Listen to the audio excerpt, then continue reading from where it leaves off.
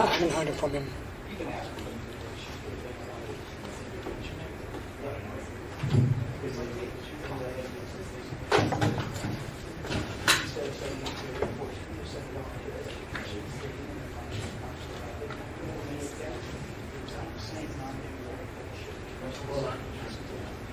Yeah, I would be open to working with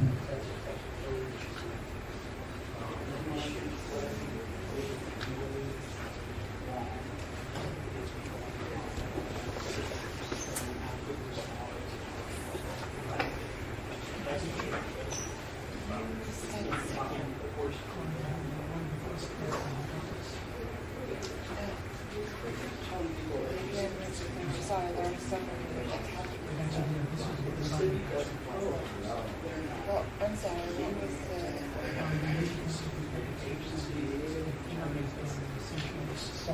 I did.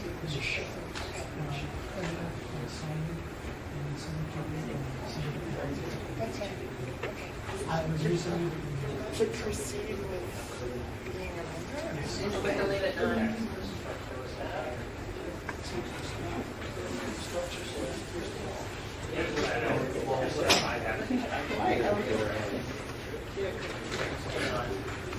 I didn't get a chance to look. Yes, it's Howard. Can you give that to them? Okay. Thanks. Mr. Lazar, Howard Lazar for the last item. Item area.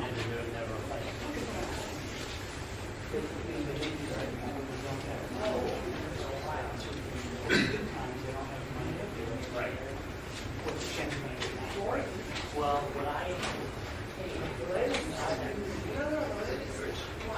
what I had advocated for is that they change to a contract and an RFP should require the vendor capability to store any of these maybe modified online vehicles. So that way the city just doesn't get a bid and change the ordinance or database. Part of the bid always has to be online. Not even that way. And then you compare staff. That's always over and out. If you want, just look at the trend.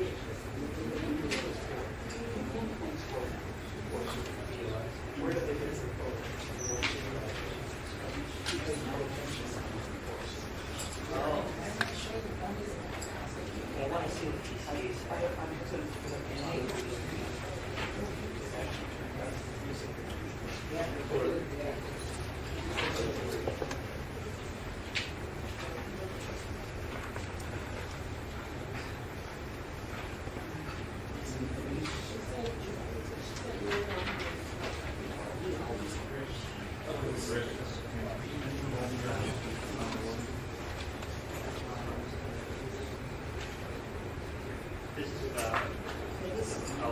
This was about cost. This was about meeting time. And then, be able to continue that. This is a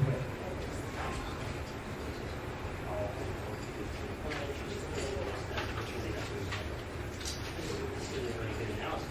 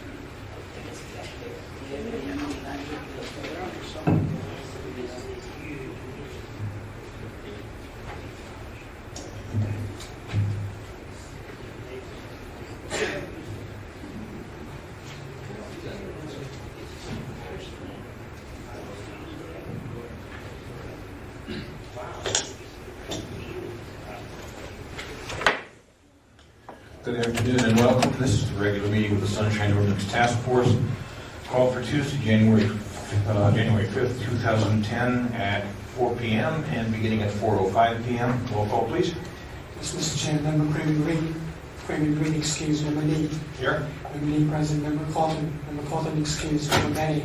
Here. Benny present, Member Washburn absent, Member Caneva. Here. Member Caneva present, Member Johnson excused, Member Chu. Here. Chu present, Member Chan. Present. Chan present, Member Goldman. Here. Goldman present, Member Williams. Here. Williams present, Mr. Chair, we have a quorum. Thank you. You call the first item, please. Oh, hang on. Are there any? We have at least one change to today's agenda. Items number 2 and 3. Complaint number 09074 came across one against the Ethics Commission. That complaint has been withdrawn. Is there anybody in the audience at this time who wishes to withdraw a complaint? Is there anybody who wishes to have a complaint continued? Okay. We also have a request to move up items number 29 and 30. This is okay,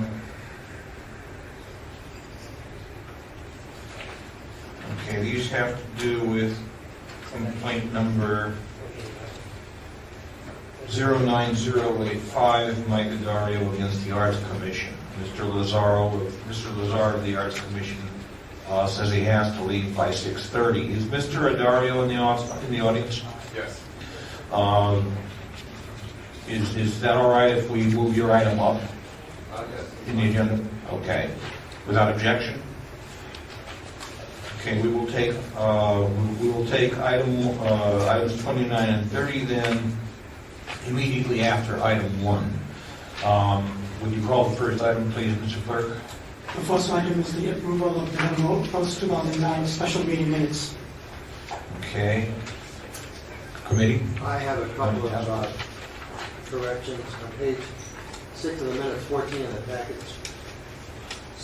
Under item 5, 09065, second paragraph, last sentence, last line, did not notify him of other likewise activists. I'm not sure what that means. We notified him and other activists? Okay, strike the word likewise. This is minutes page 6, packet page 14, and this is Second paragraph, last line. second paragraph, last line. And then on page 9 of minutes, 17 of the packet, last paragraph, third line, the effective time period, I think it should be the affected time period. I think Effective time period? maybe.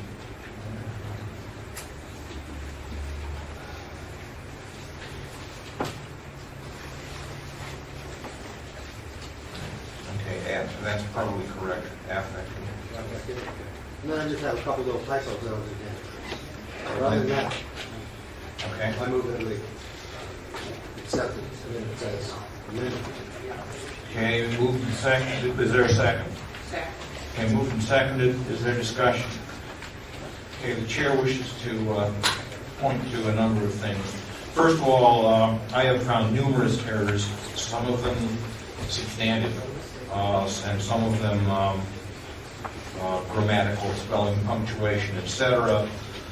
I have emailed those corrections to the clerk. I wish now to point to the substantive.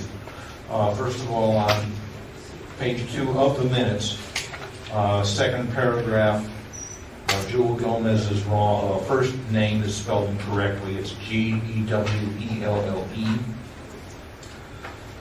On page 3 of the minutes, third paragraph, the second sentence there is a bit obscure to me.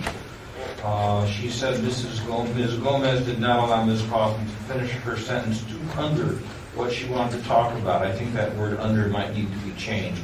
Mr. Clerk, you could perhaps revisit that. On page 4 of the minutes,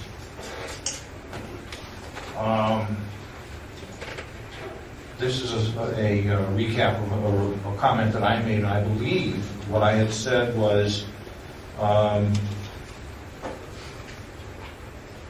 the testimony of Ms. Wood and Mr. Wong showed that the actions of Ms. Gomez had a chilling effect on other attendees who wanted to speak at the meeting. I believe those were my words. Mr. Clerk, perhaps you could revisit that.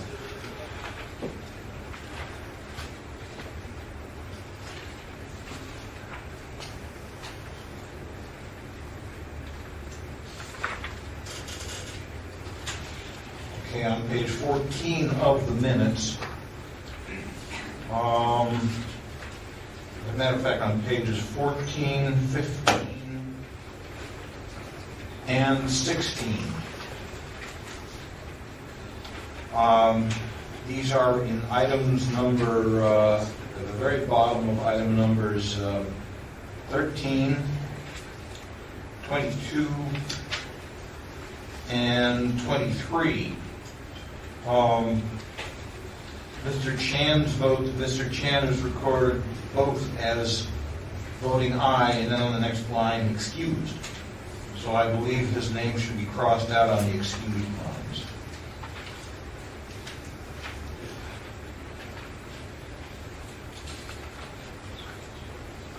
And those are the corrections I have. Any other fixes? Okay, is there any public comment on the minutes?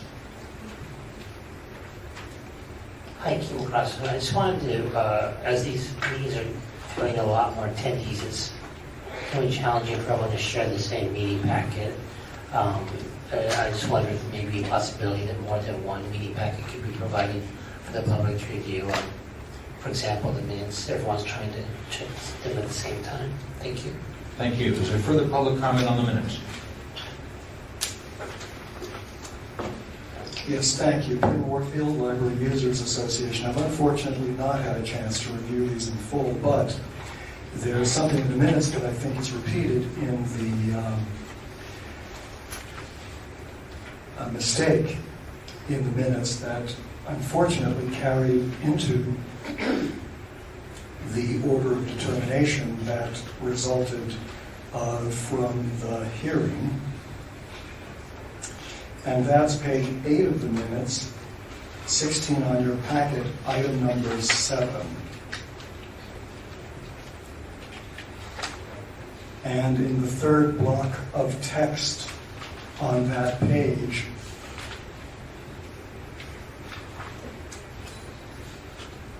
which I believe is the 6th paragraph, to Member Coffin, I'm reading from the text, Mr. Warfield said the issue of minutes was brought up at a recent commission meeting, and during the course of the discussion it was noted that someone said, quote, Mr. Warfield was right.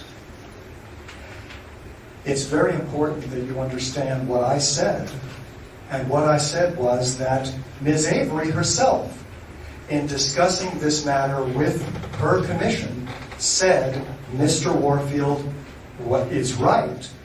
These minutes don't satisfy the law. It's not someone. It's most pointedly the Historic Preservation Commission's own secretary. And in fact, she said she had consulted with various people, including the city attorney, to come to that conclusion. And that's crucial. Not someone said. So I would like that important matter changed to Ms. Avery said Mr. Warfield was right, and to make it clear that what she said I was right about was the key issue that you were taking up here, and that is were these minutes legal? And she was telling the commission these minutes are not legal. And that's why I brought it up. I would be glad to play you the tape of my own testimony, and certainly be glad to play you the tape of the Historic Preservation Commission. That's why I'm rather disappointed by this body's bending backwards to act as though the Historic Preservation Commission is acting in a, what I would consider, more reasonable fashion than I think it is, with respect to following the law. So that particular thing I think is very crucial, and I would like to ask for it to be corrected. If possible, I would also like to ask that these minutes, which look extensive, and I'm glad to see that, be postponed, particularly because of the chair's multiple changes, which are hard for the public to follow. And certainly, if you wrote a note, it would be nice for the public to have a copy of the note, and I didn't see it. Thank you. Thank you, Mr. Wolf. Further comment in the minutes? Ray Hartz, and as it is a new decade and a new year, I thought I'd make a return visit. I'd like to make a general comment on the minutes in that I have noticed a significant number of times where things that I have said to this board were mischaracterized in the minutes. And the unfortunate part, I'm referring to a letter that Mr. James Chafee has submitted to the board dated January 10th of this year. And one of the comments he makes is there are no minutes of the task force posted since October 27th. So basically, Mr. Crossman comes up and says, well, gee, you only have one booklet. We got 30, 40 people here who can't really have a chance to review it. And you can't go online and look at it to see whether or not there are errors in there that you want to have corrected. I think that is a total lack of openness to the government, to the citizens of the city. We should be able to go in there on a basis that is predetermined to see every single document that is going to be reviewed here. You know, very frankly, I go on and the day before or the very day of these meetings, you go on and the link still won't take you to the documents that have been submitted for the cases that are being heard. And I think that's unacceptable. You have the website, you have the means to do it, you are doing it, but you're only doing it 3, 4, 5 months behind. So for us to actually make an argument, to present a coherent argument, we need to see the documentation. And if we can't see that, it is not fair to pounce it on the table 2 minutes before the meeting starts and says, well, you know, deal with it. But that's consistently what you do. And if you are the folks who are supposed to be enforcing open government, then you should be the ones who are doing it. And if your staff can't do it in a way that is representative and fair to the public, then they either ought to be disciplined or they ought to be removed from their position. And this is not something that is new to you. This is something that's been going on long. I have sat here a number of times before these meetings started and watched 2, 3, and in 2 cases, 4 of you walk in and say you hadn't gotten any of the documentation for this meeting until that day. And then you proceed to sit there and make decisions about people based on information that you haven't even looked at. I even had one member of this board stand up in the middle of one of my cases and say, I don't need to look at the evidence. So if you're not looking at the evidence, either because you didn't get it, or you're just not willing to look at it, on what are you actually making your decision? Based on something you pull out of your ass? I don't know. Now I'll say one thing to end this. Whenever I get up here to speak, I'm doing so under my constitutional right of the First Amendment to petition the government for redress of grievance and freedom of speech. And I recognize no right of you, any member of the board or this board as a whole, to interfere with my constitutional rights to say what I want in the manner I choose to present it. And I'm doing that same thing at the Board of Supervisors because I feel there's a real disrespect for the public in general. Because we make our comments and nothing happens. Thank you. Is there further public comment on the minutes? Seeing none, the chair is going to move to continue these minutes, continue approval of these minutes till our next meeting. I am not comfortable with approving the minutes as they are currently constituted. So the chair moves to continue. Is there a second? Moved and seconded. Is there public comment on the motion to continue these minutes? Great idea. Thank you. I also think it's a good idea, and I also would like you to consider reopening for correction any of the minutes that have not been posted on your website since October. So if there are meetings in November and December that have actually had approved minutes, I think the public is entitled to review those minutes and make any corrections they want to say. And I think in the spirit of open government, this board should be willing to go back and reopen any of those minutes so that once citizens actually have a chance to sit and review them on your own website, then they can come in here and present a case and not have to go through some legal mumbo-jumbo to be unable to get what they actually said on the record. And I think whoever transcribes these needs to be a little more careful about how they characterize, or in some cases mischaracterize, the statements of the people making presentations before this task force. Thank you. Is there further public comment on the motion to continue these minutes? Seeing none, public comment is closed. Task force. We have the roll call, please. On the motion, Member Manning. Aye. Member Manning, aye. Member Washburn. Washburn absent. Member Caneva. Aye. Caneva, aye. Member Chu. Aye. Chu, aye. Member Chan. Aye. Chan, aye. Member Goldman. Aye. Goldman, aye. Member Williams. Williams, aye. Member Nee. Aye. Nee, aye. Mr. Chairman, 7 ayes. Okay. We have agreed that the next item on the agenda should be items number 29 and 30. Mr. Clerk, can you call item number 29, please?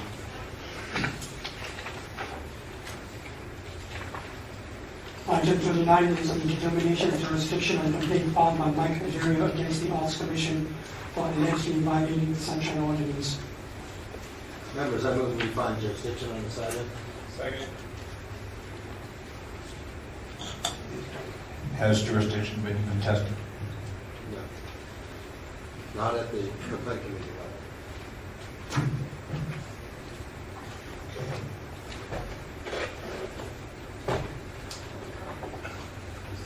level. Is there public comment on the jurisdiction of this case, of this matter? Chair, I'll just note that in the response, I believe the jurisdiction as to some matters is agreed to by the respondent, but as to other matters is contested by the respondent. Right.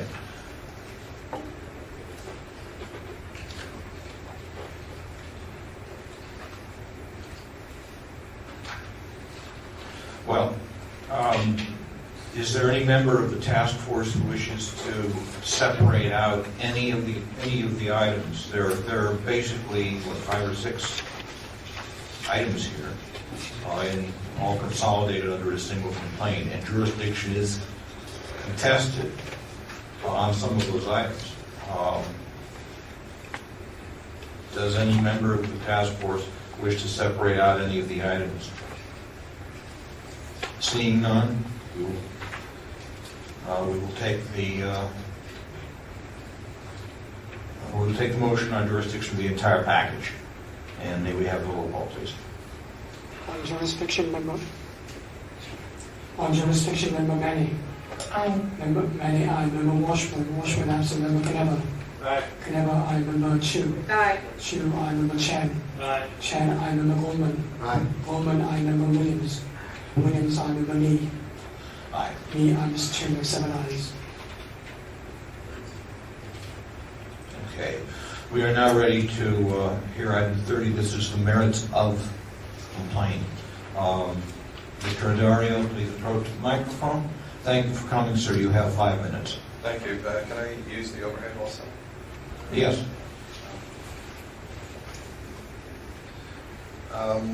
Okay. This originally started with an immediate disclosure request I made of Mr. Lazar.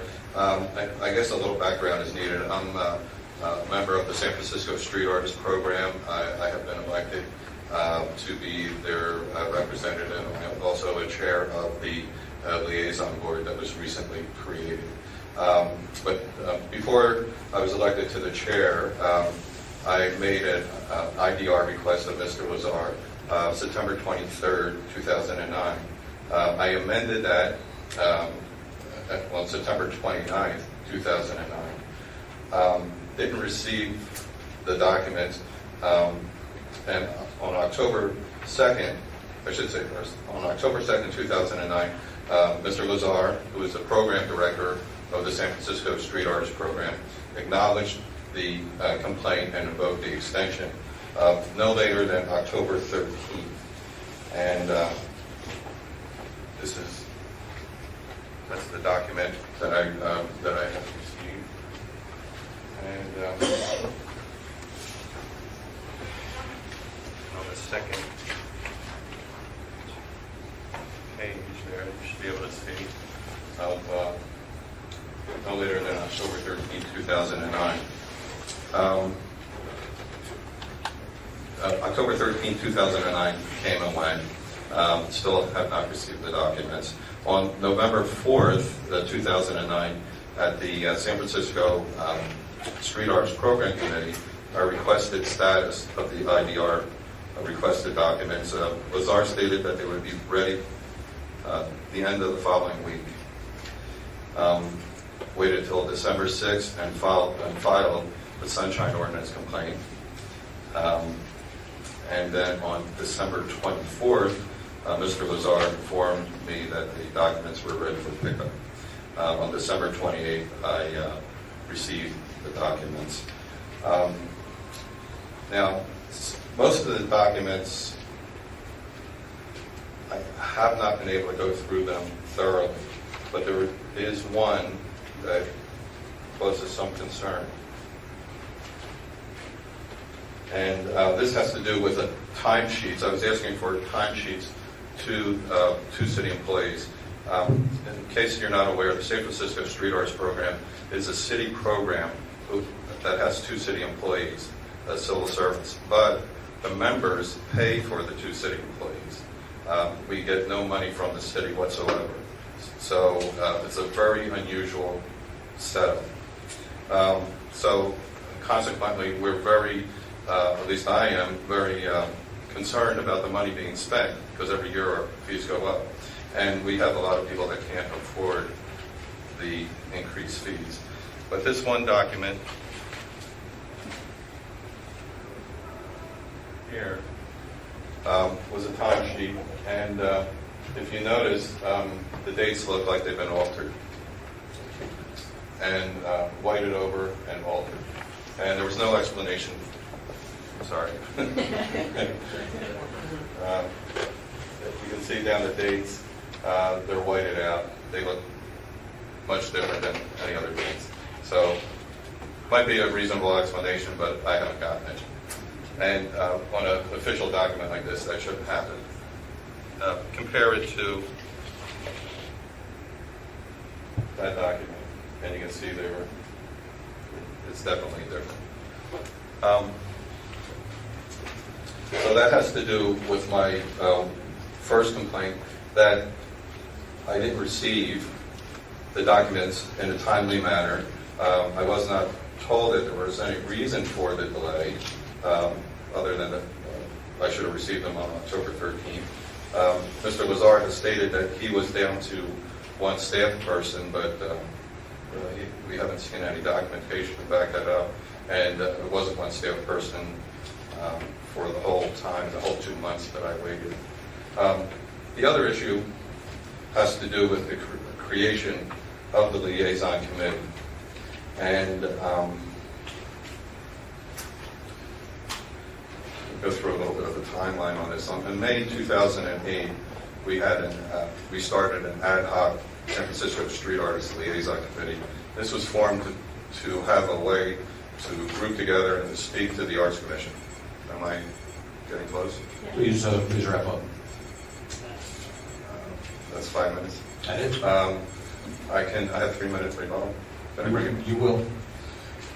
Anyway, where the original committee was formed, it was formed on the street arts committee level, and then after the election was held and I was elected, they changed the bylaws at the full arts committee level without having a meeting at the street committee level, which I think is unfair.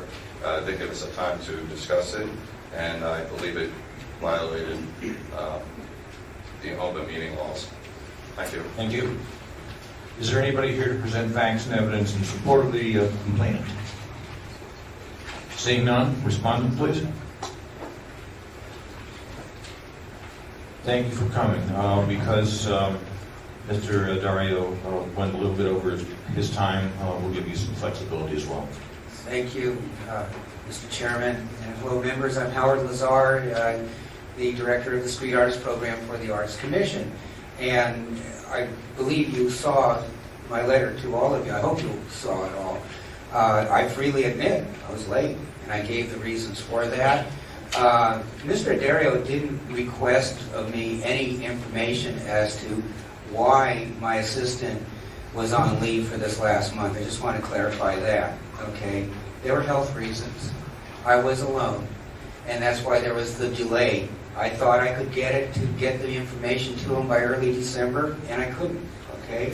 As to why it didn't happen earlier than that, I am one person administering to 400 street artists and their complaints and their battles with each other, and having to investigate a lot of their complaints, and having to run the program, and everything else that goes with it, which I won't bore you with the details. I'm in dire need of an assistant to respond to public records requests and also to respond to a lot of the complaints in an investigative nature. The director of the Arts Commission, Luis Cancel, even stated that in 3 public meetings, that if the public records requests continued in the volume that were being levied at us, then we would have to seek outside help to help me. And so we are going to build this into our budget for next year, some temporary help, non-city service, just temporary help to help me on these complaints and also investigative work. So I freely admit I was late, okay? But those were the reasons. The other business, the liaison committee, I saw what the deputy city attorney wrote, that my understanding is he felt that that side of the complaint was not within the Sunshine Task Force purview. I don't know. I'm not a judge of that. I don't feel it's in your purview, and that was the nature of my statement to you. In good faith, I supplied Mr. Dario with 267 pages of documents. What he showed you about the timesheets, those are the timesheets we use at the Art Commission. I didn't invent those timesheets. Those are what we've been using for years. What was blocked out was not the date. What was blocked out was the nature of the type of leave. And I was told by the city attorney that I had to block that out. Okay? So, following orders, and those are the timesheets. I can't produce something else that isn't there. I'll be more than happy to answer questions. Thank you. Is there anybody here to present facts and evidence in support of the respondent? Yes, I have to agree. I think asking city agencies to obey the law is really unreasonable, given that they have all sorts of reasons why they can't. They don't have the staff. You know, it's been 10 years. Mr. Hart, I don't believe you are presenting facts and evidence in support of the respondent. Oh, I am. I am presenting facts that I think that the city has 700 arguments, and I think any of those should be accepted for them being able to deny access to public records, to make commitments and then break them. I think it's very reasonable that the city agencies, when they come here and stand before you and say, well, I couldn't get it, even though I committed on writing to give it to them in October, I couldn't get it to December, and you should just understand that because life is hard. Life is hard. The city agencies have so much to do, God forbid, that they should have to do their job. Mr. Hurst, the Freedom of speech. chair is going to rule you out of order. And I find you out of order. Freedom of speech, the Constitution says I can say what I want. I'm speaking in favor of this. The chair is going to rule you out of order. Please be seated. Is there anybody here to present facts and evidence in support of the respondent? Seeing none, the matter is with the task force. Mr. Tree? Member Chu. I did not get your memo. Is that the one that came today in the email? through the chair, it was sent yesterday. Okay, by email. By email. Okay, so I didn't get it. So it sounds like we have one issue here to discuss. Is that what your analysis suggests? There are two sets of issues. One is the response to the IDR, and the other is how the committee itself is being administered in the meetings taking place. It appears to me that none of those complaints are within the jurisdiction of the Sunshine Ordinance and don't violate the ordinance. There's no citations to sections that it might violate, and I'm unable to find them. Right, okay. So I agree with that. I'm not sure if my fellow members do or not. But clearly there was a violation of the IDR. And I mean, we would certainly suggest delivering documents on a rolling basis. But I'm willing to suggest that we find the Arts Commission in violation, just based on the time it is. Is that a motion? I can't do a motion. Okay. I'm not part of this thing. So I don't have any questions for anyone, but I think that's where we should head. Member Never. I completely agree. When looking at this, I do think that the past item number 2, I don't think is within our purview, but I do think that the Arts Commission really admits that they were late, and I don't see any indication from them or from the documentation that they gave a reason. So I would, when the time comes, I would go for finding violation. Member Chan, did you have? Okay. At this time, the respondent and then the complainant will each have 3 minutes to make any concluding or rebutting remarks. Mr. Lazar?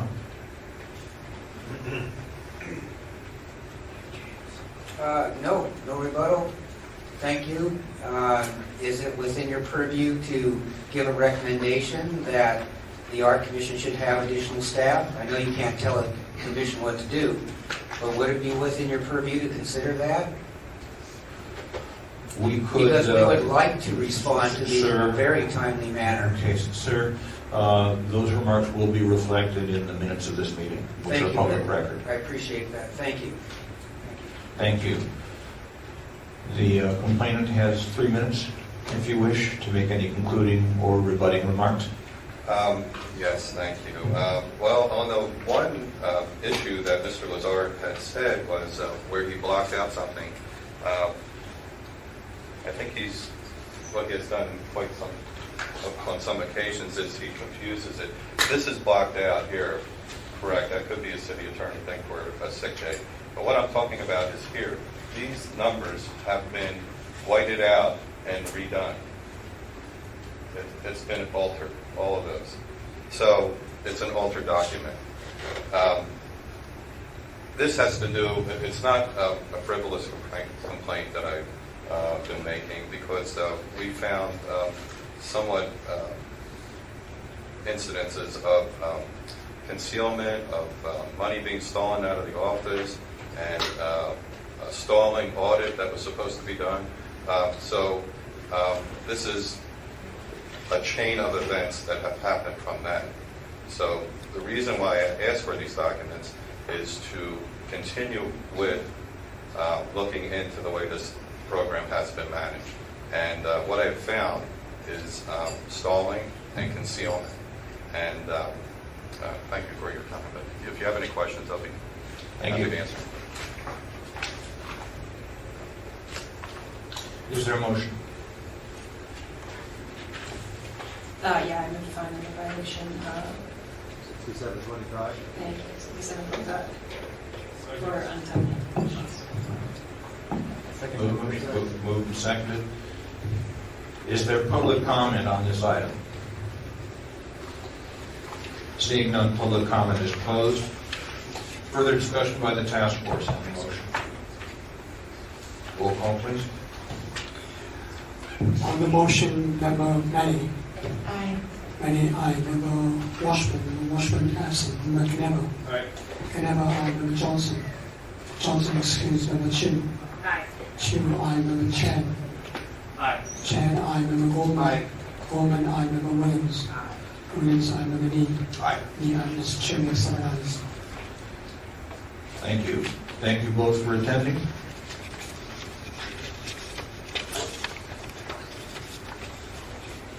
and this matter is referred to the Compliance and Amendments Committee.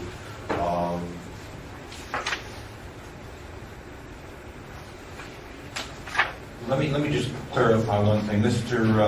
Dario, you said there are still documents outstanding that you are waiting for. Is that correct? I haven't had time to go through all of them, but the one document that's altered gives me great concern. Okay. We will refer this matter to the Compliance and Amendments Committee then for follow-up. Member Chan. Thank you. Actually, an altered document, I don't think this body has jurisdiction in altered documents. If I guess the complainant wanted to do a complaint on that, it goes to the district attorney, right? Or criminal matters. That's altered documentation. Mr. Threed, could you enlighten us on that? I could not tell you off the cuff what the violation would be for altering a document. I'm sure that it violates the law, which law it would be and what the enforcement authority is, I can't tell you off the cuff.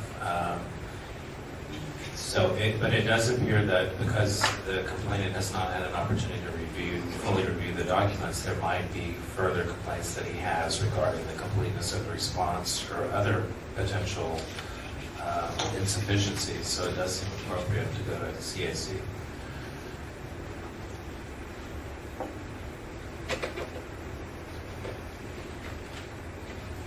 Okay. It appears to us that the question before us, before this task force, is whether the documents have been provided and whether the requested documents have been provided. So when this matter comes before the Compliance and Amendments Committee, which would that be February? February 9th.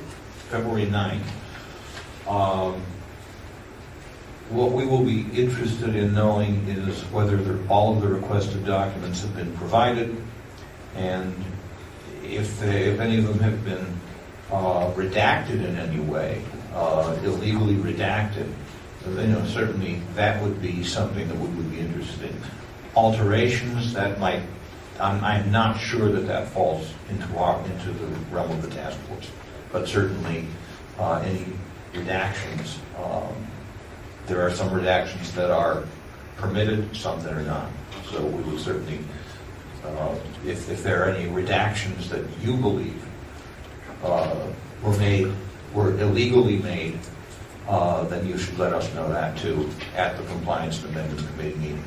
Okay? Okay, thank you. But as it stands right now, they were found in violation, correct? Yes. Okay, thank you.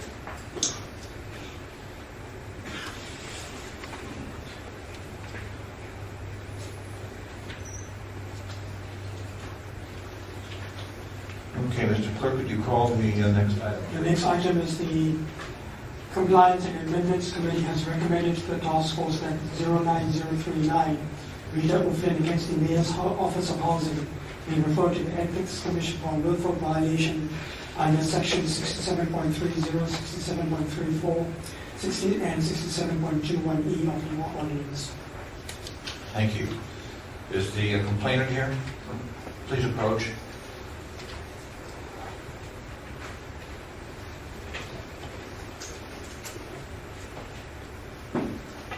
You have 5 minutes. Thank you for coming. Thank you. My name is Rita O'Flynn. I'm the complainant in this matter. To recap, the committee to date has found that the Mayor's Office of Housing improperly and willfully destroyed email records in violation of their own retention policy and in violation of the San Francisco Administrative Law Code regarding open government. We've also determined that these records are public. We've determined that these records could be restored by the Department of Technology at a cost of approximately $20,000. We've ordered the Mayor's Office of Housing to restore all of Myrna Melgar Icon's emails from 2004 at the cost of the Mayor's Office of Housing. The Mayor's Office of Housing did provide a few email in response to this order, but I believe I was able to clearly document that they did not even come close to complying with your order.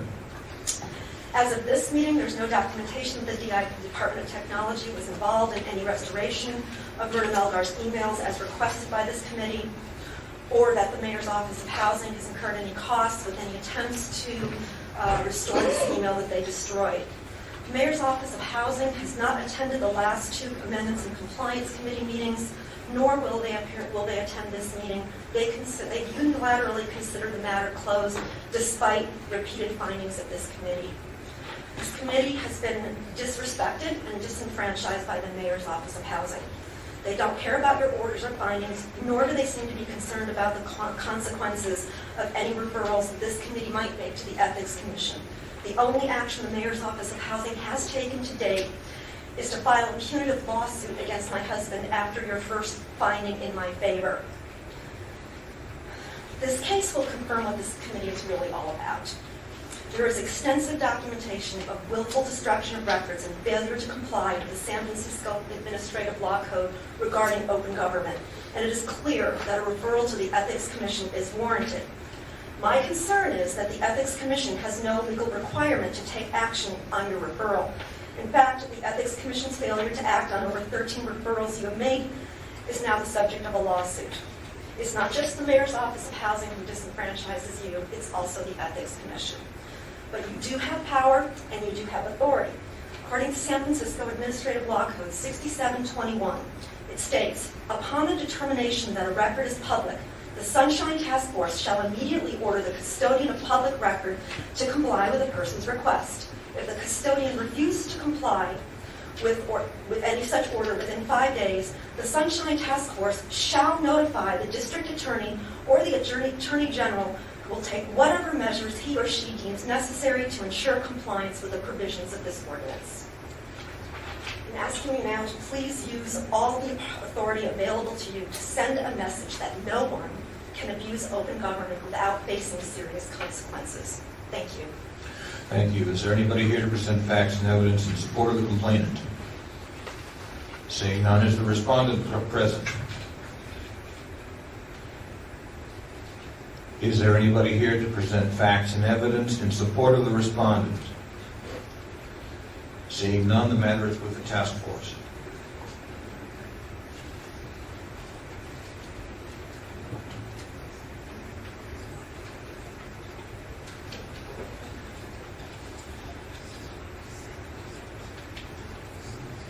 Okay, the chair will initiate some discussion here. First of all, there is the little matter of 67.21E, the requirement that the respondent send to task force and committee meetings a representative who is knowledgeable in the matter at hand. In this case, the Mayor's Office of Housing has not done that. So here already we have a violation of 67.21E. Second, in her letter of November 12, 2009, to Douglas Shoemaker and Oliver Hack at the Mayor's Office of Housing,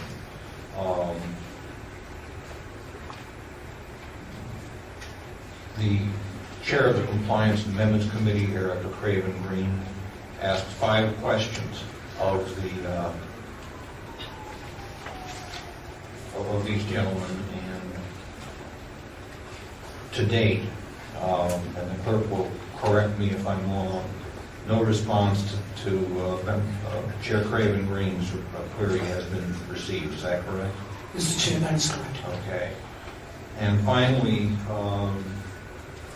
I believe Mr. Shoemaker sent an email today to the clerk, and again, the clerk will correct me if I'm wrong, stating that the Mayor's Office of Housing would not be present at this meeting, that the Mayor's Office, they do not feel that they have to have any more dealings with the task force on this matter. Mr. Clerk, is that correct? That is correct, Mr. Chair.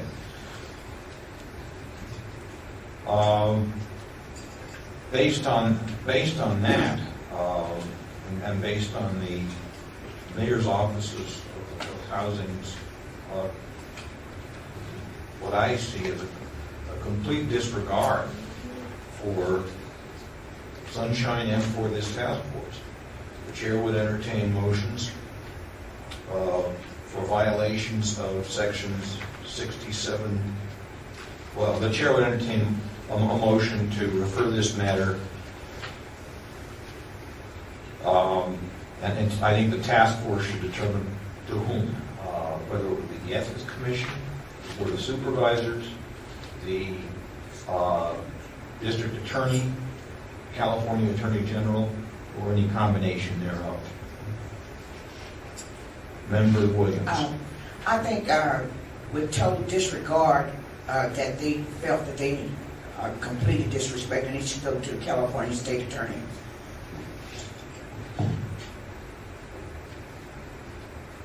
With a request for what sort of action? I think it's bullshit. Willful disregard. Well, what redress would we want? What would we want the California Attorney General? Is that what you said? Yes. Okay. What would you want? What would you want the Attorney General to do? In our referral, we would send a referral letter, presumably asking that the Attorney General take certain actions. What actions would you like? They are totally not abiding to the Sunshine Ordinance.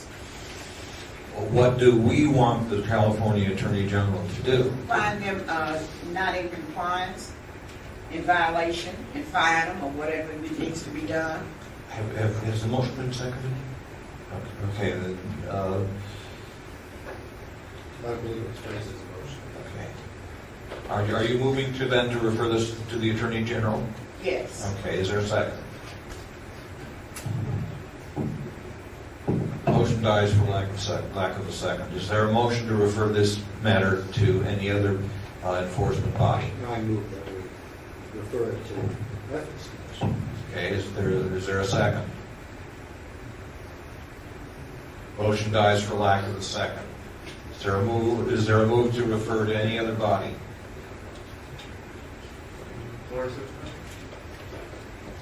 You wish to move to refer to the Board of Supervisors? Is that a motion?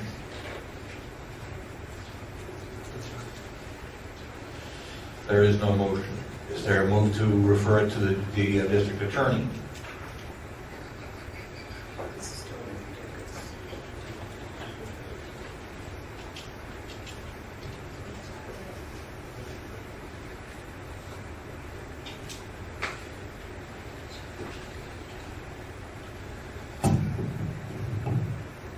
It seems to me that they have violated their ethical code, so we should refer to the ethics. All right.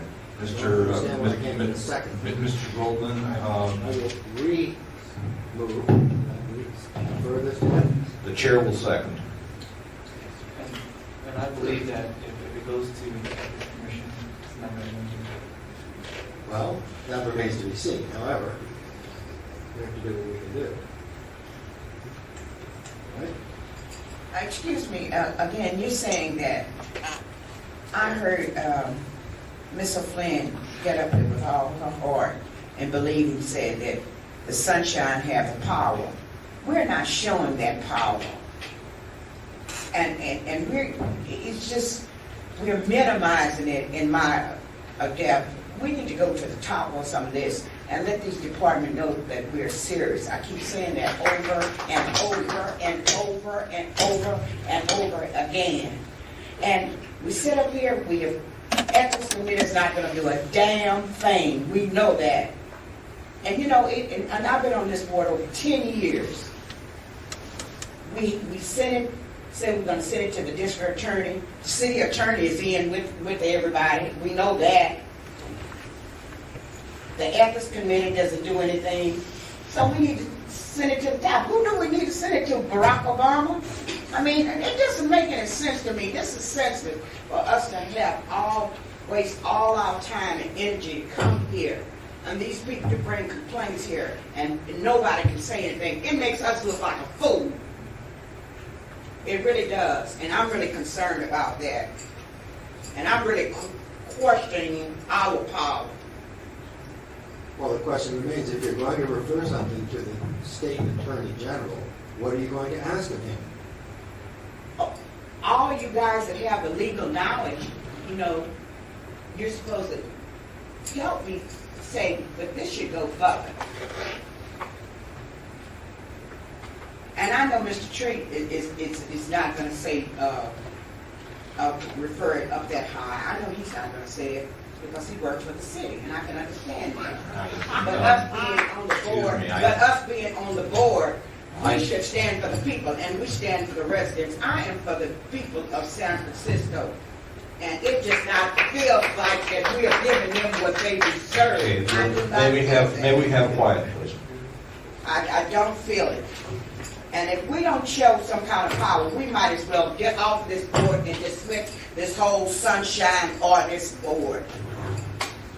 Okay, Member Williams, I just want to say that while I share your frustration, I'd like to point out a couple things. Number one, we have sent matters to the California Attorney General, the current California Attorney General, Jerry Brown. He too has seen fit to, for whatever reason, dismiss any complaints we send. So, you know, you could say we should send it to the top. There's no guarantee that it would do any more good than if we sent it to ethics. The motion on the floor right now is whether to send it to ethics. Second, our powers here are very limited. That's the way the ordinance is constructed. Unfortunate but true. And that's one of the reasons that we are working on a package to amend the ordinance. It's been a long, at times very frustrating exercise, but we're hoping to get something on the ballot this November. Let's hope that we can do that, and that it will be a package that will, number one, fix a lot of the ills that we come up against, and number two, pass muster with the voters.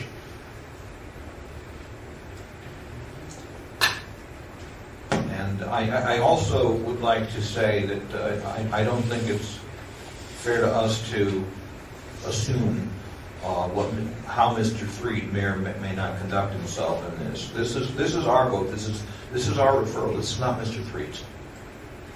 Oh, well, I don't think that you can tell me what I should say. I mean, I feel that way. And I said what I said. I just don't think it's... You said assume. I didn't assume anything. I made a statement. I didn't assume anything. I made a statement. And that was a fair statement. And I stand by the statement I made.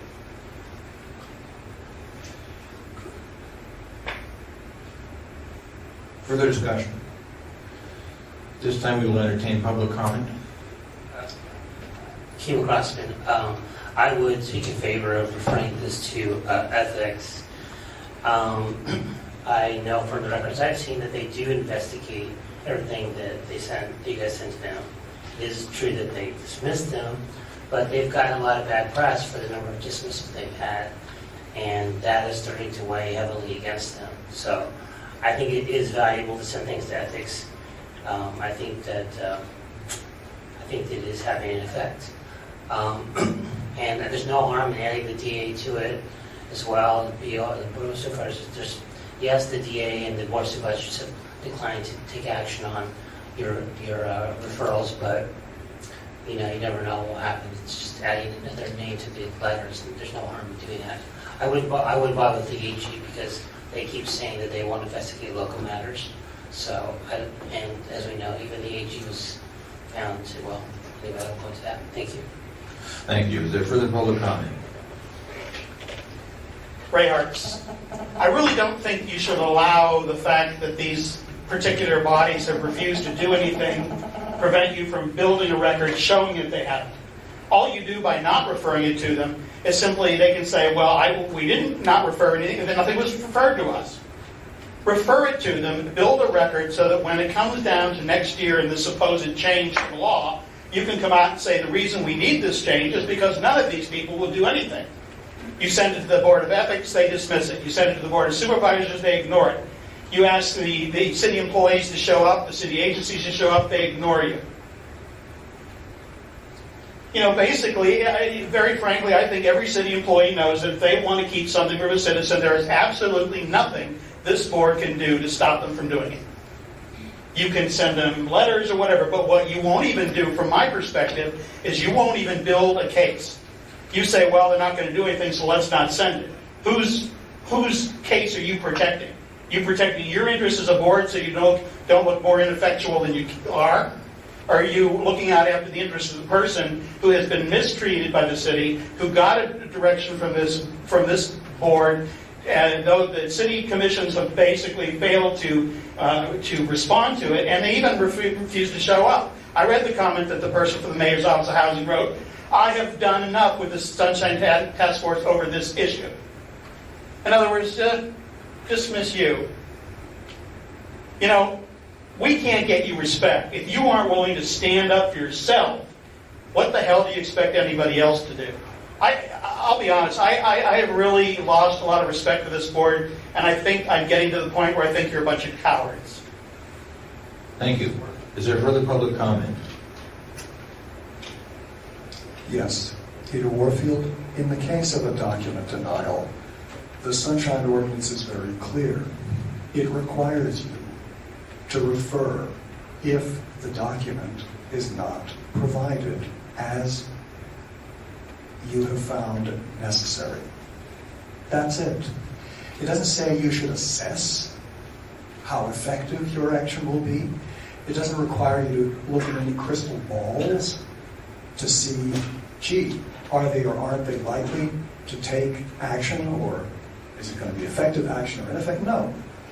None of this is required. None of this speculation is required. None of this prediction is required. None of this assessment is required. All the law says for you to assess is, did the department follow your order of determination or not? And if it didn't, you are required by the law to refer certain matters higher up, and it is even specified to whom you refer that. It doesn't matter whether you yourselves think or anybody else thinks it's somewhat effective or not effective or anything else. Your duty is spelled out in the law. Now, the impact of that is actually very valuable, whether you know it or not. And that's because the person making the complaint can take your evaluation, which is in a sense doubly heavy or doubly significant, if the department both denied and then was referred because they were determined by your body not to have complied with your own orders of determination. So for the person making the complaint, it's a double, if you like, something that they can do with as they wish and as they can, with their own publicity, whether they write stories, whether they approach the press, whatever. In addition, it makes it clear to the public how badly in violation a particular department is, not just to have denied something, but then after your action, you determined that they didn't comply with your action. All of these things have great value, regardless of whether ethics or anybody else to whom you refer takes or doesn't take an action, or takes an action that somebody thinks is effective or not. I certainly would agree with Member Williams and some of the previous speakers who've talked about respect for yourselves. I would certainly say it's a matter of also respect for the law and respect for the complainants who go through a lot to bring you clear and coherent complaints upon which you then make a decision. So I would urge you to follow the law and just go ahead accordingly. Thank you. Thank you. Is there further public comment? Good evening. I'm Mark O'Flynn. I'd first like to refer the committee back to section 67.21E of the San Francisco Administrative Code. And it specifically states that if the custodian refuses or fails to comply with any such order, etc., the Sunshine Task Force shall notify the district attorney or the attorney general, who may take whatever measures she or he deems necessary to ensure compliance with the provisions of this ordinance. So it seems pretty obvious to me that the Sunshine Ordinance has thought about this and thought about what would happen if a party failed to comply. And they realized that the district attorney is an authority that has the ability to enforce the provisions of the statute. The district attorney has the ability to file an action in the Superior Court to compel the production of these documents.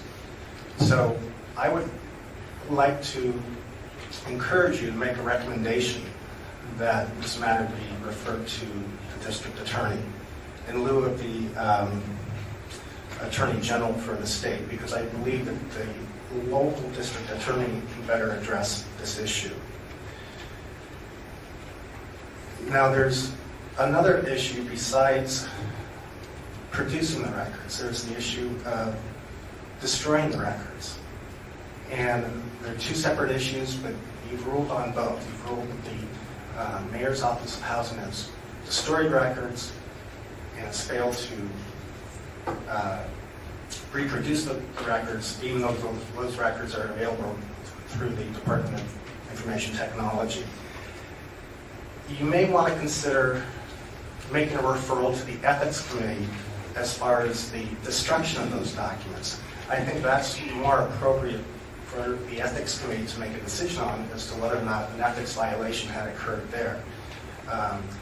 Once the records are destroyed, if they can't be retrieved, it's one thing. In this case, we know that they can be, but I think it's appropriate for the Ethics Commission to make a ruling on whether or not a city employee breached the code of ethics by improperly deleting records. So I think it might be wise to bifurcate the two issues, send the issue of destruction of documents to the Ethics Commission, and then the issue of failure to comply with providing the documents to the district attorney, so the district attorney can investigate and determine whether or not it can be complied with, and if so, they have the authority to go to the courts to ensure that compliance. Thank you. Thank you. Is there further public comment? Well, I've been gone 14 months, and I can see that nothing is improved. If anything, it's a lot worse.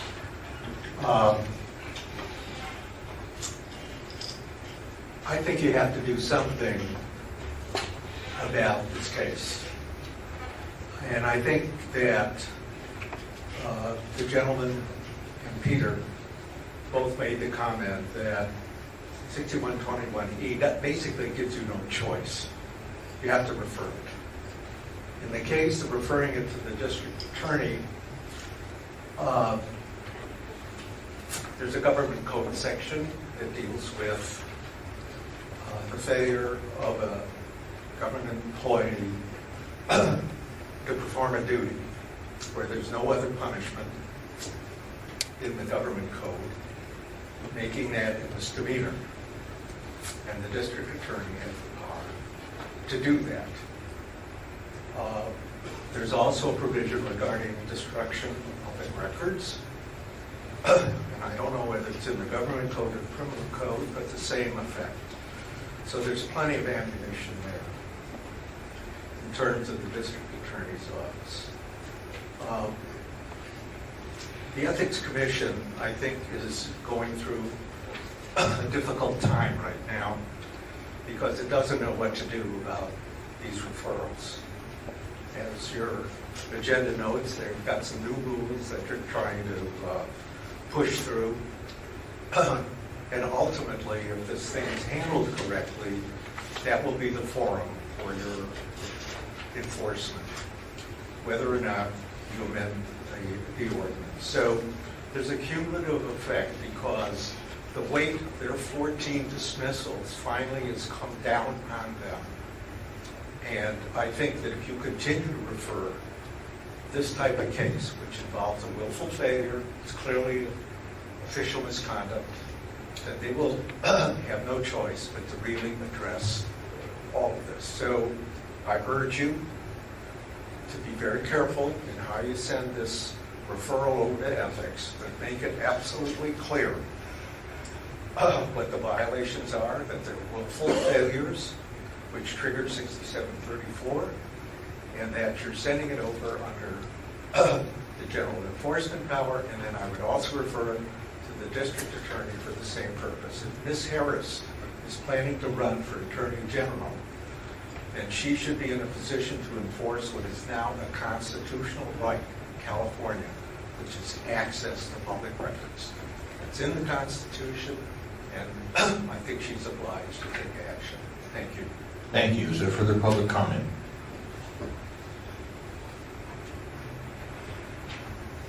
Good afternoon, members. I agree with Member Williams, and the people have spoken. We would like to see some kind of justice. It's best to do something than to do nothing. When you do nothing, you get nothing. Please do something. Thank you. Thank you. Is there further public comment? Seeing none, public comment is closed. Matter is back with the task force. We do have a motion. Is there further discussion? Before we take a vote, Mr. Threed, I believe you had something you wanted to say. Please do so now if you wish. Oh, just in response, there wasn't a question pending, but I took it as a request for advice when Member Williams said that I would not advise to send it to the California Attorney General. And just let me clarify what I see as my role here with the Commission. First, it's to advise the Commission. And second, it's to be faithful to the requirements of the law and explain them as clearly as I possibly can and give the best advice as to what that is. So if the request was whether there is grounds to send to the Attorney General, my advice would be no, there is not, but there is sufficient grounds to send to the District Attorney or the Ethics Commission. In order to, I think, to send to the Attorney General, the task force would have had to have found in its order that there's a violation of the California Public Records Act, which it did not do. Thank you. Member Washburn. Could I have the motion read back to me, please? Mr. Clerk.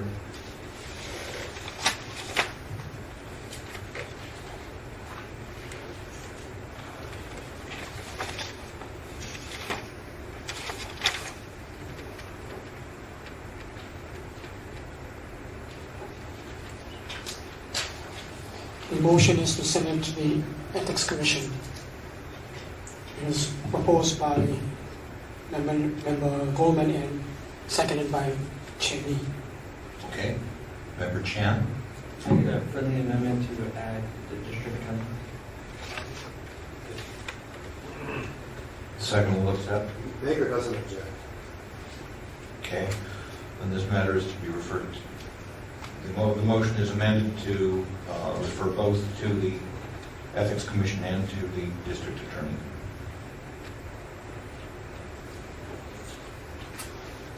Further discussion? Member Williams.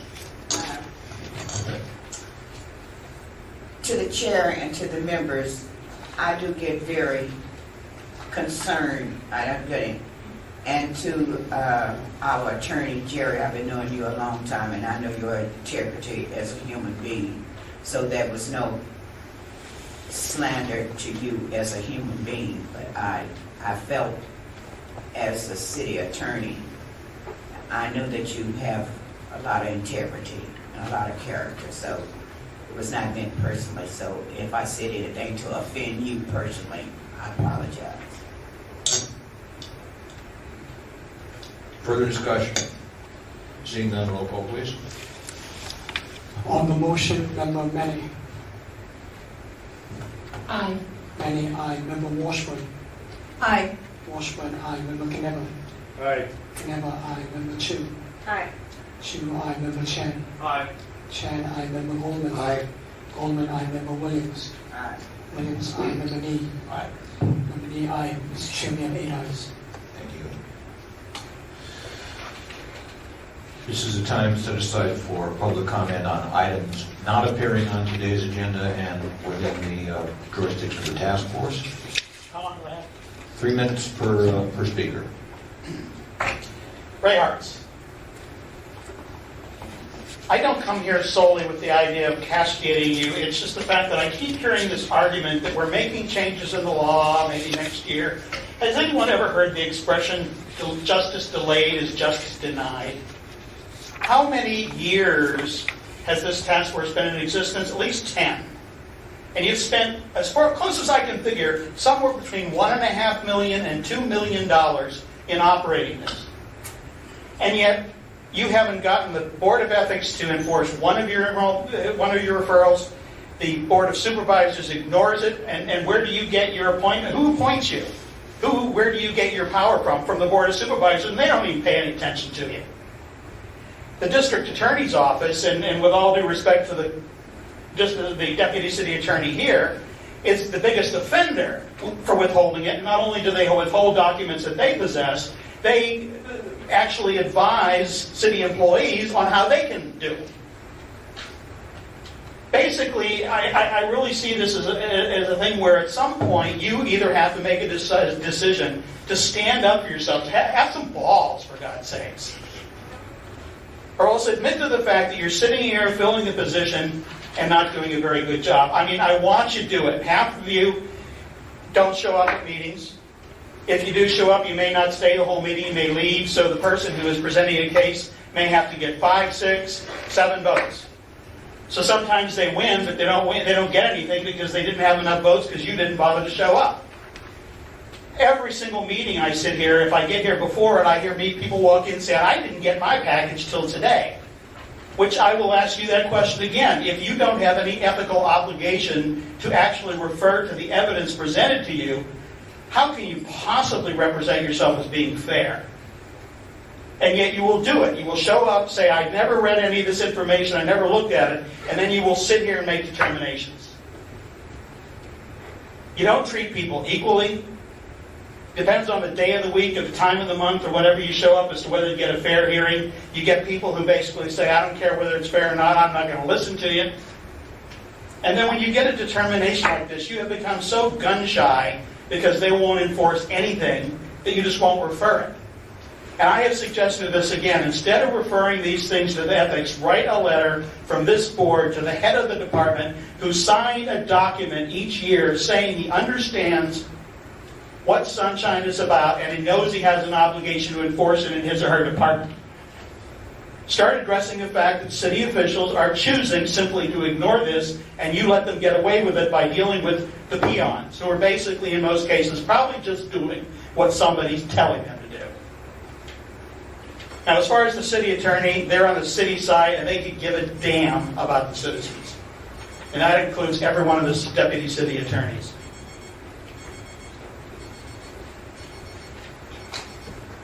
Thank you. Hi, members, Kim Crossman. First of all, I'm glad you made your last decision to send that item to ethics and the DA. I want to talk to you about 2 issues today. One is the importance of prospective rulings. This is something that Mr. Chafee brought up last time he was here, and is actually something that I've become a little bit more interested in.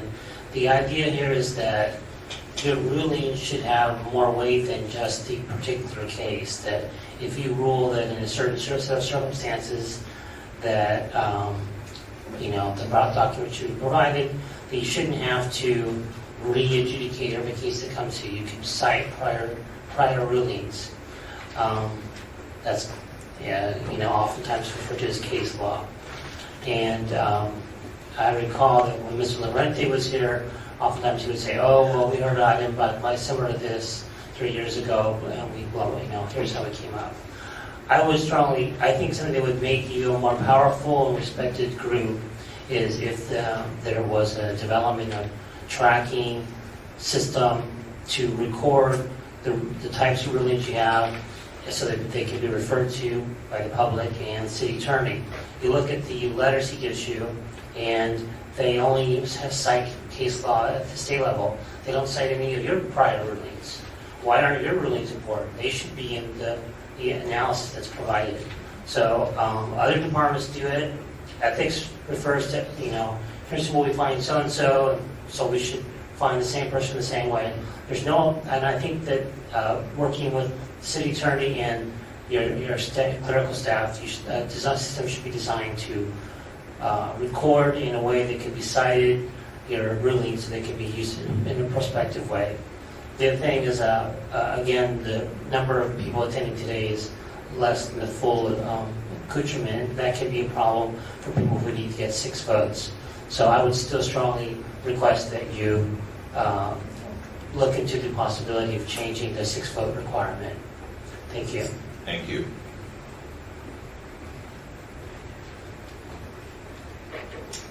With all due respect to the members, I agree with Kimo. I ask you to please look into that. I mean, if someone has a case and has 5 votes, and then with yeses and 2 noes and loses the case, it's not really fair. Justice is unfair.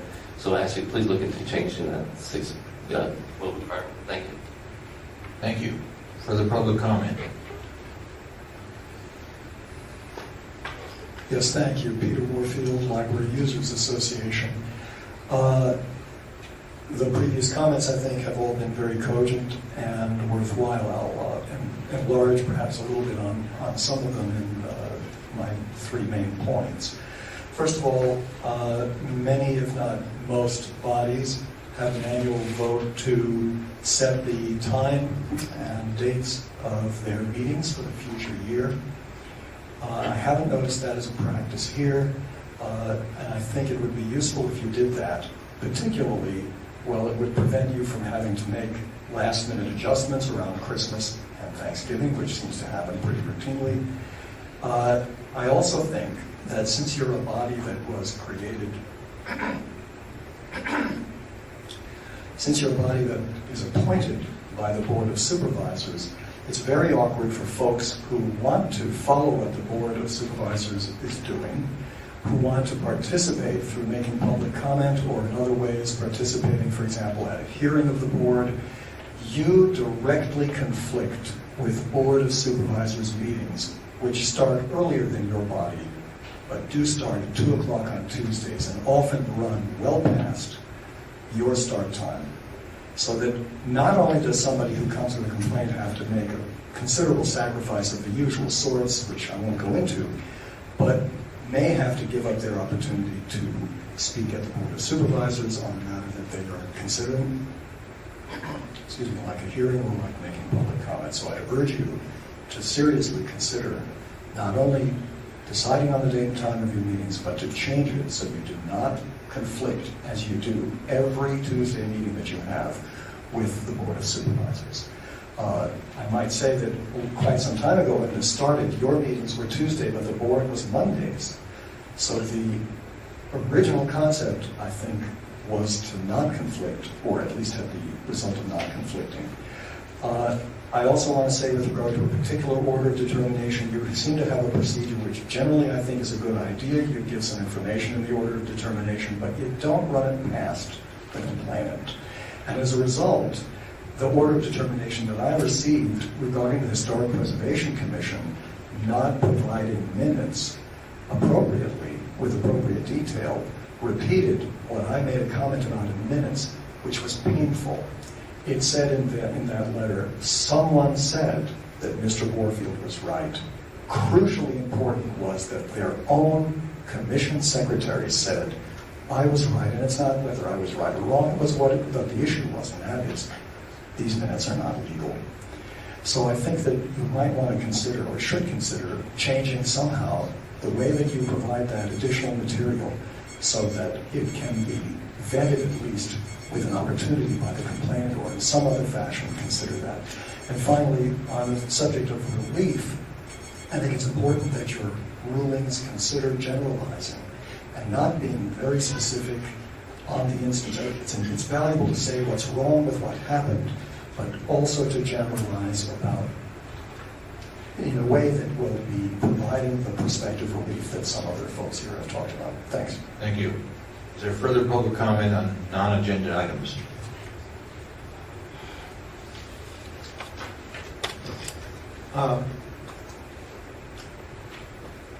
As you probably know, I've spent quite a bit of time on the matter of the Ethics Commission and the rules under which it operates and the charter provisions as it relates to the Commission. I think that the fact that the Commission has finally recognized that it does have a role is good. The problem is that that role has to be very carefully parsed. Now, I understand the point. Maybe 9:30 or 10 o'clock, you're going to talk about the rules that are being proposed. I want to be constructive. The way I calculated it, this meeting could go 5.5 hours before you even get to that point. And for that reason, I suggest that there be a separate meeting just to deal with those rules. And let me give you a couple of reasons. The Ethics Commission has a full-time staff of, 12 to 15 people, some of whom are lawyers. 4 of the commissioners are lawyers. It has at least 2, and at times 3 separate deputy city attorneys advising it. This task force has 1 lawyer, as far as I know, on the 1-member lawyer. It has a part-time deputy city attorney who probably feels that his role is to be helpful but not necessarily provide real guidance, and certainly would not take positions that are adverse to those taken by the city attorney's office with reference to its advice to the Ethics Commission. The net effect of all of that is that unless we bring to bear, and I'm including myself because I've spent a lot of time, I filed a lawsuit, you know that, to make sure that when those rules are finally finished, that they properly reflect the roles of the task force and the commission. And it's clear that there are 3 different types of violations. There's a garden variety violation, a complaint filed directly with ethics. There's a referral from here, which is an enforcement of your order. And then there's finally official misconduct. They're all different, and they all have to be handled separately.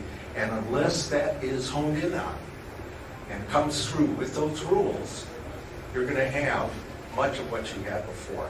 On the other hand, I think we've got the Ethics Commission thinking about maybe doing something positive. As I mentioned before, the right of access to public records is now a constitutional right and has been since Prop 59 was adopted. And that's important because there's no other forum other than the task force and the Ethics Commission in this city that can enforce that constitutional right. If you want to go to court, like I've done, and spend months trying to extract public records from the Ethics Commission or from the city body, you could do that. And I think once those rules, if they're set up properly, it will do the trick. And I don't think that one can ascribe any kind of evil motives to the commissioners. I think the problem is the staff. When they work for the commissioners, and if you were at their meetings, you can see that some of the commissioners are genuinely concerned about the fact that they're not getting the job done as far as sunshine is concerned. And that's why I urge you to have a separate meeting. I'm happy to come. I'll bring anybody you want. Please conclude your remarks. Thank you. Thank you. Further public comment on non-agenda items? Seeing none, public comment is closed. Mr. Clerk, could you call the next item? The next item is the hearing on complaint filed by the Asian Law Caucus against the mayor's office. No, sir. I believe we're on item 5 now. Sorry, Mr. Chair. The Compliance and Amendments Committee has forwarded to the task force file number 09057, Peter Warfield against the clerk of the board for failure to comply with the order of determination. Okay. Mr. Warfield, please approach. Thank you for coming. You have 5 minutes. Thanks very much. Peter Warfield, Library Users Association. First of all, I am disappointed about your packet. This packet does not include the same materials that you have properly included with, for example, item 4, namely the order of determination that we're talking about. I think it would have been helpful, and in general would be helpful, to provide both the order of determination in a case like this, as well as the actual complaint that the order was related to. And in this particular case, I believe that the complaint was very few pages, if not 1 page, and the order of determination excuse me, the order of determination was, I believe, 2, maximum 3 pages. With respect to the substance, I asked to see at the clerk's office some basic information, and the material was redacted with respect to contact information because the clerk's policy, which was only relatively recent, you might ask the clerk, perhaps it was a year or 2 years old. Previously, they just simply turned over files of letters regarding legislation. They turned over files regarding committees, commissions, task forces, and such. And you just looked at the file and made notes as you wished or had copies made as you wished.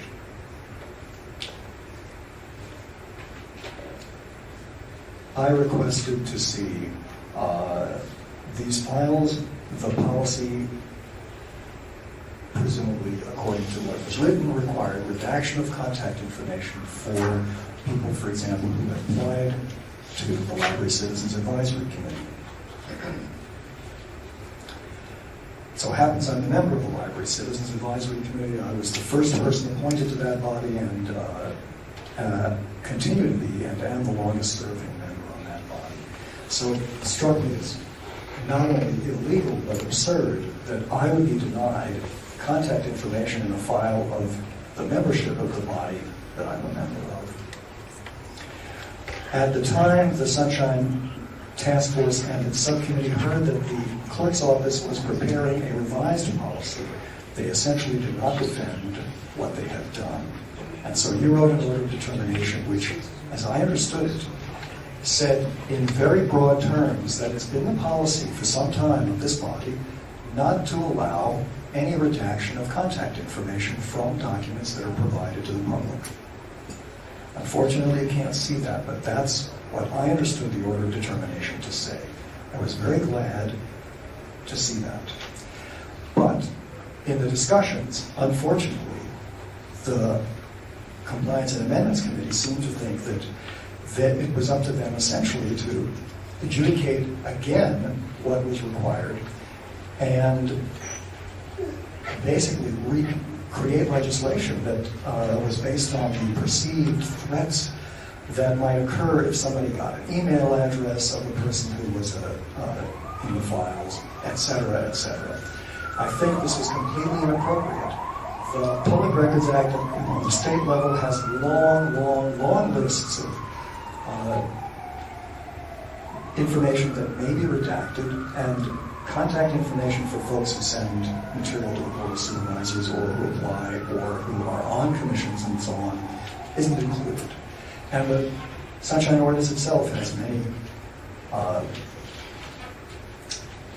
specific things that may be omitted, but it's not including the contact information that I was requesting, and which was, well, I wasn't requesting it, but it was being redacted from the records I requested. The new policy of the clerk's office is completely inadequate. It is greatly improved, no doubt, because what it says now in the November 10th revision you have before you on page 46 of your packet, it basically has changed now to provide personal information in general communication submitted to the Board of Supervisors / clerk of the board's office. Now, it doesn't specifically reference commissions and so on, but it does say at the bottom in bold that board / commission / committee / task force applications, including any attachments and or supporting documentation, these will have redacted from them the 4 bulleted items listed. There is no justification in the law whatsoever for that. If you want to recommend that the law be changed, that's fine. But the clerk has not changed the policy on this, and in that respect, the clerk continues to violate the law and your order of determination. Thank you. Thank you. Is there anybody here to present facts and evidence in support of the complaint? Seeing none, is the clerk's office present? Excuse me? Hey, you said if there's anyone... Oh, I'm sorry, I didn't see you. Please proceed. Ray Hartz. I've dealt with Mr. Warfield quite a bit, and I really do feel that he has a very keen interest in seeing that the renovations of the libraries are done in a proper way and an open way so that everybody can tell exactly what's going on, how it's being handled, and so forth. And when I come before you, there's part of me that comes before you as an angry person, and that's the one who really sees the law being manipulated, ignored, just seeing people do things in the wrong way. And I really do feel that desperate times call for desperate measures. We are in a fiscal crisis, a crisis on who's running the city. I don't know who's running the city. The Board of Supervisors passed this law that the mayor won't enforce. I think that it is an obligation and a right of every citizen in the city, if he or she determines for whatever reason that something about government is not running right, to look into that and see if they can make a change. That's the whole idea of the First Amendment. When I see the government doing something they shouldn't be doing, in my opinion, or something that they're not doing that they should be, I have the right under the Constitution to look into that. And Mr. Warfield is doing nothing but trying to do that. And I think that every single city employee, appointed official, elected official, who stands in his way is violating his constitutional rights and is violating what our founding fathers put that in there for. It's no error that freedom of speech and the right to, address the government for, apply to the government for redress of grievances are in the same one. They're one and the same. One is so I can protect the government against what they might do to me. The other is so that I can bring to the government's attention what I feel it is doing to other citizens. And my whole idea of all of these presentations is Voltaire. I may not agree with what a man has to say, but I will defend to the death his right to say it. When I took my oath as a member of the military and I rose my hand and swore to defend the Constitution of the United States against all enemies, foreign and domestic, I, at the time, realized that was not something I was taking for the 12 years I served in the United States Navy. It was something that, as a citizen of these United States, I'm obligated to do for the rest of my life. I think people who don't serve the military lose an opportunity because many of us Americans, we know that the rights exist, but we feel no obligation to actually stand up for our own rights in those issues, and certainly the rights of others. And I think that's what I'm asking you to do in a lot of these cases, is stand up for the rights of the people that come before you and do what you can. And do not rely on the fact that something might change somewhere down the road and eventually maybe someone will get justice. The question before you is, are the persons before you going to get justice? Thank you. Hi, members, Tim Crossman. I'm going to speak to you in favor of Warfield's complaint here and to comment on this revised redaction policy by the clerk of the board. It's an improvement. It's closer to what it used to be. It's not what's legal. For one, they're saying that you can still redact information that a public official provides on an application to be on some board. If that's not a public document, I don't know what is. People would have a clear expectation that when they fill out a document like that it's public information. If they don't want to provide their home information, then they can give up an office information. I'm particularly concerned about redaction of home email address. Additionally, a bigger issue there is this does not cover your procedures and policies.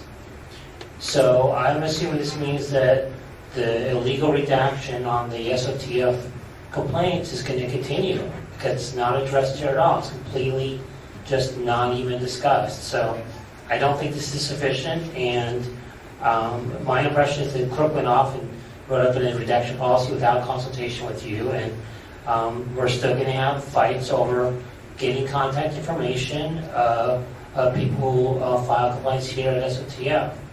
The best practice that I continue to recount to you is one where you state at the top of the form, this is a public record. If you don't want information provided to the public, then you're welcome to provide alternate contact information. So I don't think this is an appropriate, legal or appropriate redaction policy, and I encourage you to continue your discussions with the clerk to get back to what it used to be. Thank you. Anyone else present facts and evidence in support of the complainant? Seeing none, would the respondent approach, please?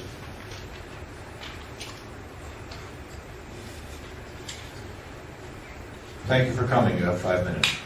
Madeline McVold, clerk of the board's office.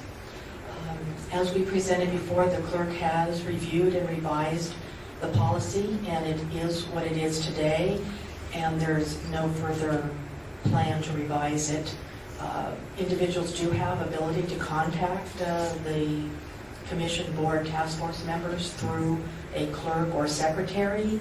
There are email addresses available, and the clerk has the right to create policy for her department, and she has done this with this policy. Thank you. Is there anyone here to present facts and evidence in support of the respondent? Seeing none, the matter with the task force.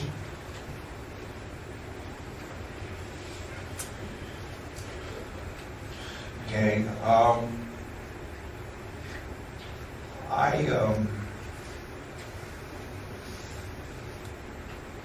I tend to lean toward what Mr. Crossman has recommended as policy. I think the policy, as stated here, does represent an improvement, but I tend to agree that anybody doing business with the city, anybody communicating with the city, should be informed that any information, contact information he or she provides is a matter of public record, and that if a person does not wish certain information to become public, he should provide alternate information or leave the space blank. I don't think the city should take it upon itself to redact contact information. And I think the task force has been fairly clear in its own interpretation of what Sunshine Law requires. Home addresses, street addresses, home fax, and home email addresses are by default public, unless somehow somebody doesn't want them made public and communicates that to the agency with which he's doing business. I think we have also found that home phone numbers are redactable, are default redactable. Fax numbers, I'm not sure we've ever addressed.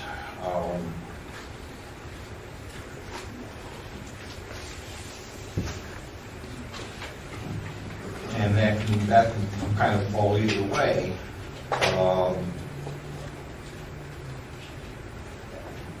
We could lump it in with home phone numbers or with home email addresses, one or the other. Since many people have their phone and fax on the same line, maybe we want to lump it in with home phone numbers.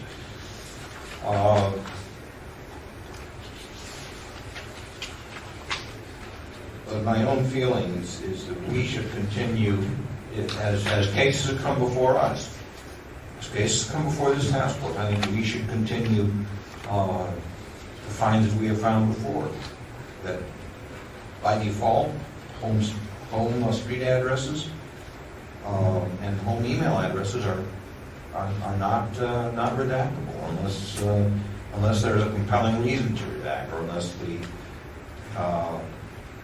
the person communicating with the city requests redaction. That's my opinion. The next question before us is there anything about this that we wish to communicate as a group, as a body, to the clerk of the board? Member Washburn. My own thinking has really evolved on this since I joined the task force, and I now find that I'm in complete agreement with Mr. Crossman about this. I think that the cleanest, most understandable approach would be to have the member of the public who is filling out applications and in whatever communication, giving his or her contact information, should be informed that what they're doing is making it public and it's disclosable. So they would opt out of, having certain things revealed, however they see fit. And I think that complies with the law as we're coming to interpret it. I think it's just clean and straightforward, and puts the responsibility on the member of the public for deciding for himself or herself, what's disclosable. Because some people don't care if they give out their phone numbers; other people care greatly. So this is going to keep cropping up, and I think we might think about taking a stand now, informing the clerk of the board, and making whatever other strong statement we can make that this is how we interpret the Sunshine Ordinance, and others may interpret it differently, but we have the weight of our charge to support it. I agree, and I think that if somebody contacts the government with their information, that information should be public. I don't see what the huge concern is. I have information out there on my Form 700, to the Department of Real Estate, God knows what else. I can't get a stalker if I tried. So I don't know what the big deal is. I think it should be public. I think we should indicate to the Board of Supervisors that, yes, it is public. We think that it should be public, and that's our policy. Member Kneber? I completely agree with this policy. I think it all should be public, but I do think that we've said this over and over again. I just don't see where we're going from here. I agree I think that we should make the statement again. I just feel at a loss of, they've drawn their line in the sand, and I don't know how we get around that. Okay. Member Williams, do you have a comment? Okay. The chair would like to recall something that Mr. Crossman pointed out, and that is that what we are advocating is already in effect in Florida. We could recommend to the clerk of the board that example be followed, that example become policy here. It's a good policy. And we could add it to our own document, our own content sheet. And perhaps charge the Education Outreach and Training Committee with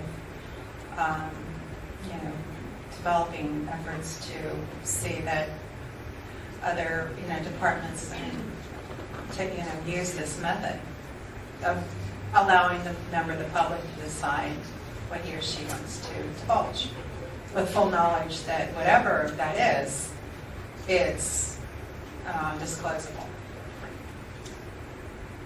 By consensus, I would propose it by consensus. The chair draft a letter to the clerk of the board reflecting these feelings. Without objection. And then we should perhaps also, we will refer the matter to the EOT committee, Education Outreach and Training. Okay.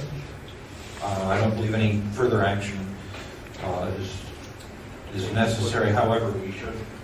We'll get the rebuttal in one time. It's not here.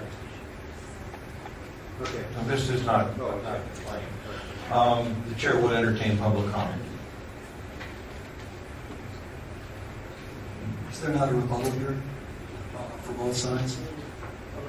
Well, this is not a matter. This is not a complaint, sir. Well, yes, it was a complaint. Actually, it was a complaint. Peter Warfield against clerk of the board. It started as a complaint. It started as a complaint. There's no motion. It's a referral. Yeah. It's a referral. That's true. Well, it started out as a complaint. Well, we put it as Well, we had rebuttals. we heard it through. You guys heard it through there. Don't hear it through again. Well, why don't we do this? Since there is no motion, let us allow the respondent and then the complainant each 3 minutes to make any concluding and rebuttal rebutting remarks, even though I can't pronounce it. Then we will take public comment and move on from there, okay? Does the city wish to present any concluding or rebutting remarks? Okay, the respondent has indicated to the negative. Does the complainant wish to make any concluding or rebutting remarks? You have 3 minutes. Yes, thank you. Peter Warfield again, Library Users Association. I think this is a case of document denial. The complete documents were not provided, and it should be deferred as provided by law. I think it also was discussed that these redactions, which are not supported anywhere in the Sunshine Ordinance and are not supported anywhere in the Public Records Act, also lead to unnecessary delay in the provision of the information that somebody might seek. The time that it takes, for example, when I asked for the Library Citizen Advisory Committee file, I was told, why don't you come back in 3 hours? That way they could have the time to do the redactions, as well as perhaps to have lunch. In some instances, 3 hours is the same as 3 days or 3 weeks. Somebody here said justice delayed is justice denied. I liked what somebody said here about couldn't get a stalker if I tried. These hypothetical horrors that are going to come, I think, are first of all completely non-existent through experience. There are ways to deal with problems. If somebody shoots bullets through my household, I can go to the police. There are whole ranges of ways in which legally as well as socially people deal with folks who approach them when and if they don't want to. You're completely omitting, of course, the First Amendment issue, which is what about my rights and other people's rights to assemble? If in the old days people just showed up at meetings to say what they think rather than sending emails, I could see them, they could see me, people could come up to each other and say, I like what you said, or I don't like what you said.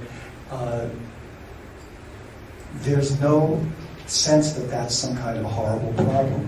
In fact, it seems to me an important aspect of public life and public policy. There are millions upon millions of people who routinely have had and do have their names and addresses and phone numbers in phone books. Look yourself up online. You think it's a big secret what your phone number is and perhaps even your address. The whole discussion, I think, you need to focus on the law. The law does not allow redaction, and you should be very clear about that, and particularly, you should be clear not to be rewriting the law on your own. And for that reason, I think that this needs to be referred and to be treated as a continuing violation of the Sunshine Ordinance. Thank you. Thank you. This time we will entertain public comment. Ray Hartz, and I have to say... Mr. Hartz, yes. You already spoke on behalf of the complainant, so that makes you a party in interest. You are not allowed, in this case, you are not allowed in public comment. Yeah. Shut them down. Use the rules against the public. Thank you, sir. Is there any other any public comment? Seeing none, public comment is closed. It's unfortunate that the order of determination that was issued in this has not been provided. It would have been very helpful to us.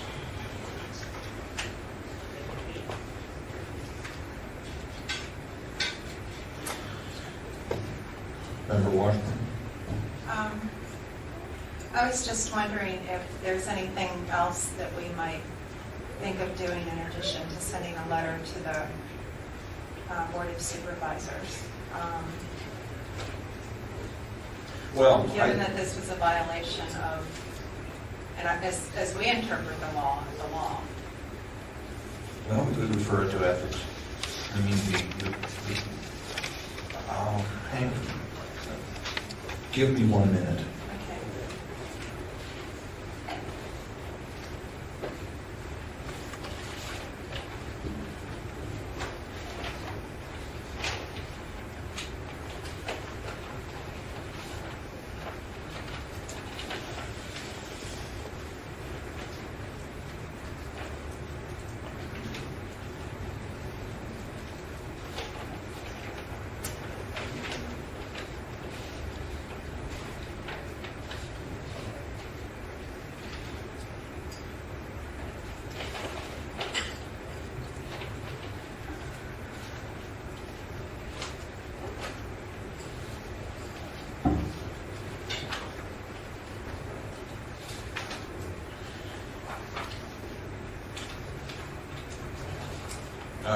I have found in my own files a copy of the order of determination.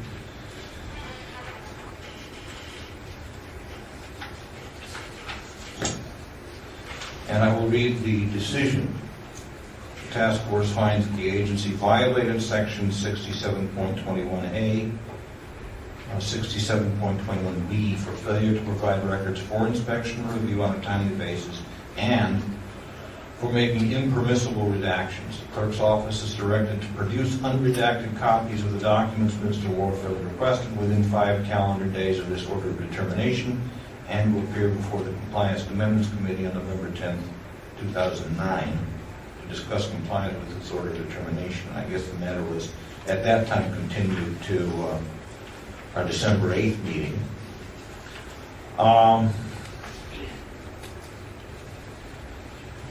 Mr. Warfield, approach the microphone, please.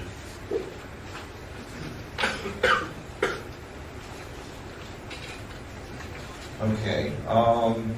The clerk's office was directed under the order of determination to produce the unredacted copies of the documents you requested. Was that done?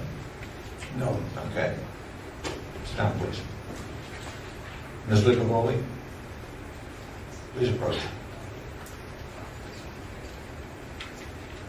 Okay, the question now before us is the order of determination, which, according to Mr. Warfield, the clerk's office has not complied with. Can you explain why? Which document is he particularly speaking of?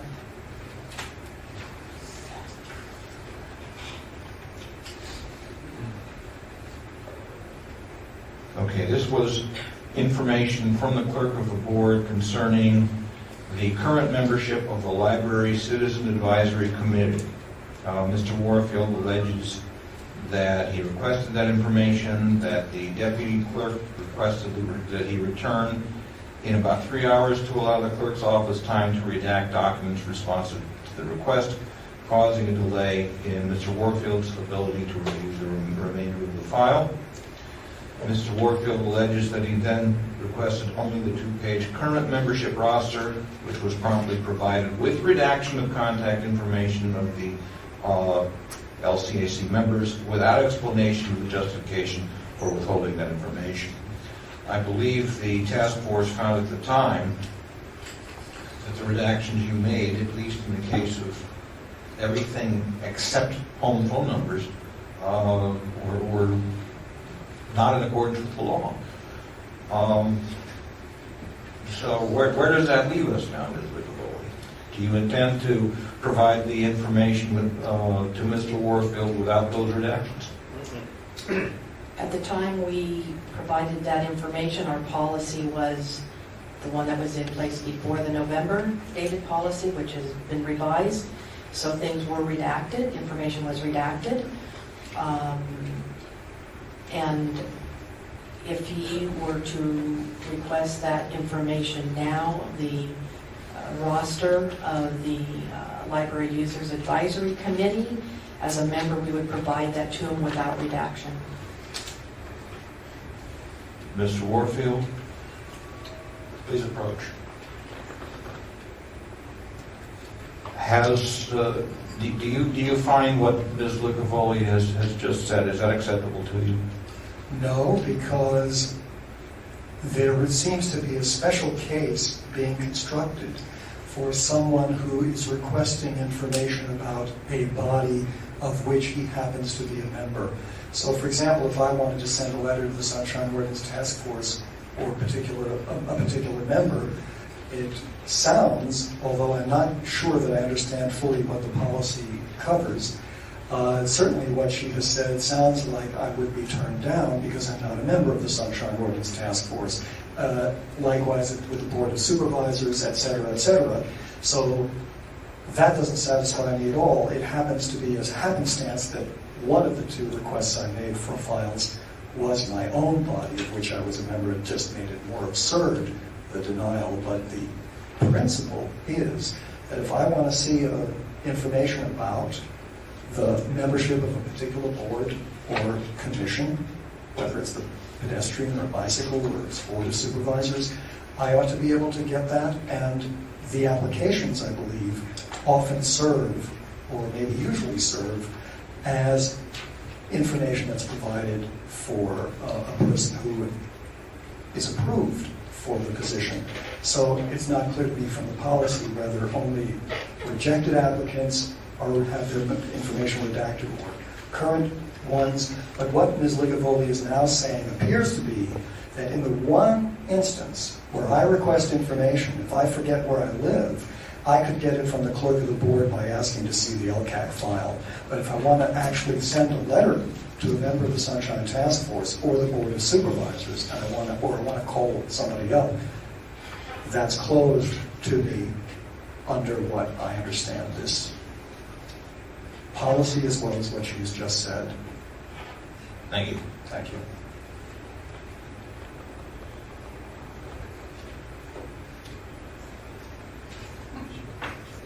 Okay, the question before us, two questions.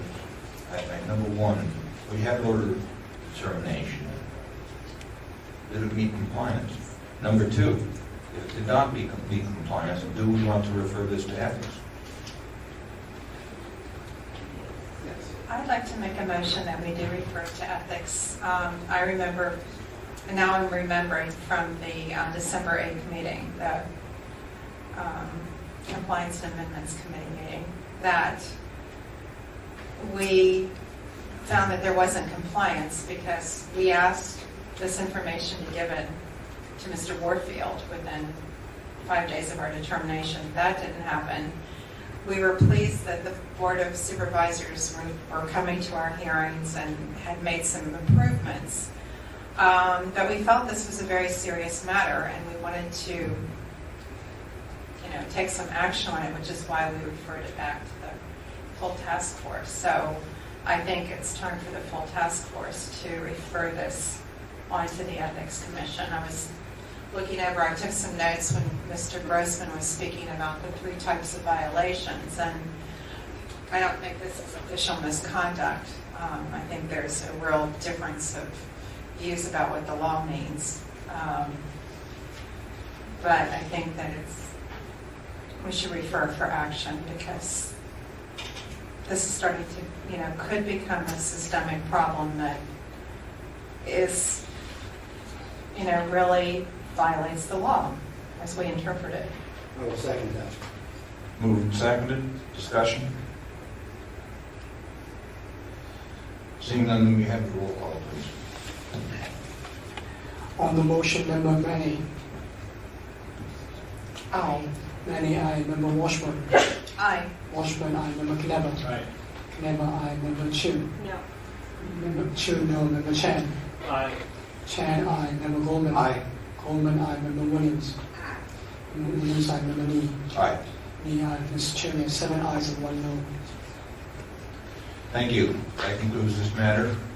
Parties in interest are, we thank you for coming.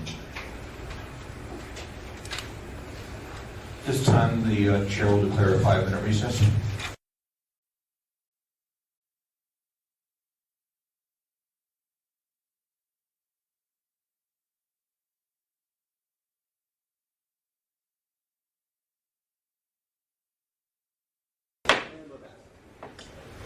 We are back in session.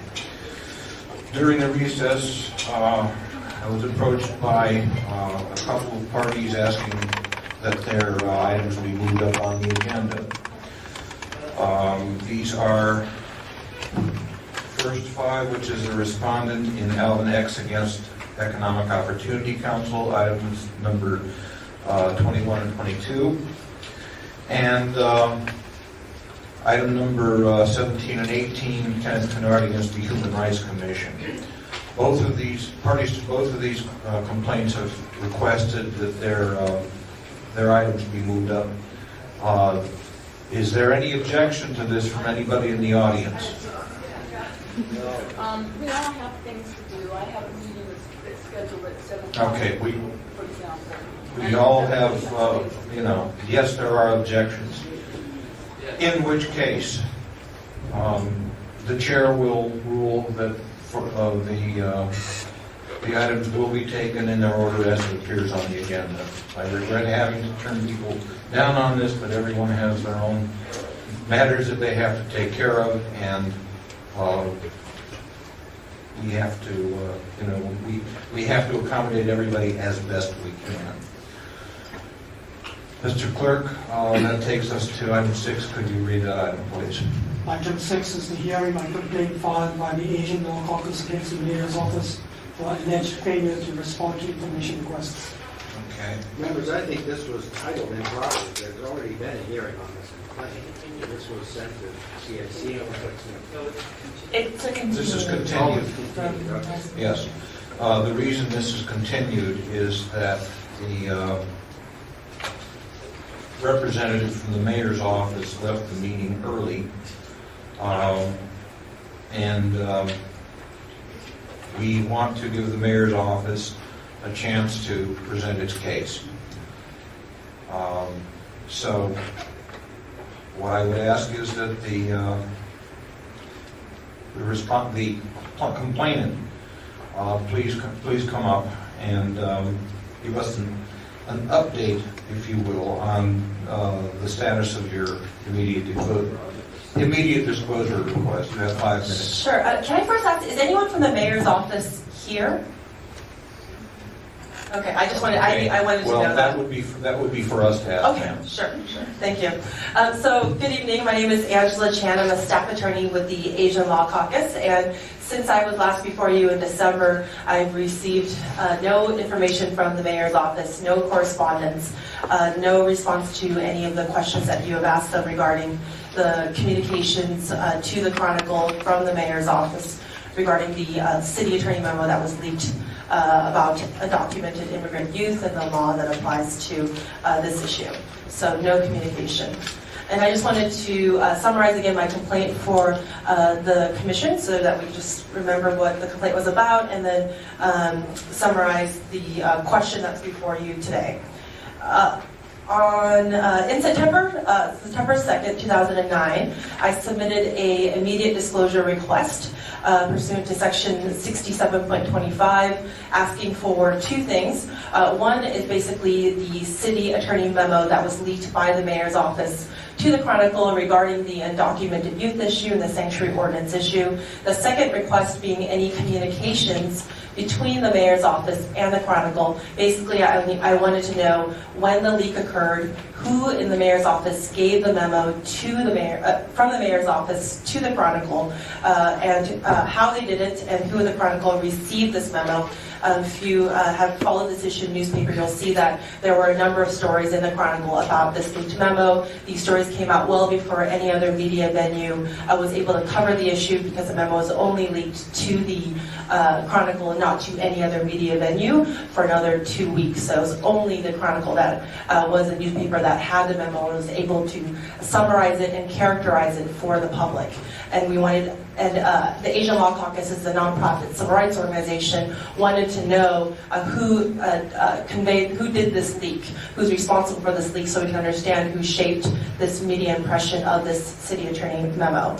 When I submitted this sunshine ordinance request, I got no response from the mayor's office. I sent them an email reminding them they needed to respond to me. The mayor's office sent me a link to the city attorney memo. The city attorney did not, the mayor's office did not send me any communication between the mayor's office and the Chronicle in violation of my request. When I reminded them that they'd only sent me one part of my request and not the other part, they sent me a 1-sentence email that simply said, "My earlier email completes our response to your request." This 1-sentence email did not explain why they were denying my request for communications. Then I sent the mayor's office another email reminding them that they needed to comply with that second request for communications. They did not respond at all. To this day, they have not responded since September. They have completely ignored the email. They did not show up to the Sunshine Ordinance Task Force committee meeting about this issue in December. They have not shown up again today. On December 1st, the Sunshine Task Force rightfully found that the mayor's office was in violation of section 67.21E for failing to appear, and also section 67.27 for failing to provide a justification for withholding. The question that's before you right now, I believe, is one question. Correct me if I'm wrong on that. The question that's remaining is whether the mayor's office has impermissibly withheld these documents, refusing to respond to my valid request. I believe that this is a violation of Section 67.34, which is willful failure, which should be deemed as official misconduct for willfully failing to comply with the Sunshine Ordinance 67.21, and also violating Section 67.26. Which basically violating the Sunshine Ordinance, the meat of it, which is responding to requests for public records and giving out those public records, and also a failure to keep withholding to a minimum. The task force also sent a letter dated December 9th, I believe, from the commissioner chair to the mayor's office asking for two specific things. The question being, how did your office produce the memo for the Chronicle? Is there any emails, etc.? The second question being, if the memo was hand-delivered, what steps did the mayor's office take to search for the responsive records, whether it be looking through emails, faxes, etc.? I have not seen any response from the mayor's office to this well-written letter from the commission and have yet to receive any responses directly. The final point I wanted to make is that even if the communication was oral, there's a number of sections in the Sunshine Ordinance that require release of oral public information, including 67.22. Thank you. Thank you. Is there anybody here to present facts and evidence in support of the complainant? Seeing none, is the respondent present? Is there anybody here to present facts and evidence in support of the respondent? Seeing none, the matter is with the task force. Sherry, did we write anything to the mayor's office? Did we request that someone? Yeah. Yes, this is included in our packet on Right. Sorry, pages 51 and 52. That's right.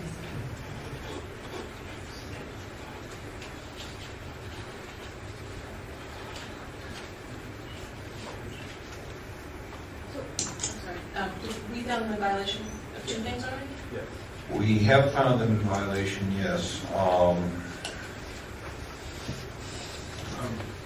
67.27, I believe that's what it was, failure to explain withholding, and then 67.21E, failure to have a representative.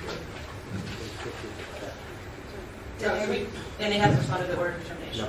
No. And then is it referred to the compliance amendments committee? No, because it was continued because we wanted to give the mayor's office a chance to respond to the complaint. The mayor's office had a representative here. That gentleman left early, leaving a note for the clerk, stating he had to meet with the press. Well, I would suggest it is referred to the compliance amendments committee. Okay. That's the next step, right?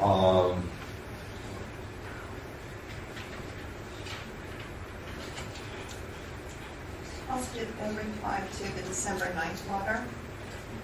Well, also, I think we should issue what I'm thinking is that we should issue a new order of determination. Number one, finding violations, and number two, ordering that the documents not provided, which are elucidated in my letter on page 51 of the packet, the documents not provided be provided within 5 business days after the order of determination. That's my suggestion.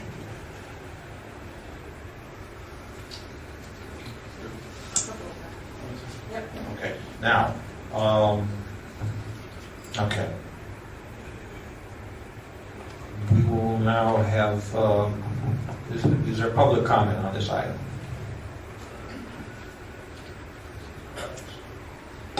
Ray Hartz, I would also like to have you consider another violation for failure to show up here tonight.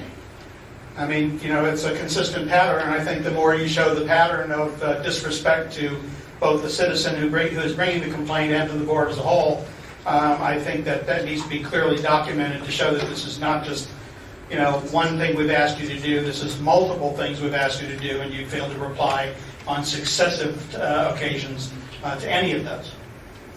Thank you. Is there further public comment?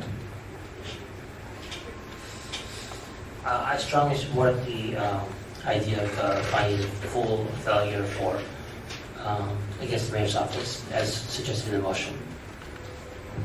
Thank you. Is there further public comment? Yes, Peter Warfield. It was my recollection that you split this item so that you could find a violation as you did, or two violations, but so that you would not, my recollection, I believe, I'm not a party to this, was that there was a motion to continue so that you could better determine whether there were actual documents in existence that had been withheld. I think Member Craven Green, according to the minutes here, and this is somewhat in keeping with my recollection, page 9 of the minutes, page 17 of the packet, next to bottom paragraph. Member Craven Green said the task force needs to hear from the mayor's office to know if any communication with the Chronicle regarding the leaked memo existed or not. Ms. Chant had earlier said the existence of the back and forth with the mayor's office and the Chronicle was claimed on the basis that the newspaper was able to do follow-up articles.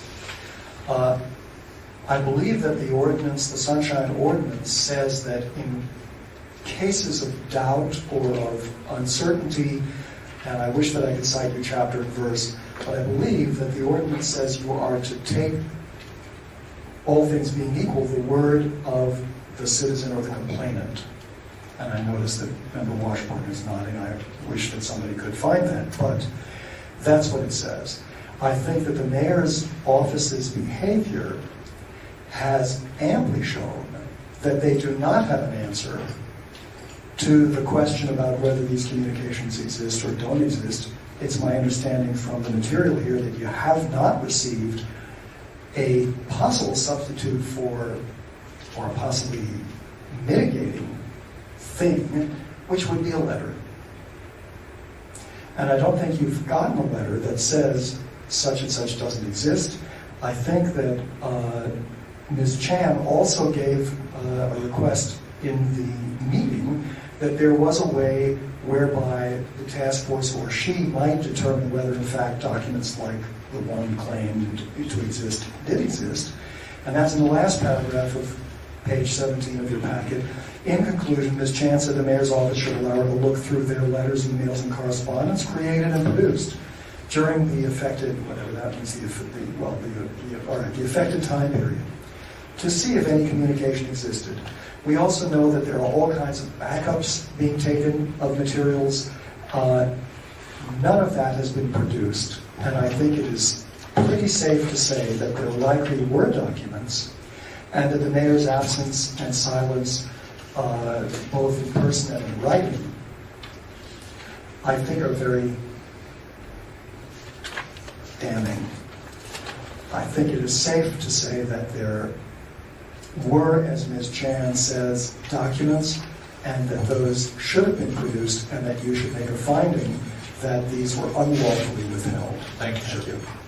Is there further public comment on this item? Seeing none, public comment is closed. The matter is back with the task force for a motion. I move that we find that the mayor's office, one, against 6734 willful failure to comply. Another charge of 6720 need that we here, and that we give them the 5 days from the order of determination to provide the documents enumerated in the letter. Is there a second? I second. Moved and seconded.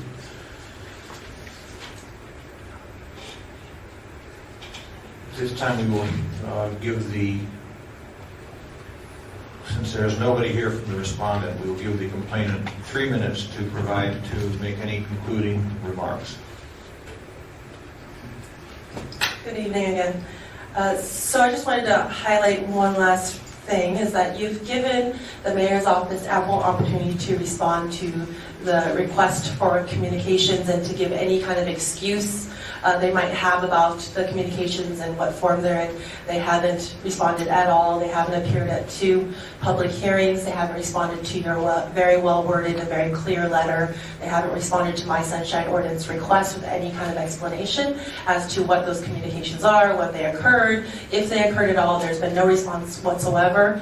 And I do think that, I hope that the commission now will move forward and do the right thing and ask that they produce those documents within 5 days. If they have, then I don't think it's even worth us to really come up with an excuse for them, but if they were to have the excuse that this information was oral and not written, under section 67.22A, release of oral public information, every department head shall designate a person or persons knowledgeable about the affairs of the department to provide information, including oral information, to the public about the department's operations, plans, policies, and positions, even if no public record exists, which is not something the mayor's office even showed up to explain or make the excuse of. According to section 67.21C, the custodian of a public record shall assist a requester in identifying the existence, form, and nature of any records or information maintained by, available to, or the custody of the custodian. 67.21C says that when the custodian is not in possession of the records requested, the custodians shall assist the requester in directing a request to the proper office or staff person. The mayor's office has made no attempt whatsoever to try to find these documents, explain where they are, even explain if they don't exist. So I do think right now is the proper time to just make the simple request and order from this commission to the mayor's office that they produce the communications. Thank you very much for your time and consideration. Thank you. Further discussion? Seeing none, roll call, please. On the motion, Member Manny? Aye. Manny, aye. Member Washburn? Aye. Washburn, aye. Member Knebel? Aye. Knebel, aye. Member Chu? Aye. Chu, aye. Member Chan? Aye. Chan, aye. Member Goldman? Aye. Goldman, aye. Member Williams? Aye. Williams, aye. Member Nee? Aye. Nee, aye. Mr. Chair, we have 8 ayes. Thank you. May we have the next item, please? The next item, item number 7. One note, item 8 will be referred to the Compliance and Amendments Committee. 6. I'm not that 6. familiar with this process. What's going to happen next? Okay. What happens next is the matter will be referred to the Compliance and Amendments Committee.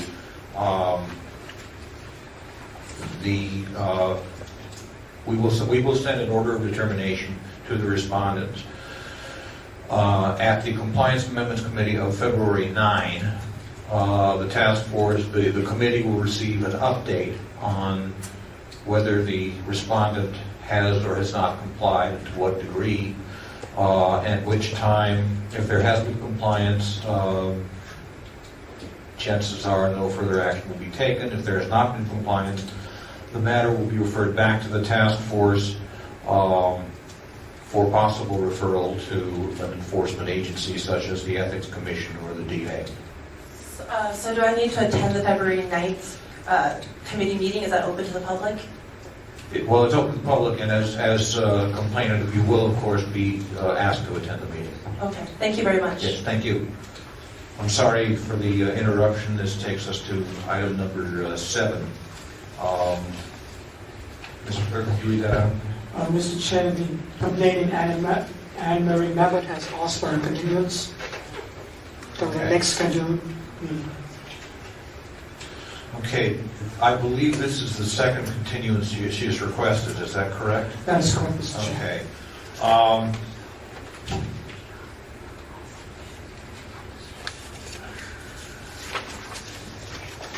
Is the respondent present?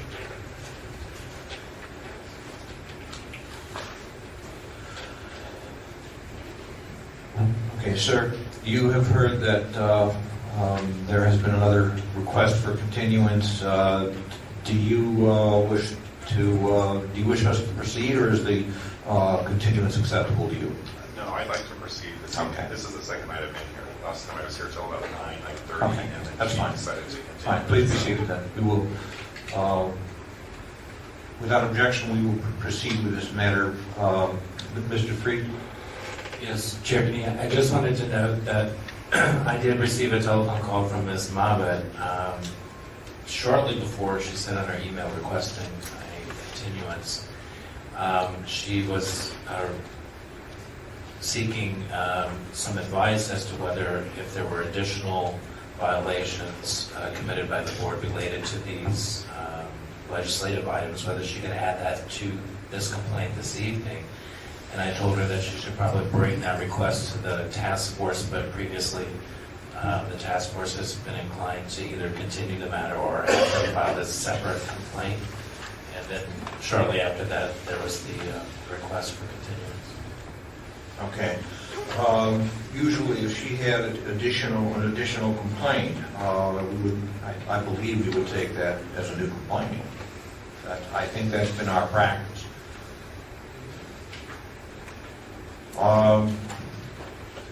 The chair believes that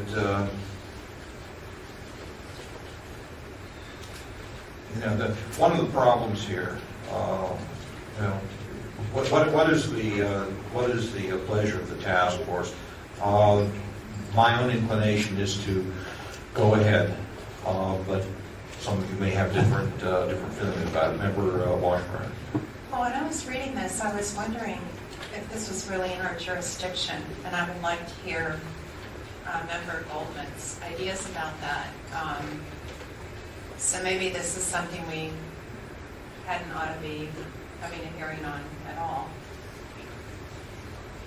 Personally, I think it's within our jurisdiction. I don't know if the merits rise to something actionable, but I think we should hear it. I'm all for hearing it right now. I think we have enough information in our package to make a determination. I think we can proceed without it. Okay. Is there a motion to accept jurisdiction? I move that we accept jurisdiction on the side. Second. Moved and seconded. Is there public comment on the question of jurisdiction? I think you should just table these items and move on. This is very meeting. That's what you should do. It's also possible to dismiss it. I mean, for the same reasons that we are unhappy about departments not showing up. This was in our packet. We put effort into this twice. And if she's got other concerns, she can refile. Well, But I would say we should dismiss based on merit. Anyway, right now we're fielding public comment. Is there public comment on the question of jurisdiction? Seeing none, public comment is closed. Is there further discussion among the task force? Seeing none, on the jurisdiction matter, roll call. On jurisdiction, Member Manning. Aye. Manning, aye. Member Washburn. Aye. Washburn, aye. Member Caneva. Aye. Caneva, aye. Member Chu. Aye. Chu, aye. Member Chan. Aye. Chan, aye. Member Goldman. Aye. Goldman, aye. Member Williams. Williams, aye. Member Lee. Aye. Lee, aye. Mr. Chair, we have 8 ayes. Okay, that moves us to the merits of the case. In the absence of the complainant, is there anybody here to present facts and evidence in support of the complainant? Seeing none, respondent?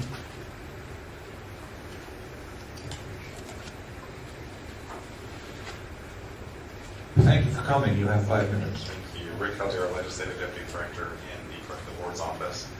I really don't have any additional information to tell you other than the response that Angela Calpio submitted to you on December 4th, which was included in your packet. That was for both complaints 09072 and 09073. Anna's complaint indicated that the titles were insufficient in violation of 67.7A and 67.7B. And the titles that were published and posted and on the agendas are listed on that December 4th letter clearly indicate that the Recreation and Park Department have to do with athletic fees. So anybody, it was a meaningful description that if you were interested in the athletic fees, that you might want to be in attendance at the meeting.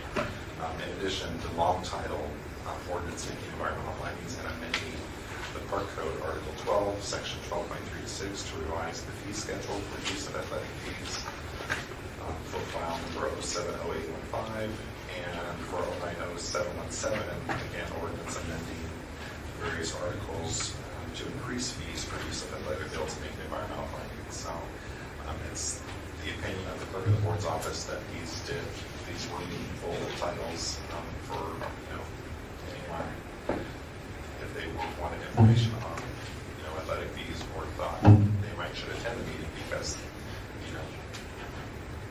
having to do with athletic fees. So that's really all I have. Thank you. What's the correct spelling of your surname, please? Caldeira, Caldeira. Gotcha, thanks. Is there anybody here to present facts and evidence in support of the respondent? Seeing none, the matter is with the task force. Member Washburn. I agree with the respondent. I think that the title is informative.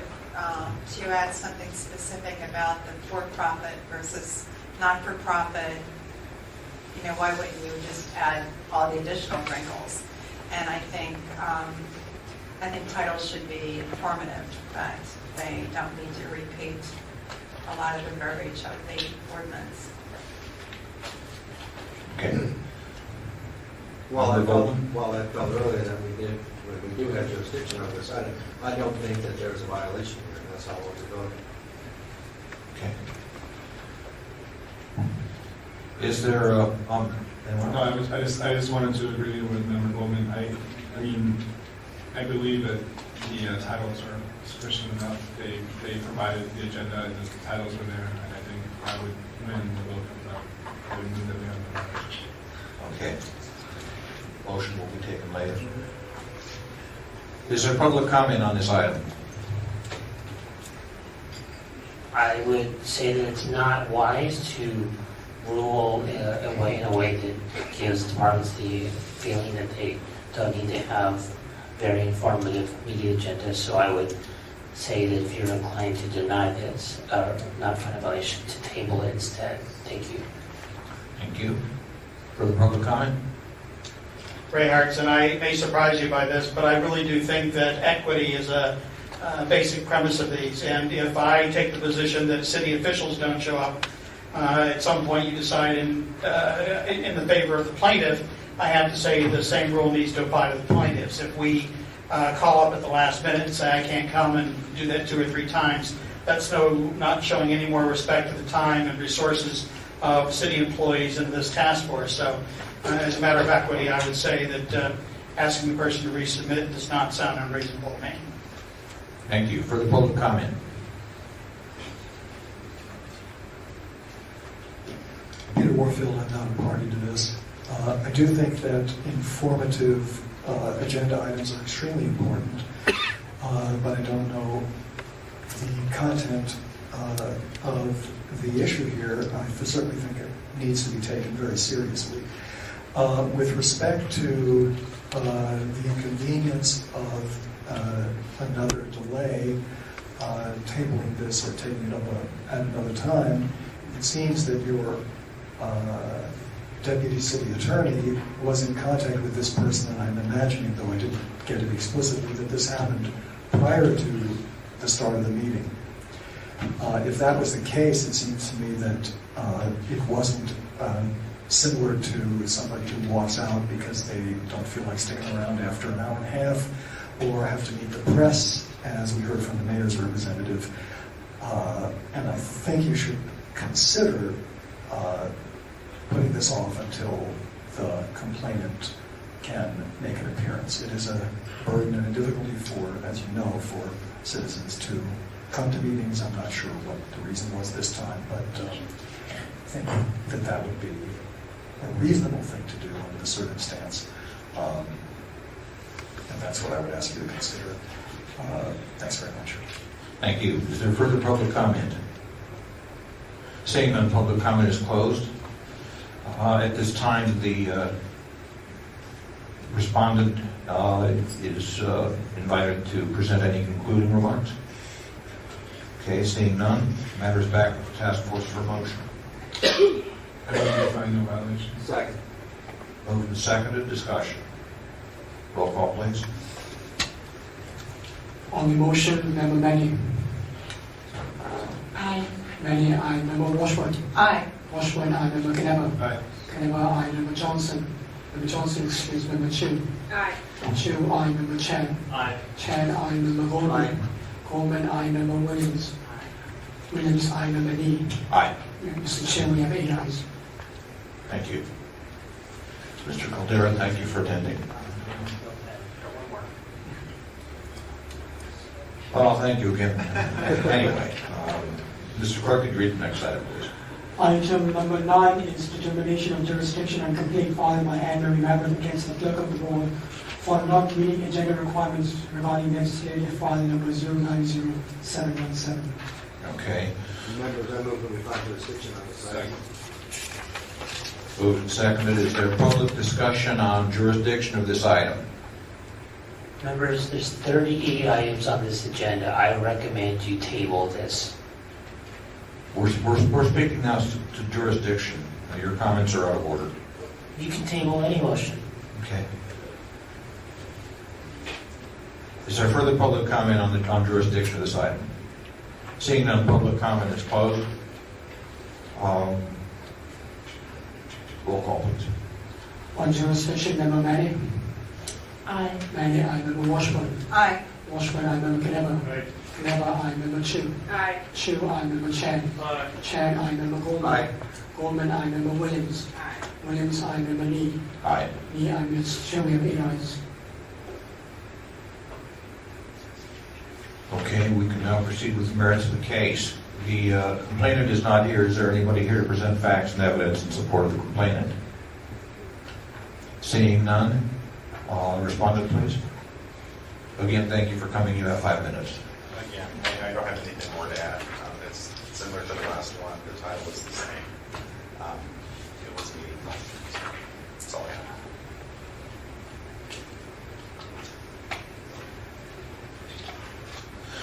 Thank you. Is there anybody to present items, to present facts and evidence in support of the respondent? Seeing none, the matter for the task force? I feel the same as the last one. And when the time comes, I will move again by the violation. Ditto. Okay. Further comment? Okay. Is there public comment on this item? Seeing none, does the respondent wish to present any concluding remarks? Seeing none, the matter is back with the task force for a motion. I move we find no violation. Second. Moved and seconded. Discussion. I just want to comment that the fee schedule itself, there's some ambiguities to it, but whether the agenda item, whether it deceives or conceals the thrust of the item is questionable. I don't see any evidence of obfuscation or concealment. Roll call, please. On the motion, Member Manny. Aye. Manny, aye. Member Washburn. Aye. Washburn, aye. Member Knapper. Aye. Knapper, aye. Member Chu. Aye. Chu, aye. Member Chan. Aye. Chan, aye. Member Goldman. Aye. Goldman, aye. Member Williams. Aye. Williams, aye. Member Lee. Aye. Lee, aye. Member Chair. Mr. Chair, we have 8 ayes. Thank you.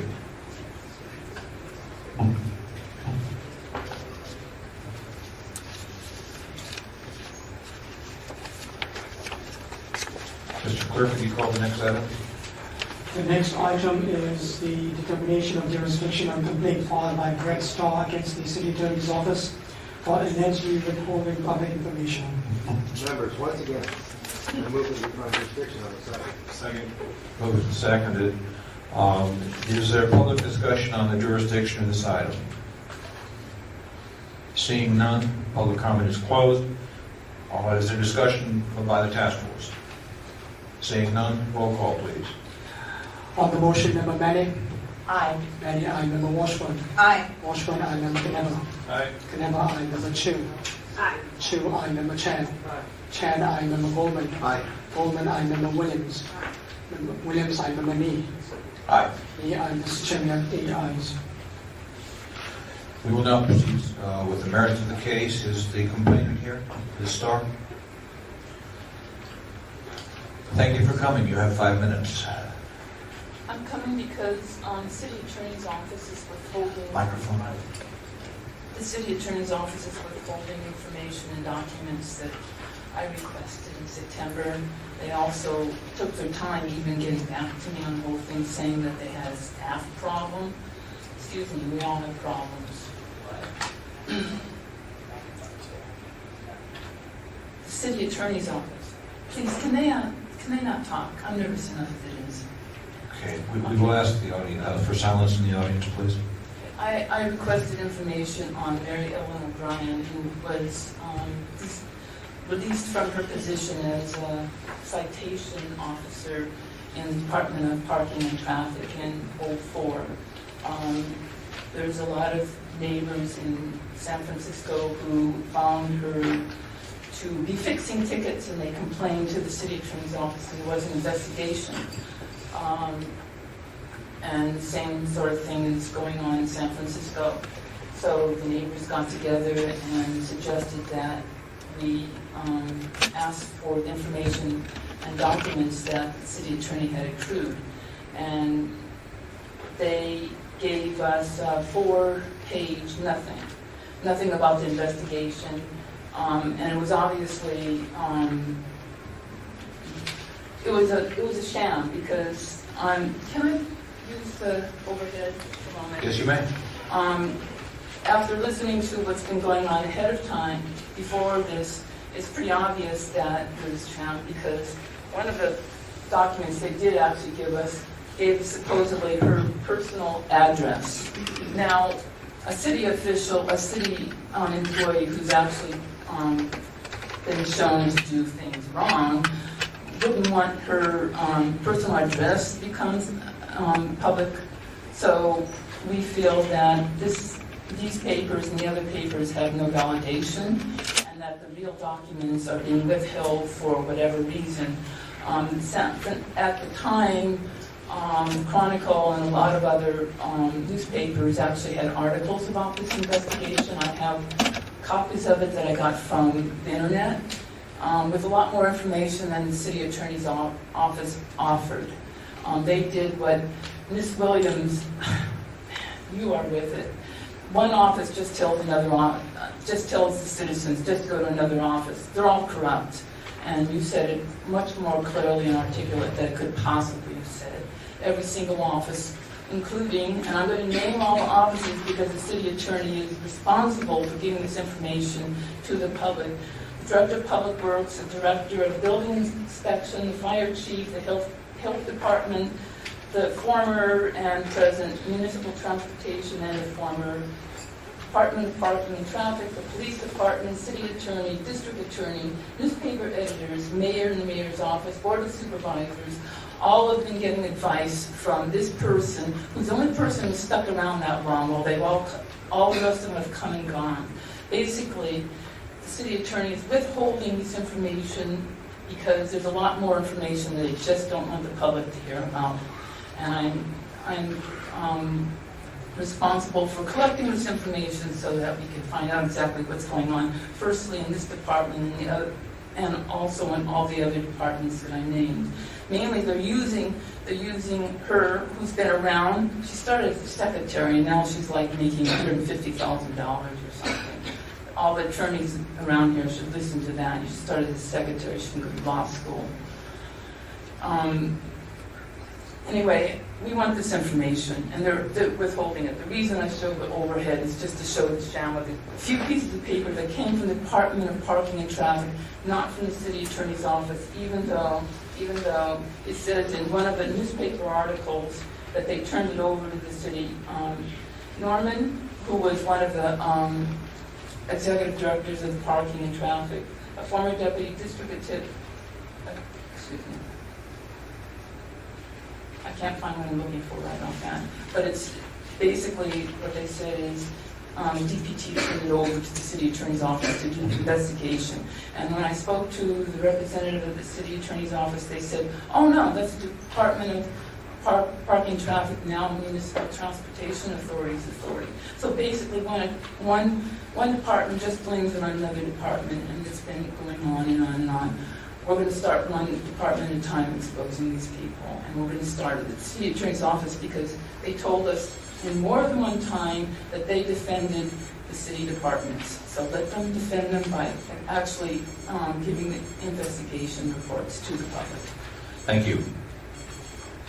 Is there anybody here to present facts and evidence in support of the complainant? Seeing none, is the respondent present? Yes. Thank you.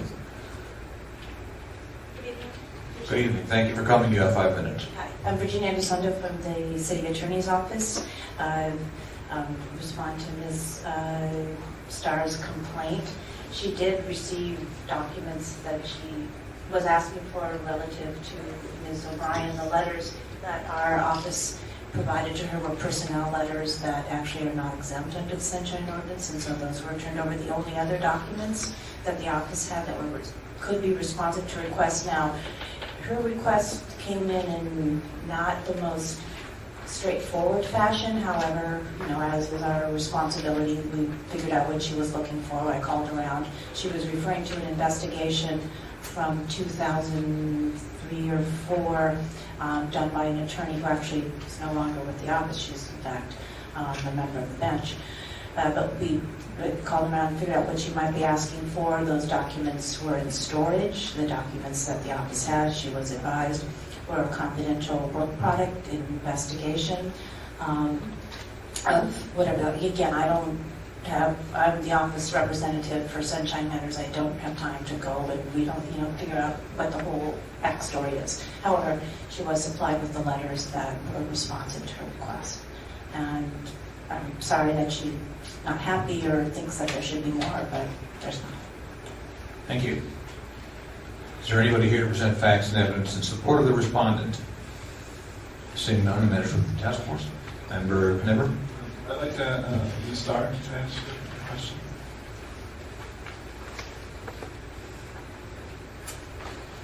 In your complaint, you say that there's proof that there is 13 pages short, I believe, and that they're already on the internet. You have Correct. Where are you getting that information? Where? I Googled it, and there's some. First one was from Matera and Ross.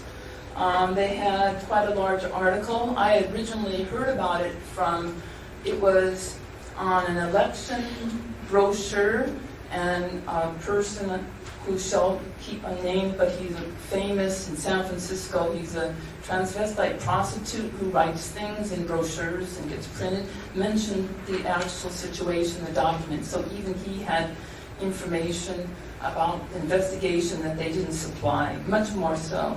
I could read through it, but it would take a lot more than 7 minutes. No. My question is, do you have anything like proof that you can show us? Not yes, I have it right in front of me. Ms. Starr, I think maybe the way you got to 13 was she got 3, and this says that there were 16. Yeah. So that I would know, be but I want to see where those 3. okay. Do we have proof of those 13 anywhere? Besides the same idea. Yeah, besides Okay, the article. I'll have to come back with it, but I have it in the internet. Okay. It mentioned it. I just want to know. Thank you. Okay. You may be seated.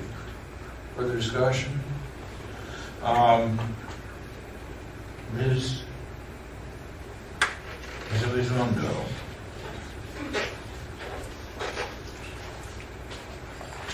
Are there any documents that you withheld from release that had been released previously to the San Francisco Chronicle?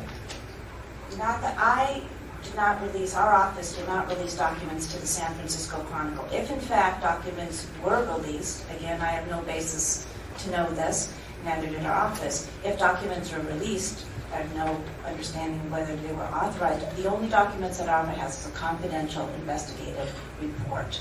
How Matera and Ross or other journalists obtained that report, I have no idea. And that does not then make them public. The fact that they were released to the press, that some documents 6 years ago were released to the press, does not now make them public. The documents that were in our possession was, like I said, a confidential investigative report. That's not my understanding of Sunshine Law. My understanding of Sunshine Law is that when any member of the public receives a document, whether by hook or by crook, by accident or design, it is then a public document. Oh, I'm sorry, that's not the way the privileges work. The privileges, there are two privileges at play here. One is the attorney-client privilege, and the second is the attorney-work product privilege. I know of no authorization for a client, nor do I know a client that actually released the document. Second, there certainly was no authorization from the city attorney to release a work product document. Okay, thank you. Mm-hmm. Member Chu and then Member Goldman. I am not up to speed on the nuances of this, and I am concerned. Well, I wish Member Craven were here, because we've had these discussions before, and there's certain aspects of the law that I think she would help us with, and so that I would suggest that we table this one for next week, for next month. I know it's a harsh thing to do, but I think this is complicated. Okay. And this is right in their specialty zone. At this time, we will take public comment. Hi, Kimo Crossman. A couple of things. First of all, it was the policy of the city attorney to not send attorneys here. I thought Mr. Dorsey at the PIO was representing the city attorney's office when there were questions about the behavior side. I would like to know if that's a change in the policy of the city attorney, if now they're sending attorneys to fight their cases here. Because that puts the public at a disadvantage, have to fight against an attorney. So I would really like to know the answer, and I'll probably put in a public record request to see if there's been a change in policy on that. The second thing is, I agree with Mr. B. When a record has been disclosed, then it is no longer, when it gets out there, it's already public. So this whole thing about privileges and all that, no longer relevant. This isn't a legal case. You can't do clawbacks like that. So it's out there, and it's now a public record. So, but I do think it would be wise to table this item, or to continue it, to next month. Thank you. Is there further public comment? Ray Hartz, and I agree with Mr. Crossman. Once an item is out in the public, it's fair game for everybody. Otherwise, there would be no way of preventing people from politically turning over things to their supporters so they could have all of the information and make very cogent arguments, and then deny it to people who were opposed, and as a result, their arguments would be not so persuasive. Simply saying that, well, just because some members of the public got something, other members shouldn't, that doesn't automatically, hey, once it's out there, it's out there. And there's too much stuff on the internet now that you can't set up any sort of a precedent where if I give it to somebody, that can't be used against me. Basically, if I give it to anybody, then I have an obligation to give it to anybody else who does it. And I think that has been, from past discussions over the last 2.5 years I've attended board members, that's been the policy of the board. Once something's out there, it's out there. And it's not fair, it's not equal protection to say to one party, well, you get the documents, but somebody else now can't have them because of some argument that they didn't stick to. There's a difference between saying it's attorney-client privilege and nobody can see it and actually making that stick. But once you fail to do that, you fail to do what you're supposed to do, and that shouldn't penalize someone else. Thank you. Is there further public comment? Yes, Peter Warfield. I have followed this closely. Two things. I think that once something is released to the public, to a party, that makes it no longer subject to privilege. I think we saw that when the library, in a case that you found in my favor on recently, gave to the Friends a copy of the renovation plans for Park Branch, but refused them to me. I think there were other reasons that this withholding to me was illegal, but I think it came up very clearly that if indeed they released to the Friends something that they were claiming was privileged, it didn't have any privilege anymore if it had been released to another party.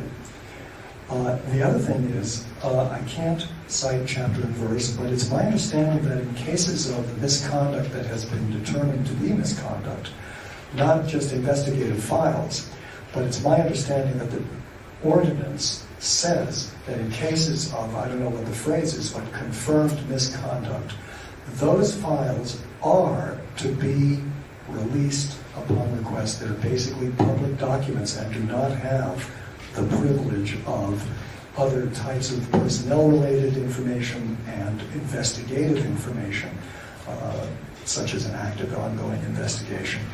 I would urge your attorney here, or anybody here who recalls this, and I see a nod among one of the members, to look into Sunshine and see where that's specifically stated. And I can try and look here if you would like and see if I can find it as well. Thanks. Thank you. Is there further public comment? Good evening, members, and Alan Stennis here. I agree with the last three speakers, and I also ask you to take into consideration that the members of the public should not have to do battle against an attorney. The scales are definitely way tilted in the wrong direction here, and have some consideration and then make some kind of adjustment for that. Thank you. Thank you. Is there further public comment? Seeing none, public comment is closed. Task force. Member Washburn and then Member Williams. I too wish that Member Craven Green were here tonight, but it's my recollection from reading the ordinance, completely, fairly recently, that there is a provision, as Mr. Warfield said, that after a personnel situation has been adjudicated and completed and the file is closed, that all becomes public record. The file does, which I would assume would be investigations that were done and so forth. Member Williams. I just have a question. I see page 165 that Ms. Starr said this information was shared in the Chronicle. And I hear Member Charlie and Washburn saying, wait till Member Craven get here. We have an attorney here already. And doesn't Member Craven, doesn't she work for the San Francisco Chronicle? No. She doesn't work for the Chronicle. I knew it was the newspaper. I just wanted to Well, Member Craven was employed with a law firm that from time to time has the Chronicle as a client, but she is no longer with that law firm. Okay. At this time, we will give the respondent and then the complainant 3 minutes each to make any concluding and rebutting remarks. Thank you. Senator from the City Attorney's Office, I just want to clarify something. I am aware of the provision in the Sunshine Ordinance that requires information of employee misconduct, and that is exactly what the reason why the personnel letters regarding Ms. O'Brien were released. So there's no confusion there. The only thing that the City Attorney's Office withheld was the City Attorney's work product investigation. And again, I reiterate that I understand if you would like more information on this, but as the attorney has an ethical obligation to maintain the privilege, because some city employee maybe gave out a confidential report does not then authorize our office to turn around and release that. That would be a violation of our ethics. So I guess I just wanted to clarify this, but I also wanted to address Mr. Warfield's point about confirmed city employee misconduct. That is exactly the reason why those letters were released to Ms. Starr, and they did satisfy her request. Thank you. Complainant, you have 3 minutes if you wish. This is exactly why I'm here, because they're hiding things. They're hiding things from the public, they're hiding things from the voters, they're hiding things from the taxpayers in San Francisco, and all the departments are doing it. This particular employee has been advising all the people all the different departments, even now, even though she's not in the department, but only because she's been there so long. She's been advising wrong information in order that things can go on as they've been going on. The reason we went to the city attorney's office is the city attorney's office does have this information. I don't know how it was released, but it was released, and it says right here, the city attorney's office concluded that the lack of documentation, other factors created an appearance that she had dismissed citations based on personal relationships in violation of the vehicle code. I don't know the attorney's name, but she's incorrect in saying that she doesn't know, it was a long time ago. From the time the actual incident happened, they were refused to give any information. The DPT refused to give any information, and the employee was actually not fired. She was just put into another department, and it goes on as it's always going to go on. Gavin Newsom actually is part of this from 1995 when he was the director of the Parking Commission, and went on from there. We could be naming names all over, but we're trying to be clean about it. That's why we went to the city attorney's office first, and we knew that they would say, oh, it's confidential, but the information they gave me was actually information that only you'd give, only reason you might give is if you want to prove that you're giving you anything, including the employee's personal address. Now, no one should give out an employee's personal address unless that's all they can give, because they're hiding so much. So it was a long time ago, it's in storage. You can go on the internet yourself about this person. I'm not hiding anything, but I know that the city attorney's office is hiding things under the advisement of the Municipal Transportation Authority, which has to do with advice given also to the police chief and other departments in order to protect their interests, which were corrupt. This is why I went clap to Miss Williams, because she was so right on. Everyone that I said this to treated me like I was some kind of crazy lady, and I tried to stay as calm as possible, but the more information I collected, the more I got, oh my God, what's going on in this city? And the more I shared a little bit with people, oh, you're crazy, just talk to them. Talk to the city attorney's office. They wouldn't even give me the names of the city attorneys that were investigating the case. They wouldn't even give me the names of the attorneys. Now what reason would they give for not? Do they not have them? Are they protecting something more? Well, we won't know unless we see the investigation.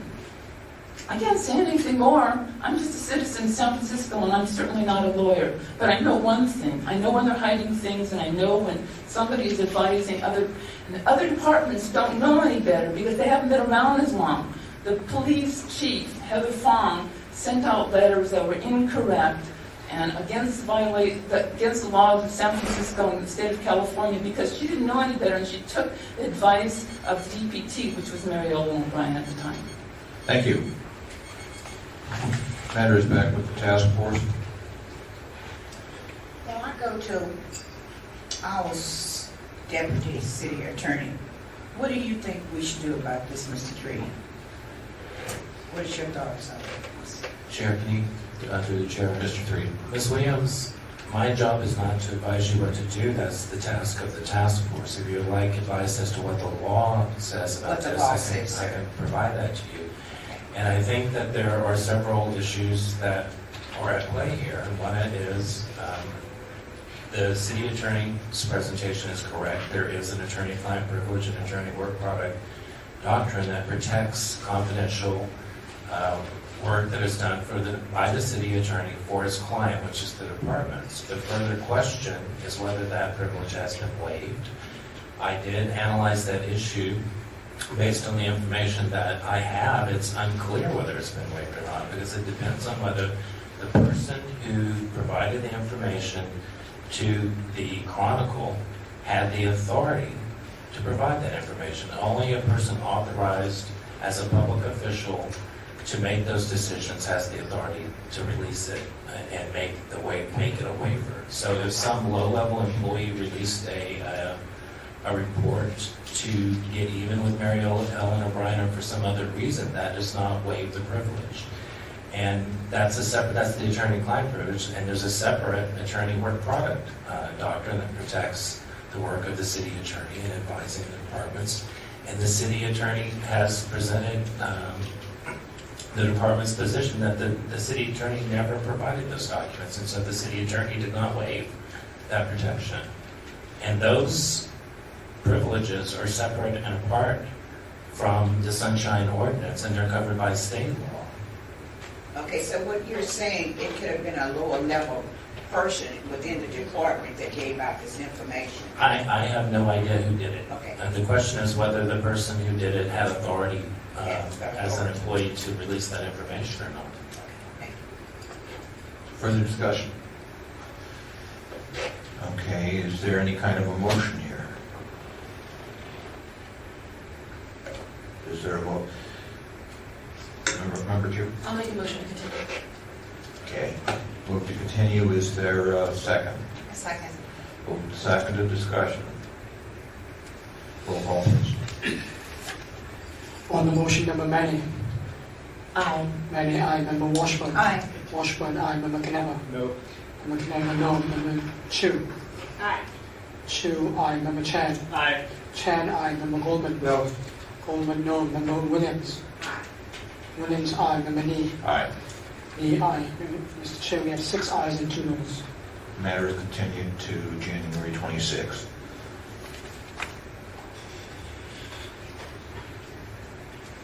Do I get to answer the question on exactly what you would like our office to brief? I can brief the issue on the holder of the privilege for you. I don't know the answer of who released the documents to the press. Well, So I would just like to come prepared next time. that would seem to be a logical approach to it. I think the task force is interested, A, in what information was withheld, B, why it was withheld, and if that goes to how the information came into the Chronicle's hands in the first place, that might be relevant. Okay. I'm telling you, I have no information as to how the information came to the Chronicle. That would be a question for the reporters. Okay. Thank you.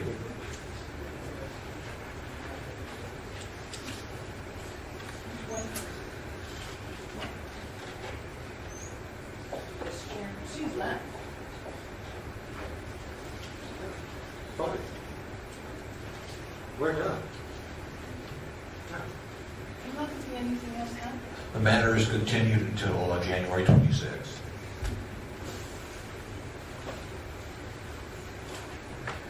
Ms. Clerk, could you call the next item, please? The next item is the determination of jurisdiction on complaint filed by Melvin Banks against the Department of Public Health for allegedly creating and implementing policies, procedures, and forms without public comment and/or scrutiny.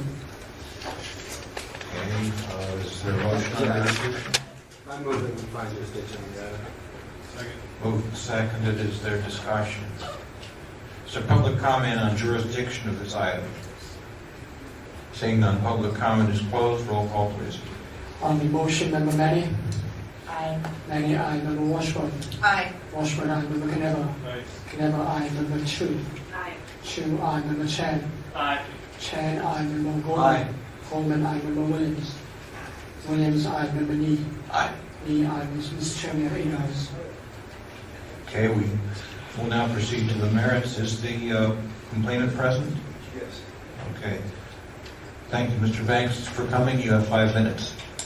Okay, before I start, I would like to bring some things to the Sunshine Task Force attention. First of all, I would like to let you know that the amended complaint that hello? Can you hear me now? Yes. Thank you.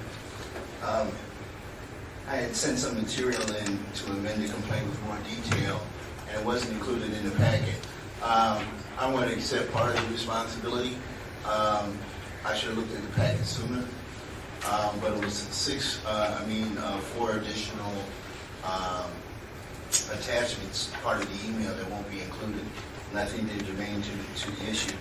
And part of it's my fault because I felt that I didn't look at the packet the first time when it was sent here for the jurisdictional hearing. So the amended complaint, which was dated, I think that was the 24th. I would like some extra time if I could to kind of refer to that document. Well, how much extra time are you talking about? it's unusual, you know, and like I said, I'll take part of the responsibility for that. So if it's okay, I can just proceed and keep going. My inclination is to ask you to proceed, sir. Okay. All right. First thing I want to say is a Roman poet, Juvenal, he said something to the effect, who will guard the guards themselves? Who watches the watchmen? Who will guard the guardians? Who will police the police? Who will protect us from the protectors? The reason I'm here is because the Department of Public Health Privacy Board meetings are closed, and I would like for the task force to open those meetings. I have several reasons for this request. First of all, based upon, I believe there's a serious breach of the HIPAA privacy law. In other words, according to the language of HIPAA,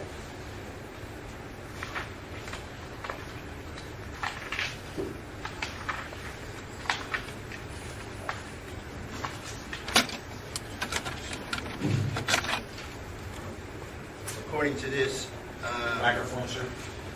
According to this, this is a letter from Maria Martinez, who's in charge of the Privacy Board. She says, I wanted to let you know that I met with Bill Blum and Celinda Cantu yesterday about the forum. After reading the local share mandate policy, counties may require most clients to share their data as a condition for receiving services. However, if you look at the privacy rule, this document comes from the DPH privacy and security policies. And if you read, it says "we the people" right here.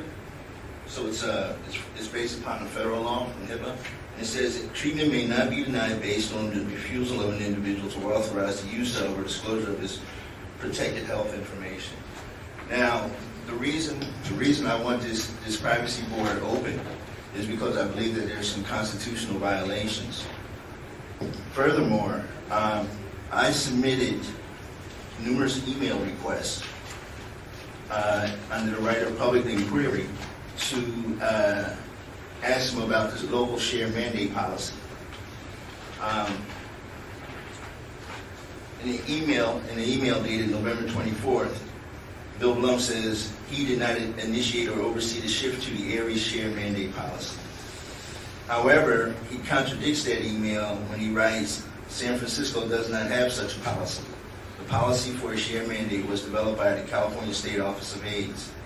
San Francisco DPH HSS complied with SOA procedures to become one of several California counties to have share mandate. Then he writes on November 16th, however, San Francisco Department of Public Health requested and was instructed on a procedure for instituting a mandate share policy as part of the conversion process to Aries. Then I asked Maria Martinez, for a copy of the share mandate policy. And the only reason I bring this up is that to surmise, on one hand, the above email responses seem to say that there is a share mandate policy, then they say it isn't a share mandate policy. So I would like for this task force to open and notice DPH privacy. Thank you. Is there anybody here to present facts and evidence in support of the complainant? Seeing none, is the respondent present? Okay, is there anybody here to present facts and evidence in support of the respondent? All right. Seeing none, the matters with the task force?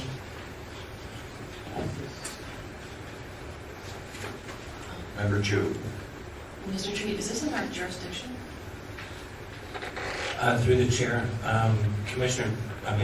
Member Chu, I do believe it is within the Commission's jurisdiction, as the Privacy Board seems to meet the definition of a passive meeting body. And the complaint is that they are not providing access to these passive meetings for members of the public as they're required to do. Okay.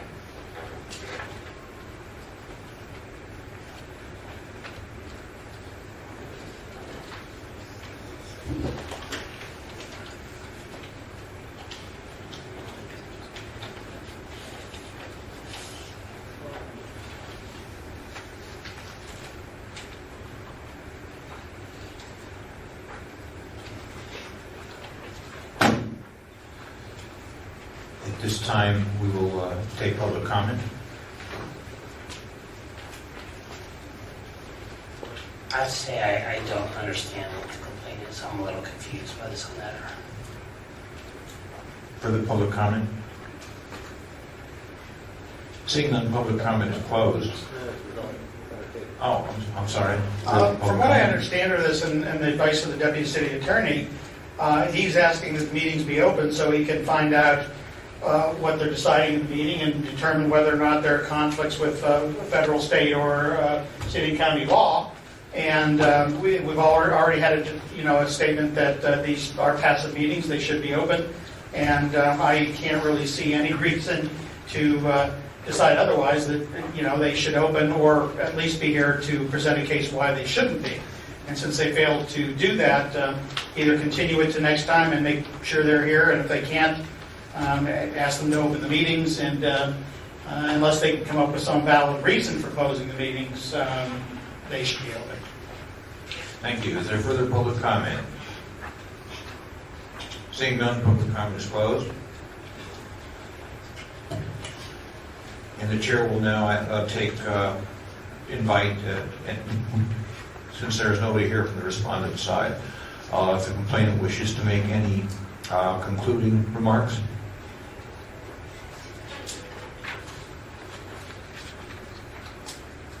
Sir, you have 3 minutes. Yeah, perhaps I didn't present this well. I really feel that I didn't get some of the responses from DPH. I didn't get Lane Shields' response on 12/7/08. I found out about it after reading the packet on the 1st of January. Basically, the reason I want this board open is so people can come in and find out and monitor the functioning of their government. They appear to be creating policies that could be civil rights violations. And I'd like to get an opportunity to examine what they're doing. I think there's really a lot of political fallout. I mean, if you have the Department of the City of San Francisco that's supposedly been proactive for HIV/AIDS advocacy, and now it's been determined that they're violating sane people's rights, I think that needs to be, these meetings need to be open. There are quite a few issues. There are more technical issues in regards to HIPAA. In fact, they recited HIPAA and the reason that they didn't want to open these meetings. However, my reading of HIPAA says that maybe they're not even supposed to be discussing clients' information in the first place. If you look under the DPH privacy and security policies, they have a list of things where you can talk about and discuss patient protected health information.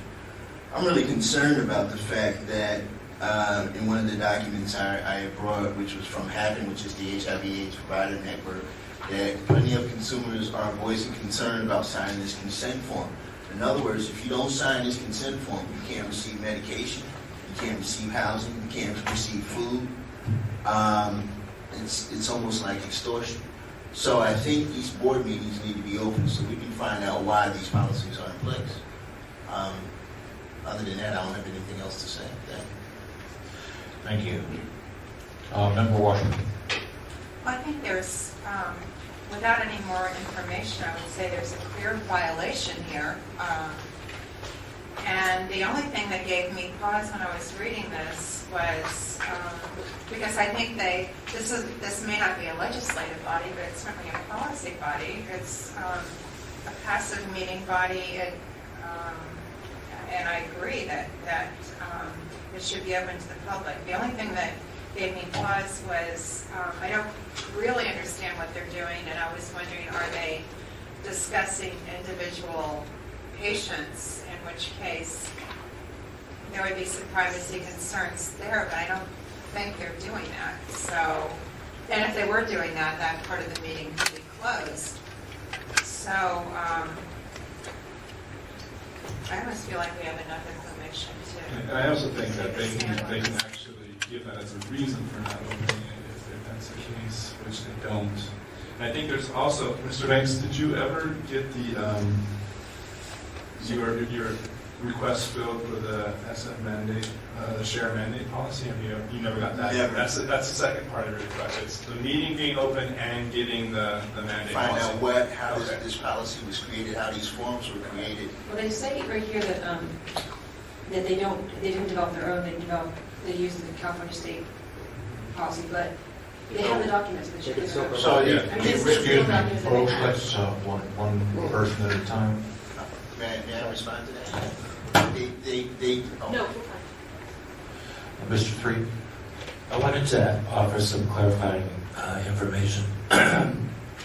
DPH did in its emails claim that they discussed confidential patient information, and that's a reason why these meetings cannot be open to the public. And they did not provide the basis for that claim, what the law was. My assumption in analyzing this issue is that it was HIPAA. And actually the protection that HIPAA offers, if it covered this information and it couldn't be done in a closed session, might prevent these meetings from being open. But my analysis of this issue is that it's only information that would allow someone to provide a reasonable basis to identify an individual patient. If that is discussed in a meeting, then that can be done in a closed session. But in addition, Ms. Martinez says that they are discussing changes in policy. And to give a little background, just from reviewing this, I think some of these terms are a little bit obscure, so they might not be readily understandable. But my understanding is that the previously existing system where someone with HIV could come into the service system allowed them to opt out of having their private information shared among service providers, but the DPH is considering moving to a new system that would require that they be shared in order to access those services. So it's a significant change in policy from the confidentiality of the patient's perspective. And my understanding of the complaint is that they would like to have access to these meetings so that patients and those consumers of these services can have an input into the change of the policy. Thank you. Further discussion? Is there a motion? I move to find a violation, and I don't know the section to cite, so help me out here. Okay, the chair would suggest section 67.4, which covers passive meetings. Okay, yes. I would second that. Moved and seconded. Discussion.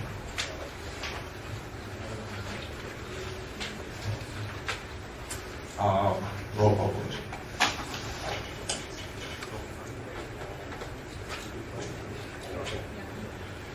Roll call, please. On the motion, Member Manny? Aye. Manny, aye. Member Washburn? Aye. Washburn, aye. Member Kneba? Aye. Kneba, aye. Member Chu? Aye. Chu, aye. Member Chan? Aye. Chan, aye. Member Goldman? Aye. Goldman, aye. Member Williams? Williams, aye. Member Nee? Aye. Nee, aye. Mr. Chair, we have 8 ayes. Thank you. The next question becomes whether to refer this to seek compliance amendments, education, outreach and training, or nobody. CAC. For the master grant. And the letter.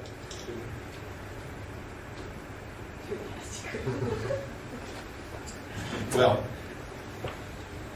this is not a question of ordering them to provide a record that had been withheld. No, but I think the letter suggesting to them that they should open their meeting. Well, that will go in the order of determination. There is a document. Oh, we didn't. We didn't include it. Oh. No, we just dealt with the Chair, can you- open meeting. Mr. Three. I meant to further clarify that the original complaint was the lack of access to the passive meetings, and then there was a request to add the IDR complaint, and the complainant agreed to put that in a separate complaint, which is also on the agenda. Oh, I see. Yeah.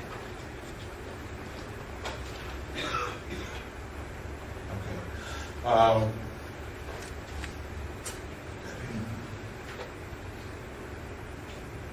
I would say either education, outreach, and training, or nothing. I can't see sending this to CNA. Member Williams? I just want to say, I belong to the Hospital Council and also African American Health, and I do know about HIPAA. And I know that there is a lot of disparity going on within there, so if you just shoot it over to education, department, where I can find out more about it, because I'm on several board meetings, and HIPAA is always brought up. Yeah, I just wanted to say I think this is serious enough. Yes. And has an impact on people's lives. We ought to make sure we follow up on this. EOT? Yeah, and I want them to make sure. Well, I don't think we have to have a motion for this. No, we don't need a motion for referral. I was merely seeking But I advice and consent. would just urge that the EOT really bird dog this and make sure that they understand the idea of a passive meeting, what the law is, and make sure they, change their ways. I disagree with that. Sir, please be seated. Thank you. Member Snapper. This is not on this. I just want to make a suggestion that maybe we could see move Mr. Banks' next complaint up to next, because it's including number 23 and 24, because that is about the immediate disclosure request. I think if there's no objection, I would just a suggestion. Is there, okay, it's been suggested that we move Mr. Banks' next item, 23 and 24, to be heard next. Is there any objection? Seeing none, Mr. Clerk, would you please call items 23 and 24? Item 23 is the determination of jurisdiction on complaint filed by Raymond Banks against the Department of Public Health for allegedly not producing a document in a timely manner. I move to find jurisdiction. Motion to find jurisdiction. Is there a second? Second. Moved and seconded. Is there public discussion on the jurisdiction of this item? Seeing none, public comment is closed. Roll call, please. On the motion, Member Manning. Aye. Manning, aye. Member Washburn. Aye. Washburn, aye. Member Knepper. Aye. Knepper, aye. Member Chu. Aye. Chu, aye. Member Chan. Aye. Chan, aye. Member Goldman. Aye. Goldman, aye. Member Williams. Williams, aye. Member Nee. Aye. Nee, aye. Mr. Chair, we have 8 ayes.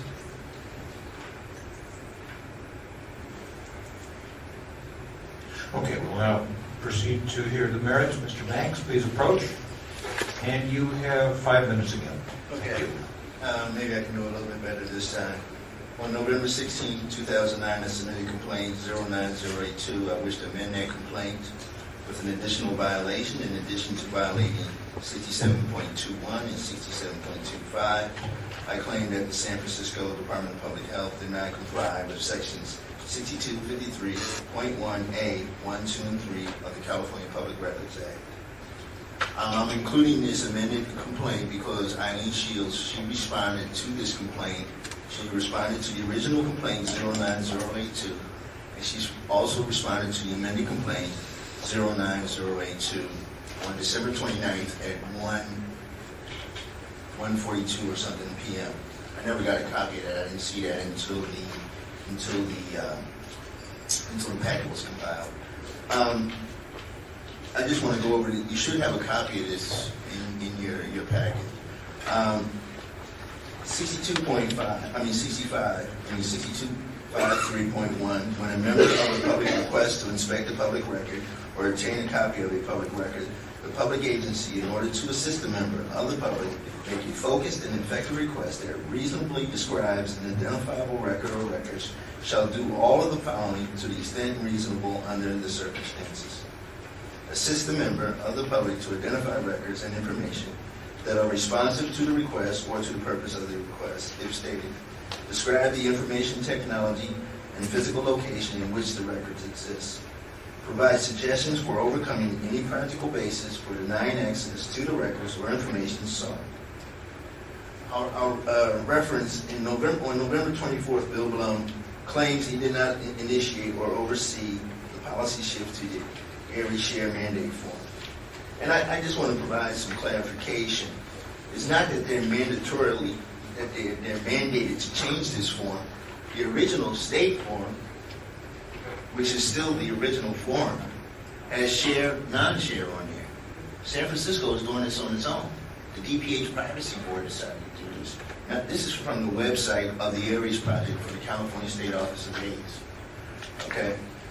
So what's going on here is not just something, and so I'm asking for this local share mandate policy, which tells me that they can do this sort of thing, that San Francisco can do this sort of thing. So the email chain that I'm referring to on November 24th, Bill Blum states he did not oversee the policy shift to Aries share mandate. However, he contradicts that email in a prior email dated November 23rd. I'm cool? Okay. However, the San Francisco Department of Public Health requested and was instructed on the procedure for instituting a mandatory share policy as part of the conversion process to Aries by the State Office of AIDS. Up here he's saying that they don't have a policy. Now he's saying that they were instructed by the state with this policy, and that the local agency requested it. In an email dated October 28th, Maria Martinez, who's the head of the Privacy Board, says she admits reading the local share mandate policy with Bill Blum and Celinda Cantu. Furthermore, in an email dated on November 24th, 2009, she says also the statement, to clarify my statement, after reading the local share mandate policies, counties may request most clients to share their data as a condition for receiving services. She says I was referring to state's document, local share mandate policy number 3, not a CCF document or policy. And then on November 5th, she says to me, okay, I requested this information, but I am not in receipt of it. I'm CCing Mr. Blum's office so they can send it to you at the same time they send it to me. So you have on one hand they're saying that it exists, then on another hand they're saying that it doesn't exist, then they're saying that they initiated the policy, then they say the state initiated the policy. I mean, just basically what they're vacillating from one point to another. So, I mean, this is one of the reasons I felt that, at the bottom of this thing, referring to complaint 09077, I requested that the SFDPH Policy Board meetings be noticed and open to members of the public. The above patterns of inconsistent, unclear, and obscure responses to public inquiry provide another compelling reason for the argument that the San Francisco Department of Public Health Privacy Board meetings must be noticed and open so that members of the public have the opportunity to monitor the functioning of their government.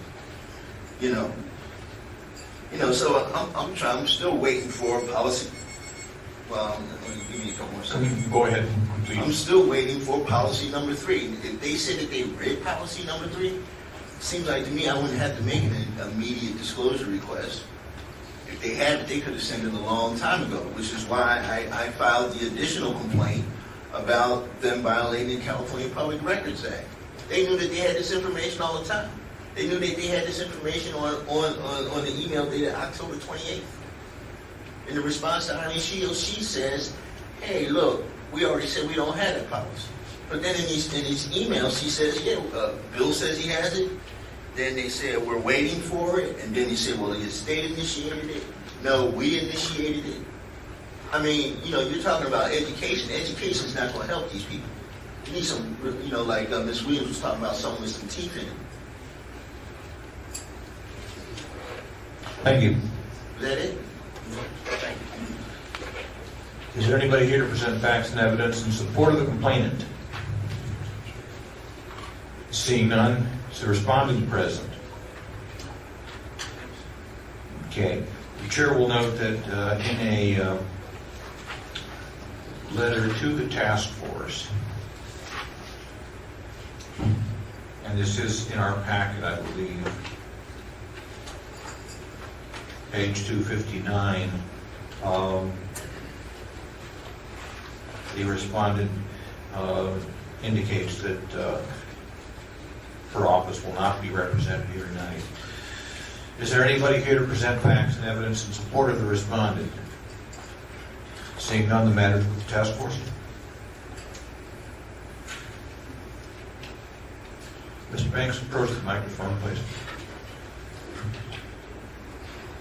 The question, I think the bottom line question we have is whether you are still missing any of the documents you requested.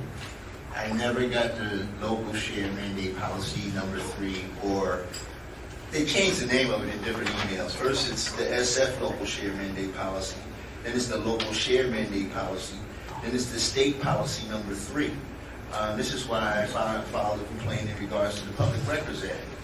Okay, sir. You were missing local share mandate policy number 3. That's what you said? Well, we don't know what it is. That's the point I'm trying to make. And before she came out on November 24th and said it was local share policy mandate number 3. I'm getting confused. Before she said something about the state policy number 3, it was the San Francisco local share mandate policy. Okay, but whatever the document is entitled, is titled, you don't have it. Is that correct? And probably never will get it. Well, that remains to be seen. Thank you. Be seated, please.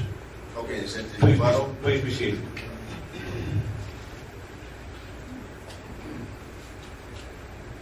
Further discussion by the committee? Well, I think By the task force? in addition to the fact that he didn't receive the document, Eileen Shields said in her email here that she admits that they didn't follow the IDR. So I think we have a violation there. Well, she also says that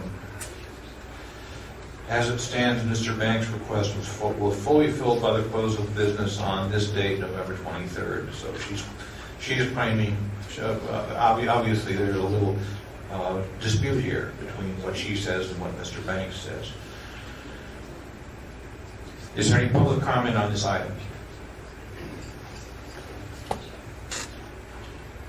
Peter Warfield, again, I'm not a party to this and I haven't followed this, but I do think that the page 259 memo from Eileen Shields to the Sunshine Ordinance Task Force, among other things, I think is late. Your own rules say that you're not supposed to consider stuff or put it in the packet anyway if it's less than 1 week from the meeting. Maybe it just manages it. In any case, I do think there's a question, did he get or didn't get what he wanted? More particularly, I don't think you should accept their excuse for not being here. When a department is required to come here, part of the reason is so that you are able to inquire, to probe, to ask, to discover what's going on here, and to shed some light on any questions that you might have or any concerns you might have, including concerns that go beyond any particular admission. For example, why did they make an error? How often do they make an error? Whatever else you might want to find out, you can't find it out from the department because they're not here. And I also think it's a matter of disrespect to your body and to the complainant and to the entire public of San Francisco for a department not to come as required. So I certainly think that I would find them in violation of the requirement to be at all hearings that have to do with these matters, as well as your own procedures. Thanks very much. Thank you. Is there further public comment? Just a very brief one here. Basically, as a citizen, I think any governmental body, if they have rules and procedures that they are using, and you ask to see the rules and procedures, you have a perfect right to do that. You can't just say, oh, well, we've decided. Unfortunately, my experience with many city agencies is employees will say, well, that's our policy. And you say, well, may I see the policy? And then they start to back off. And the question then comes, well, is there a policy, or is this just an excuse we use? Or is there a policy, but I'm not going to let you read it because what I gave you was my interpretation of the policy rather than what the policy actually says. And so basically, I think that whatever they're doing here, if they're using policy documents provided by the state, by the city, whoever it happens to be, HIPAA, they need to provide the documents and say, this is the policy we're following, this is why we're saying what we're saying. And that, from what the gentleman's presenting, it's just all over the place. It's, we're considering this, we've read this, but we haven't read this. Yeah, we talked about it, but we didn't talk about it. And it's like, doesn't very well give them a case for being very open and honest. Thank you. Further public comment? Kimo Crossman, I also wanted to relate that, speaking with the complainant, he indicated to me that the after filing the sunshine complaint, the department has 5 days to respond. That should have been responded to by the 17th. They didn't respond to the 29th, so it puts them at disadvantage in preparing this case on this. I also want to say that I'm a little disturbed. I'm hearing that your city attorney talk about an analysis this and analysis that. I'm not seeing any written analysis. I'm concerned that analysis is being done on the spot, or I think it's very important that analysis that's referred to be written down so people can see it and analyze it. So I would encourage that to be the case. Thank you. Is there further public comment? Seeing none, public comment is closed. Mr. Banks, at this time, if you wish, you have 3 minutes to make any concluding remarks.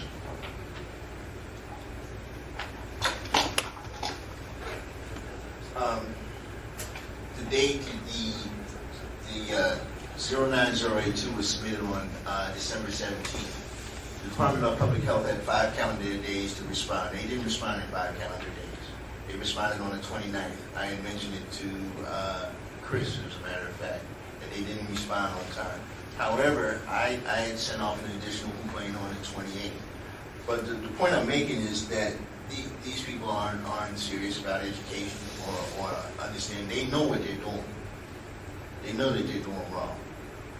They don't want to come up off that policy. Now, I also think that there's some real serious legal ramifications behind this. You have approximately 20,000 people with HIV and AIDS. So you created a form that violates all their constitutional and HIPAA rights. So I would like to get that policy. I would like to find out what is the foundation for them to generate something that's in contradiction to HIPAA. The document I showed that is put on yearly by the Department of Public Health. Maria Martinez wrote it. It's her document. It's her document that says that, you don't have to consent to share information in order to receive services. This is the information that they give to providers. The sad thing about this thing is that people with HIV are being isolated again. They're the only ones that have to sign this consent form. I couldn't find a consent form for any other disability, whether mental, substance abuse, or any kind of other disability, where they had to sign a consent form. This consent form also contains provisions for research. I think people with HIV have suffered enough. We need to open this board and find out what's going on. We need to get this information, and I need your support to get it. You're talking about educating these people. These people don't want to be educated. I know maybe I'm making presumptuous assumptions, but based on what they've shown me, they know what they're doing. So I would like to, I don't know if this complaint is together with the other one, but education is not necessarily answered. They wrote you that they're going to go through some training. Maria Martinez sent me an email today saying from here on in, talk to Eileen Shields. I don't have a problem with Eileen Shields. But they still haven't sent that document. No matter how many times, how many amended complaints, how many more complaints I've written, IDR, the 10-day rule, they have not sent that document. I suspect the document doesn't exist. I expect that they just made up something and just put it on a piece of paper and have people sign it. And now that they have to provide some evidence for what they did, they can't. And that's pretty embarrassing. I talked about when they initiated the Reggie Project, how this used to be a community-centered model of care, of Ryan White care. They don't, there's new leadership, they've cut out the A's operation. Keep your remarks focused. I do have one question. In your amended complaint, you cited certain sections of the California Public Records Act. Can you repeat that, please? Yes, section 62. 6253.1A123 of the California Public Records Act. 6253.1 Yes, sir. A. A, and then under that subsections 1, 2, and 3.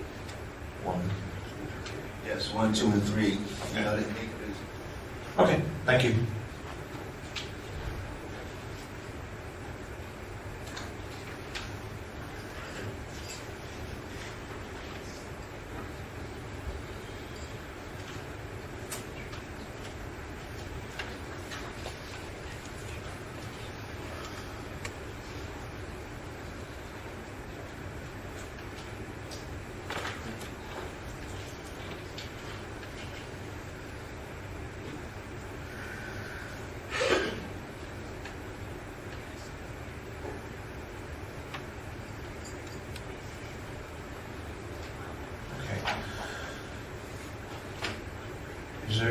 Is there a motion?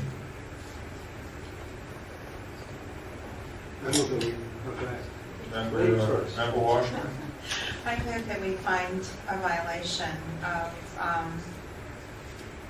67.21B and also the violation of the California code that Mr. Banks cited. 2167, 21B. You mean E? Failure to appear? Failure to appear. Failure to appear, Okay, also failure to produce the document. There are lots of things, failures here. Failing to respond to the IDR. 6725. Okay, so we have 6721B, you said?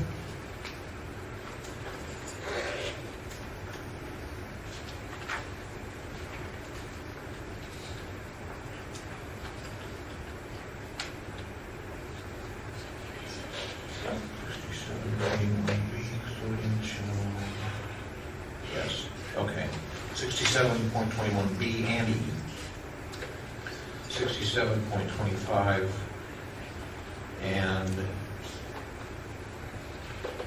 6253.1A, 1, 2, and 3 of CPRA. I second the motion. Is there discussion? Roll call, please. On the motion, Member Manning. Aye. Manning, aye. Member Washburn. Aye. Washburn, aye. Member Caneva. Aye. Caneva, aye. Member Johnson. Member Johnson, excuse. Member Chu. Aye. Chu, aye. Member Chan. Chan, excuse. Member Goldman. Yes. Goldman, aye. Member Williams. Williams, aye. Member Lee. Yes. Lee, aye. Mr. Chair, we have 7 ayes. Attorney, I think this should come before complaints and amendments. Agreed.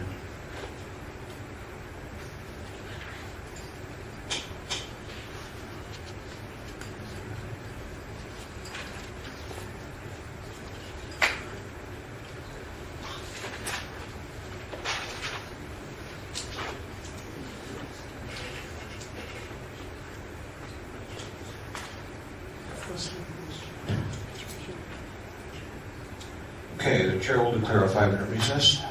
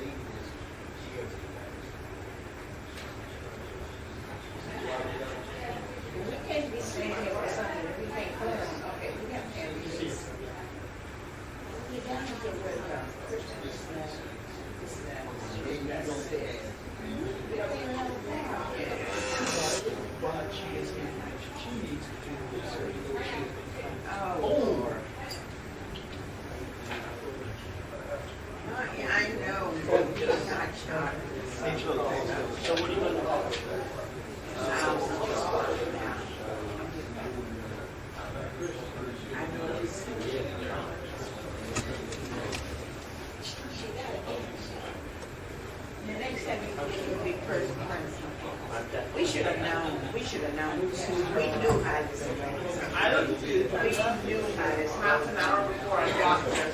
We knew how this was going. And saw that the agenda had arrived. So you just brought us. Oh, so he So I goes. opened it up. So and he goes and sneaks back and he gets little fruit so we can't smell it. We have 6. And then I was like, oh my God, this is 40 items. That's all I heard you teaching And then there was 6. Oh, yeah, she said you look. You better not put that bag down there. The watch She was afraid that somebody would use it. Nicholas, Oh, she was.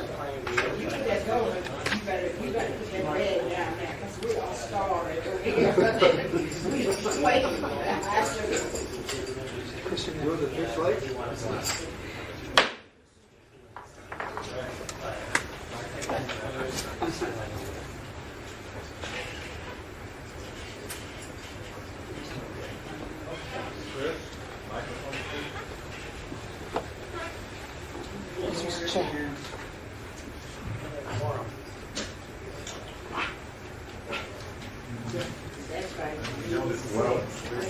Suzanne comes back in the afternoon.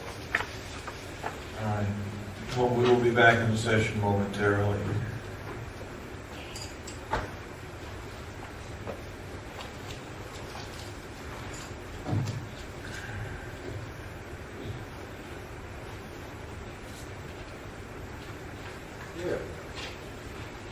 We're back in session.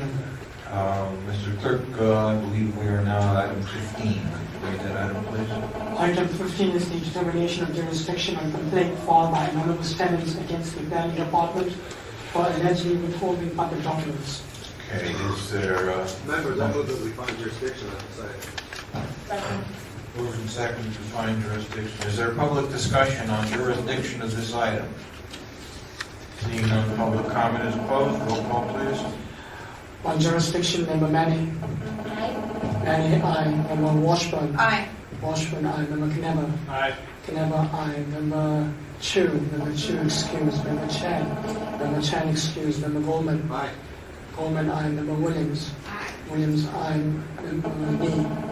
Aye. Lee, aye. Mr. Chair, we have 6 ayes. Okay, we're ready to proceed with the merits of this case. Is the complainant here? Is there anybody who has a cell phone or other electronic voice device anywhere near a microphone? Okay. Thank you for coming. You have 5 minutes. Good evening, members. Anonymous tenants here. The 2 public records that we requested in Exhibits A and B that we provided you, these documents, in fact, were required by Planning Department. These 2 public records exist and are in Planning Department's control. There was a Planning Commission hearing on September 29, 2009 for this project, and these records would be needed for the hearing to proceed. Unless Planning Department was, again, paying favoritism and letting this applicant proceed without them. According to the Notice of Planning Department's Requirements Number 2, marked as Exhibit B, the project was placed on hold until they received these documents. And as stated, if planning didn't receive these documents, planning could send the application back for cancellation. The hearing was conducted, so it is obvious that planning has these documents, because if they didn't have these documents, then planning should not have gone forward with the hearing. Planning did not provide these documents to us prior to Planning Commission hearing. Right after this hearing, we asked Brian and Lulu of Planning Department to identify these documents, but they failed. These documents are required for the continuance of this permit application. Once the permit is issued, the public has a right to appeal the permit and review all the documents. In this case, the permit has not been issued and subject to appeal if and when the permit is issued. These documents, by law, are required to be maintained as public records for several years. In addition, planning is required by Sunshine Ordinance to maintain the original records in an orderly and professional manner.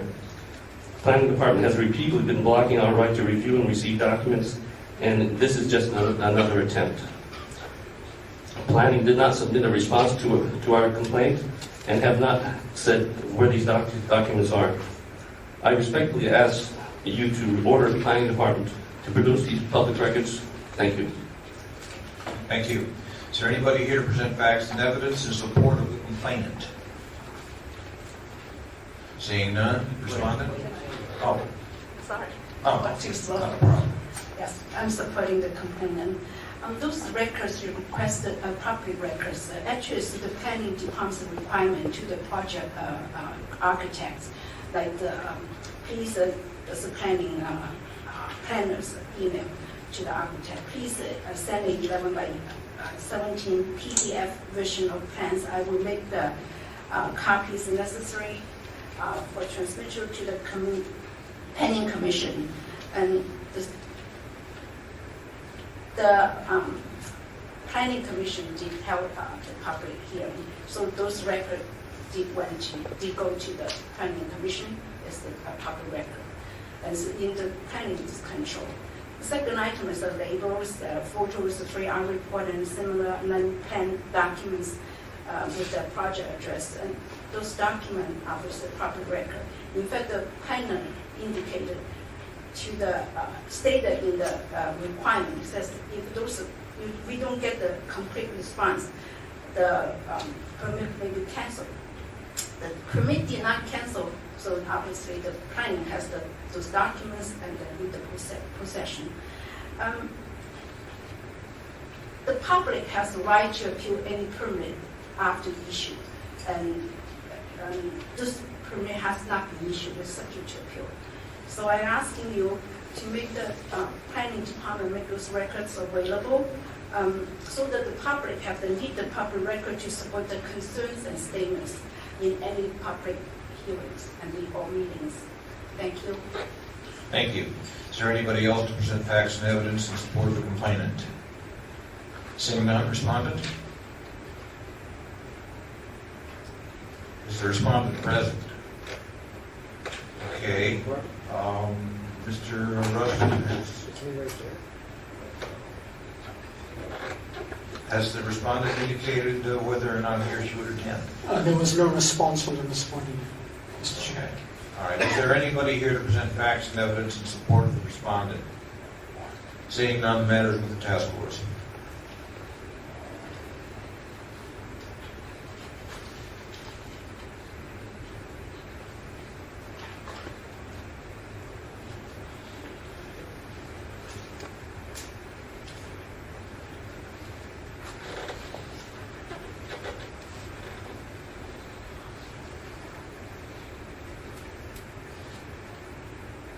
Unless I'm missing something, it seems pretty cut and dry to me. Maybe it's too simple, I don't know, sometimes when it's too simple, it worries me. They were also documents, they didn't get them. Well, they were offered them in a rather slipshod fashion, it seems to me. And to me, I mean that. To me, this smacks a little bit of sandbagging. Also, if the complainants had not specified what they were looking for, just we want the box of documents, then the respondents could say, well, we need some specificity on what you're looking for. So this looks to me somewhat like a dodge. Yeah, it's pretty clear what they're asking. Is there public comment on this item? Hi, Ray Hartz. The plaintiffs in this case have been kind enough to refer all the documents and interchanges with the building department regarding this matter with me. And it's going right to the chairman's comments. Basically, it's come down on Tuesday, we'll have it for you. And then the next day it's an argument about why when they went on Tuesday it wasn't there. And then it's come back on Thursday, and then they go down and are told that it's, somebody else has the document, and it just goes around and around. Very frankly, I think, number one, out of fairness to them, they're entitled to the documents and they should be given it. And all the building department, from everything I've seen, is evade, obfuscate, and do anything else. And on a general comment, as a citizen of the city of San Francisco, one of the comments I hear from city agencies is how much time they have to waste responding to public documents. I never hear them talking about how much damn time and resources they waste avoiding giving documents to citizens. And in this particular case, I've been watching this going on for a year, and I've had, the Brian Smith and this person and that person, a city attorney got involved, and then you get into this myriad of discussions about, and you can't even answer, you can't even figure out what the hell they're talking about. None of it makes sense, and I think it's a complete stonewall. Thank you. Is there further public comment? Kim Cross, I just want to speak in support of the complainants. I've been following their issues to try to make planning follow its procedures and policies over the last year. And they continue to be stymied by the department every step of the way. Misdirection, non-response, someone's at the office, etc. Give them the wrong direction, the wrong documents, and then say they responded completely. So if they say they haven't got the documents, then I have every right, I feel very strongly that I believe that's the case, and you should find a failure to provide documents requested. Thank you. Is there further public comment? Yes, Peter Warfield. I think that the lack of presence here by the department is once again, as in some other cases, inappropriate as well as unlawful. I think it is clearly a way of disrespecting as well as aiding the unlawfulness of what they're doing. Disrespecting the public, disrespecting you, and disrespecting the complainant. I agree with the chair's, I don't know if it's a technical term, sandbagging, but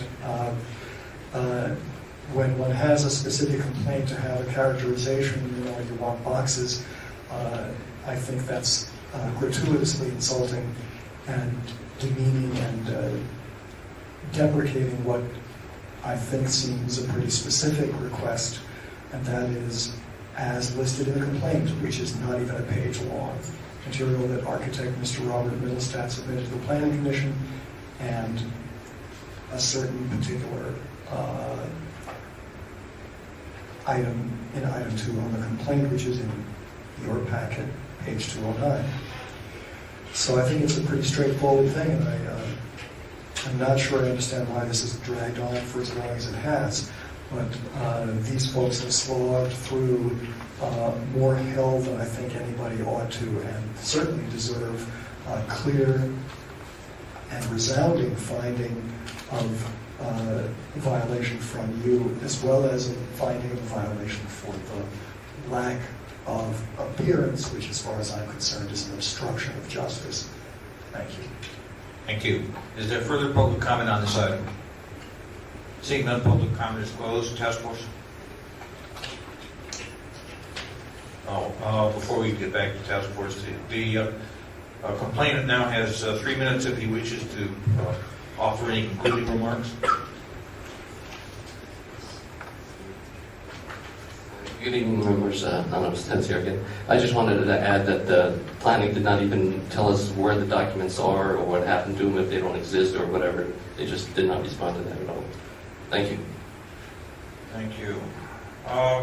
Mr. Anonymous Tenant, please, don't stay at the microphone for a second.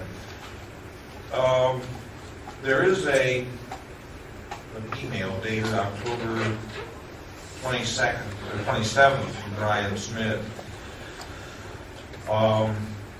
Tenants records request for items number 1 and 2 can only be ascertained by reviewing the complete case docket. We have found no items that relate to these 2 submitted requests. So they're saying they looked, they couldn't find them. And I guess what they're saying is maybe the items don't exist. That's the impression I get from this very brief email. You are certain that they do exist? Well, they would have to exist in order to proceed with the commissioner's hearing. Okay, thank you. Thank you. Thank you. Member Washburn. I'm inclined to throw the book at them, and they may have destroyed documents they should have kept, and that could be a violation. Certainly they didn't come, they didn't provide the documents requested. Anything else anybody else can think of? Failure to appear, Yeah, I mentioned that. maybe willful failure to comply.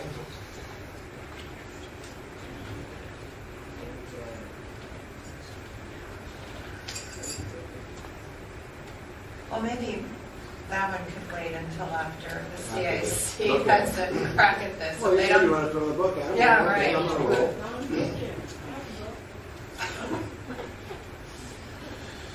All right, what I'm hearing are 67.21B, E, and L. LB. Inspection and copying of documentary public information stored in electronic form shall be made available to the person requesting the information in any form requested, which is available to or easily generated by the department, its employees or officers, et cetera, et cetera, et cetera. 67.26, withholding kept to a minimum. 67.27, justification of withholding. Well, they're not claiming to withhold. They're just claiming they can't find it. Okay, so we have 67, B, E, L. So we need that in motion form. 67, 6. I think that covered it. If I will move that we find that the Brighton violation on 67.21 BEL, 67.26. Is there a second? I second it. Okay, moved and seconded, discussion. Roll call, please. On the motion, Member Manning. Aye. Manning, aye. Member Washburn. Aye. Washburn, aye. Member Caneva. Caneva, aye. Member Goldman. Aye. Coleman, aye. Member Williams. Williams, aye. Member Lee. Aye. Lee, aye. Member State Chair, we have 6 ayes. Okay, and this matter is to go to the Compliance and Amendments Committee.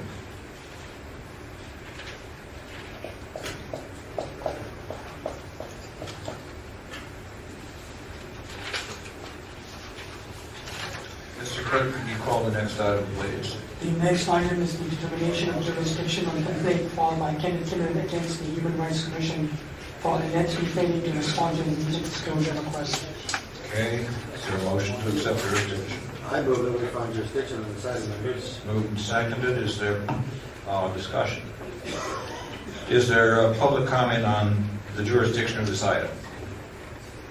Seeing none, public comment is closed. Roll call, please. On the motion, Member Manning.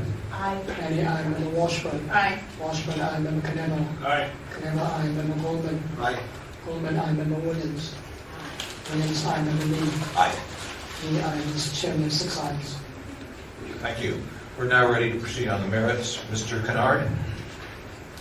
And did I pronounce your name correctly? That's correct. Okay. Thank you for coming, sir, and we're sorry that this has taken so long to get to this point. We appreciate your waiting. You have 5 minutes. Yes, sir. Members of the task force, this just a summary. My family began the trucking business in Texas in the 20s, and my great uncles arrived here in San Francisco in 1945 and operated the Smith Ranch dump site in Marin County. During that period, after the Civil Rights Act was passed in 1964, there was a surge of blacks, African Americans, trying to get into the trucking industry.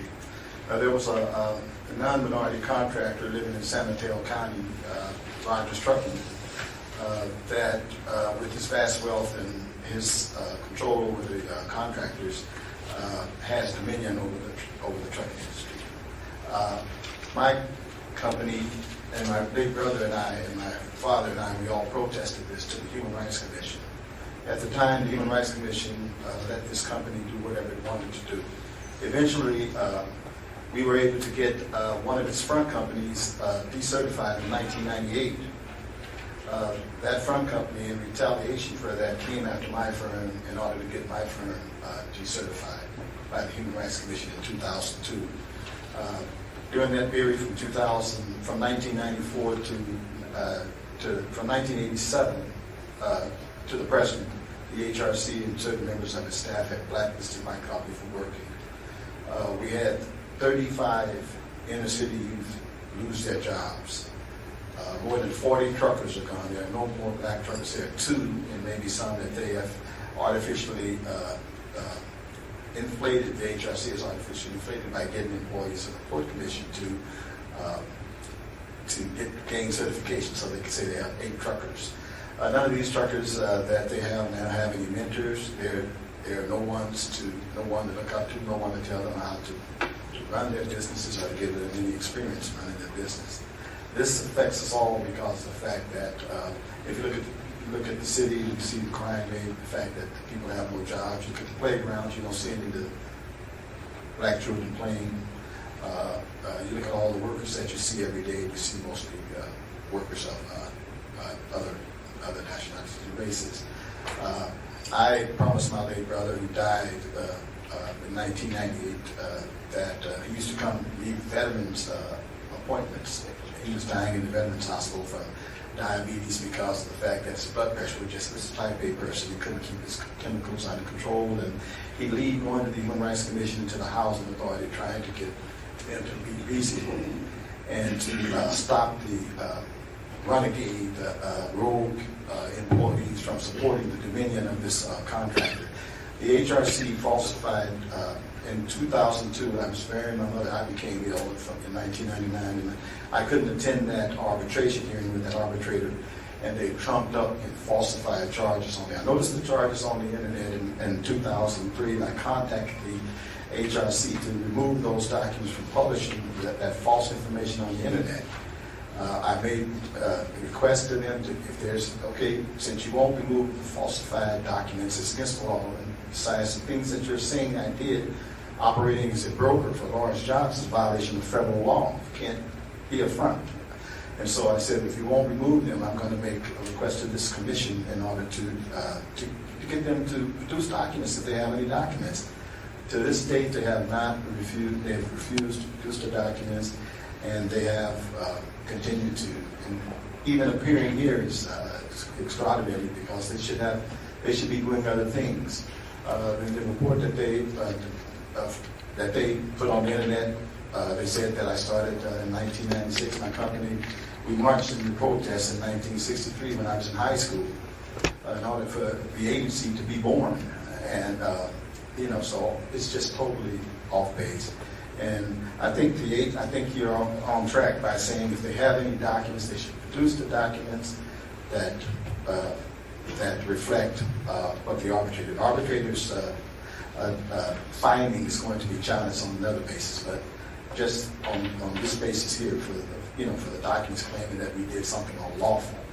And anything that comes out of this should be turned over to the district attorney because for a person that's working for an agency like that to go after a person like this, it costs me the loss of jobs, reputation, because this is on the internet saying that we have done something unlawful and contractors don't want to touch us. This is really, really, after all these years, and I've had 2 deaths in the family behind what happened here, my father and my brother, and then now they continue to perpetuate this and keep this thing going. And so that's why. Thank you. Thank you, sir. Is there anybody to present facts and evidence in support of the complaint? Seeing none, respondent.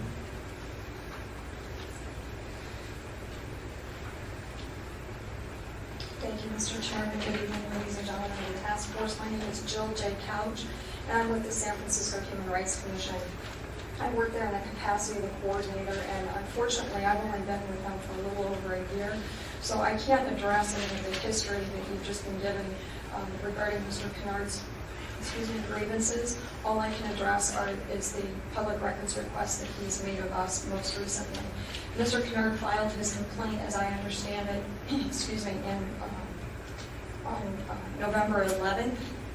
And I apologize, I just became aware of this complaint yesterday, but I have a letter where I invoked the additional time period for responding to his public records request, taking us to the 19th.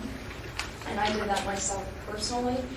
In addition to that, Ms. Melinda Kenios, who was here earlier but had to leave due to her child care concerns this evening, it's my understanding that she's been working with Mr. Kennard on both this request and the previous request by him. And he has in fact received the documents that he has requested, including the minutes from the 2005 meeting, reflective of documents regarding events that took place in 2002 that are well past our retention period. So at this time, ladies and gentlemen, I have to ask that you find that we have not violated the Sunshine Ordinance, and I'll be happy to answer any other questions that I can. Thank you. Is there anybody here to present facts and evidence in support of the respondent? Seeing none, the matter with the task force.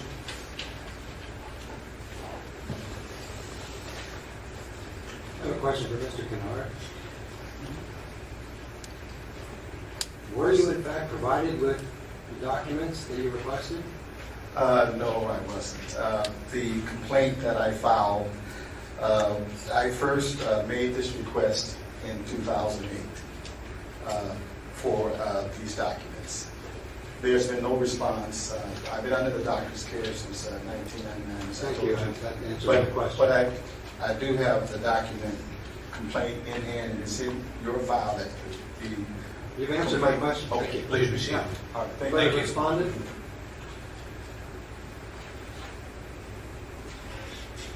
Ma'am, you just told us that you provided responsive documents to the complaint. Yeah, I'm Is sorry. that, what did you provide?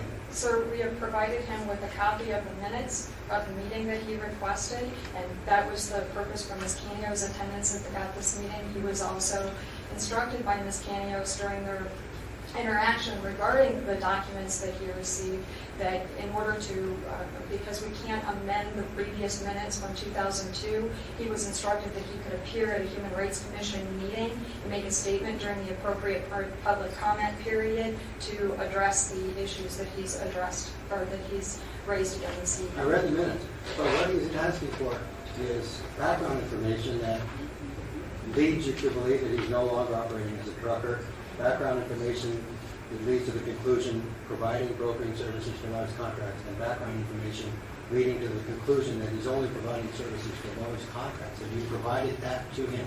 And I'm sorry, so that's why Ms. Canios was here earlier this evening to address that specific question. She indicated to me that she has in fact provided the documentation to him. Thank you. Thank you.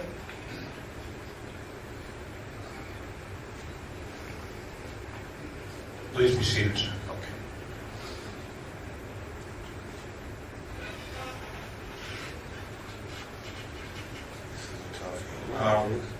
Okay, at this time, we'll take public comment on this item.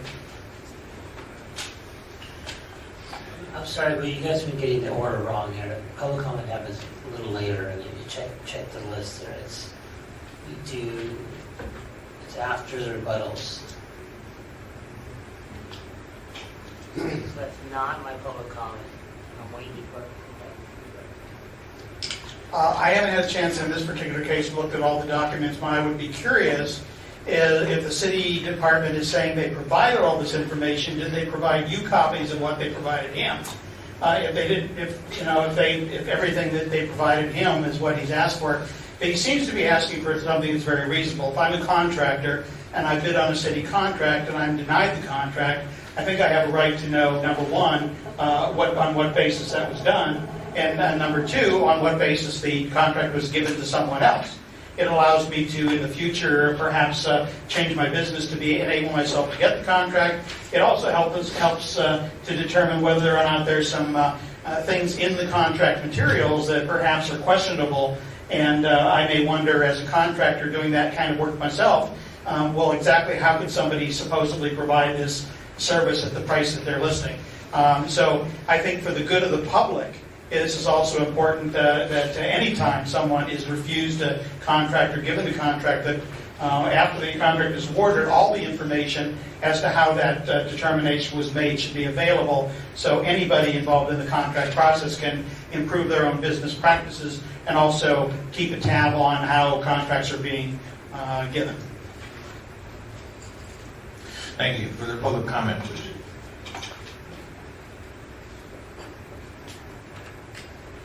I would just like to support Peter Warfield, the comment made by Kimo Crossman. If you look at your procedures, they show on page 5 of the agenda, 5 of your packet, that item 6 is public comment, and it follows respondent and complainant presents clarification/rebuttal, which is item 4. So I would prefer to have the public comment later, but if you've called it now, this is the only chance that I would like to make public comment. Please proceed.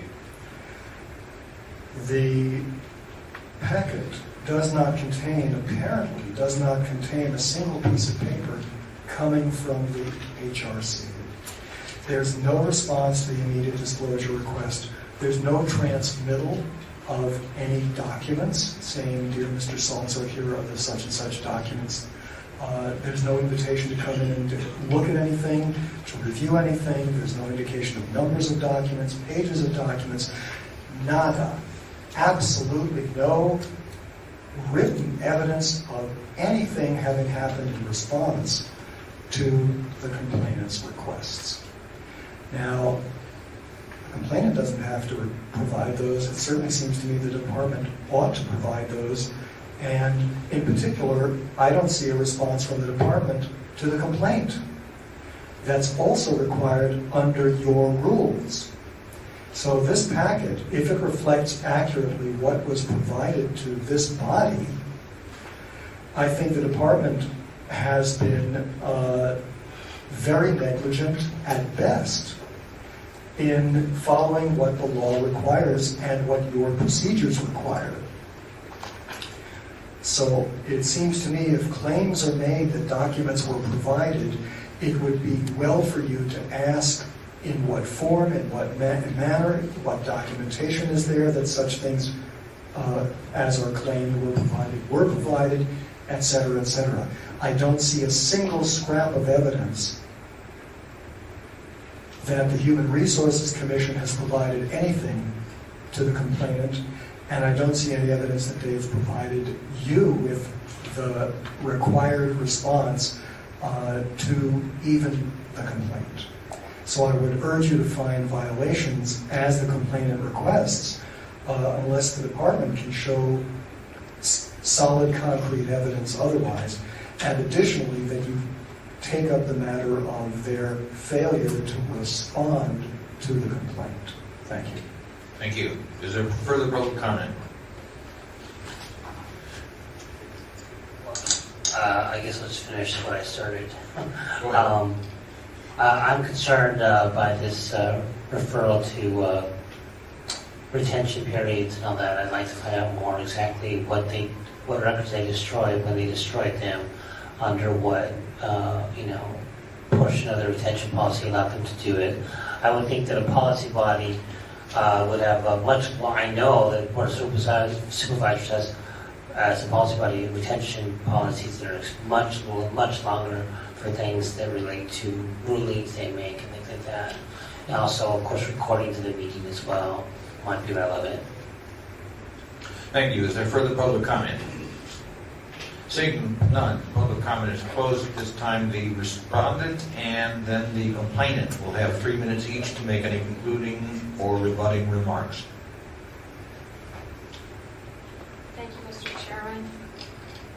First of all, I just want to point out that we're not talking about a contract. We're talking about the certification process that is undergone at the HRC. So there's a tremendous difference in the type of records and documentation that are involved there. Second of all, records for this entire process have been made available not only at this time, as I am told by Ms. Canios, but also previously, because as Mr. Kennard has pointed out, this has been a matter of some continued contention between Mr. Kennard and the HRC, and it even went before Harry Epstein, an individual who was engaged to act as an arbitrator in the matter before the Human Rights Commission. And finally, I apologize, I was not aware that the complaint had even been filed until this morning, and I contacted I contacted Mr. Rostam to let him know that we would in fact be appearing today as soon as I found out that we did in fact have the complaint. And I would like to submit, if I can, realizing that I'm completely out of rule, I beg your indulgence for the letter indicating that I would need at least until the 19th, and the complaint that you have in front of you was filed on the 5th. So the complaint was filed long before we were even given an opportunity to respond based on our raising that particular extension under the applicable Sunshine Statute. Thank you. Thank you. Mr. Kennard, you have 3 minutes.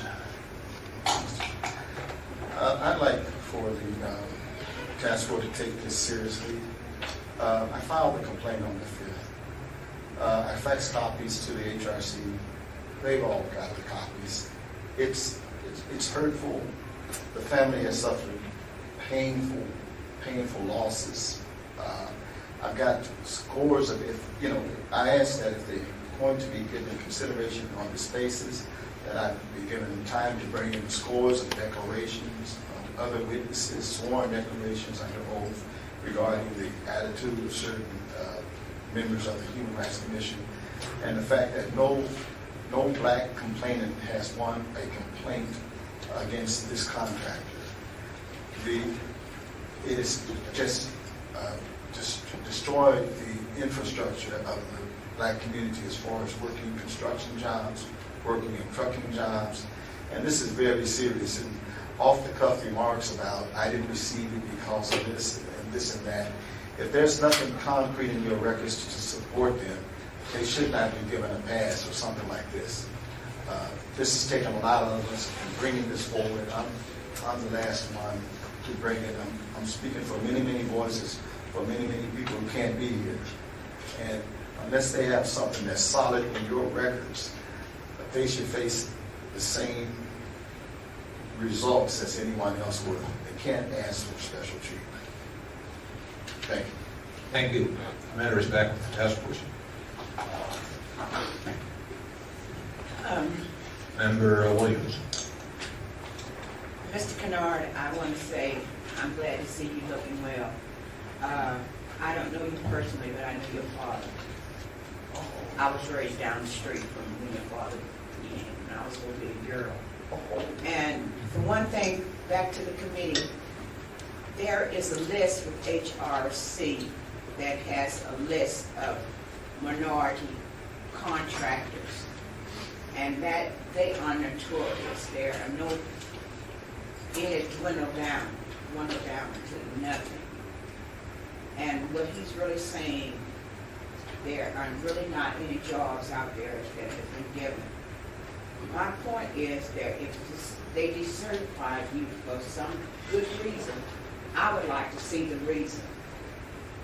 And you should have those papers why you were decertified. But I know that black contractors and other contractors of minority, they don't get contracts and they don't get bids. They don't get put on that list.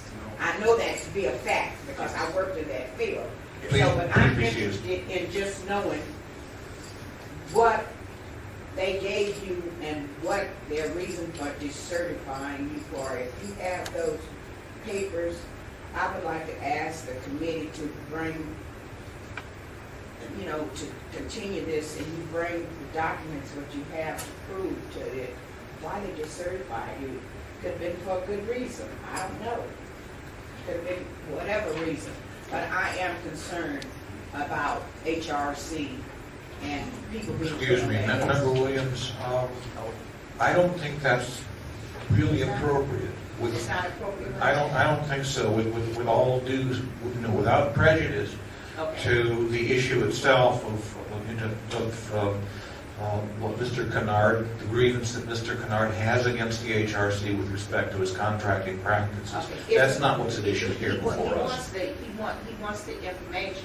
Well, Is that what? you're asking to bring the information here, he's claiming he doesn't have it.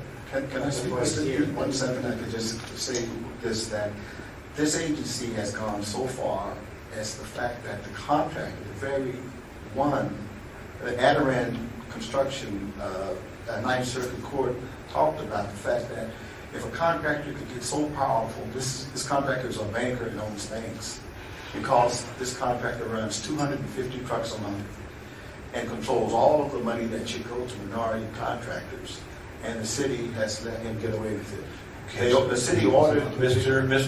Kennard, with all due respect... Okay, but I can just say this, this is the fact that they wanted to retaliate against me by... Sir, that is not what's before this body. What's before this body is your request for public records. Right, I'm saying produce the evidence. If they have the evidence, produce it. That's all I was saying. Okay. And if they can't justify... Thank you, Mr. Kennard. Thank you. Sorry. The chair will recommend that we continue this matter to allow the respondent to produce a copy of the record that they have stated they gave to the complainant, and also to give the task force a chance to query Mrs. Canya's. We sympathize with her need to have departed.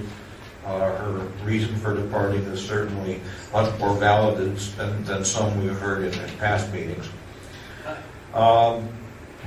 Chair. Member Sine, Monet? Right. I'm just wondering if we, as a body, can recommend that we personally reach out to Ms. Conyers, because it seems that she might have more information, maybe echoing what you just said, if she can provide more information about this. Okay. In the continuance. The chair will draft a letter to Ms. Conyers asking specifically what information was provided, in what form, and please provide a copy to us, and to be prepared to appear before the task force at its January 26th meeting. And Mr. Chairman, should we put her up to the front, since I've seen she had a little child? Maybe we could put her earlier, because I know she was asking that she come earlier. Is it some kind of way that we could put her up to the top? To accommodate. Yeah, to accommodate her with a child here. We can. I will communicate that to Member Craven Green, who will be chairing that meeting.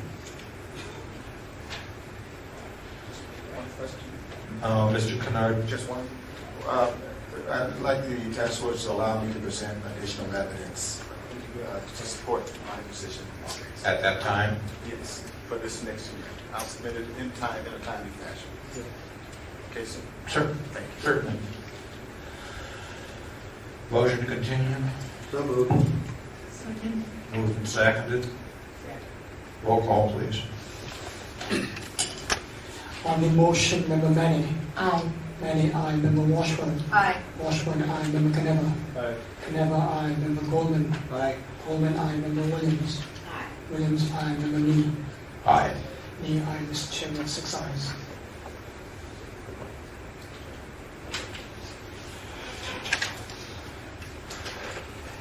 Mr. Chair, is this going to the CAC? No, this is continued to the meeting of 26th. January 26th. Will not go to the CAC because no order of determination has been issued.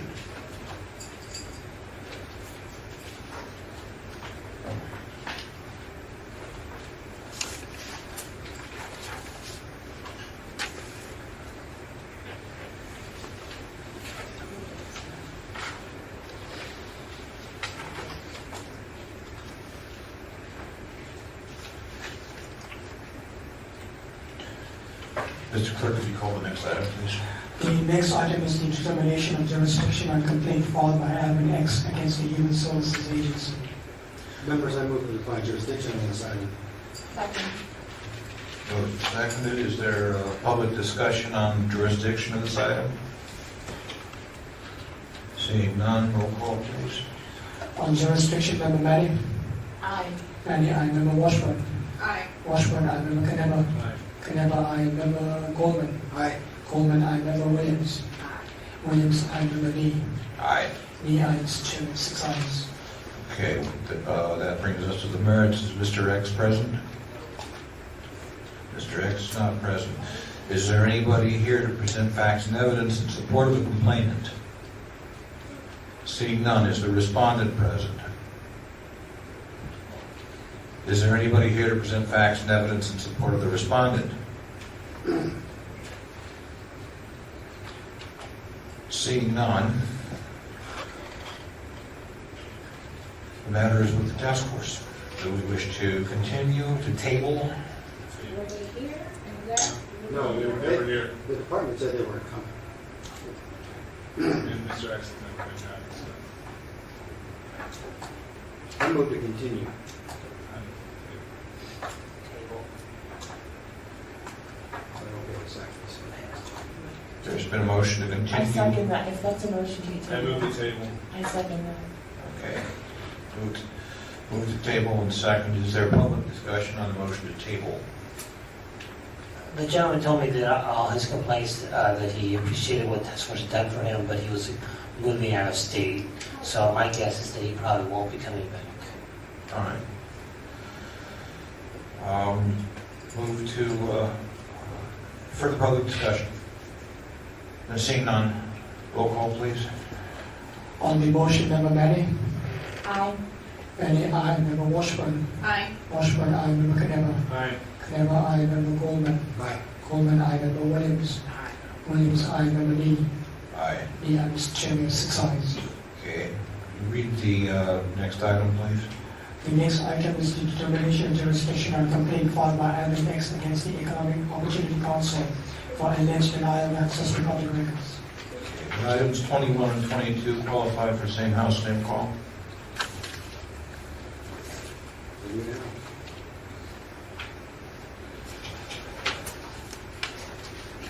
Perhaps it's appropriate to table 21 and 22 as well, saying as That's Mr. right. X. Yeah, that's the same house, same call.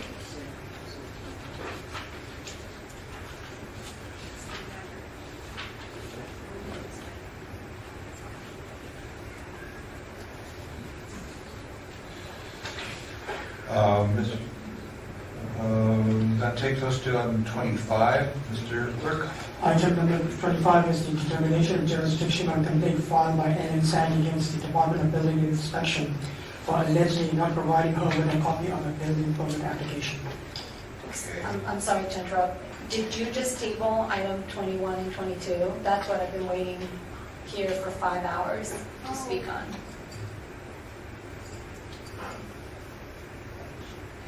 Is this Yes, we did. item 20? Yes, we did. No, 21 and 22. Well, We did just do that. You took a motion on 19 and 20. yes, and then we Right. did a same house, same call on 21 and 22. The respondent is here, we didn't know that. We made a call for that as well, and I guess. They're different respondents. Yeah. Different respondent. They're different respondents. Yes. Well, okay, we can do this one of two ways, and I apologize for my error here. This one is on me. Since Mr. X has apparently plans to move out of state, he's not here to present his case, and there's no reason to hold you here any longer. If he's not here, if he's not going to bring his case, he can always refile it if he wants. But this motion is now tabled. We can bring it back from the table if you wish. Well, I just want, I'm sorry to interrupt, sir. I just want to make sure if it's going to get tabled, that then if it's going to start a whole other process without you making a determination on the merits of this. We've been called twice to present to this body, so I just want to make, I guess I've never really been in front of the body, so I haven't even introduced myself. I'm Lola Corrado, Deputy Director at First Life San Francisco. So we just wanted to make a determination if tabling means that this matter will no longer be brought back unless there's a different complaint, then I am happy that it's tabled. It would be brought back. It would be brought back only if the complainant asks us to bring it back. And he has indicated, as Mr. Crossman said, he's indicated he's getting ready to move out of state. So we can go through the procedure of bringing this back right now and allowing you to present your case, if that's what you would prefer. I think that I would defer to the body. As I said, we're not familiar. We've been asked to present twice. We've been here twice. Mr. X has not been here twice, has not been present either time.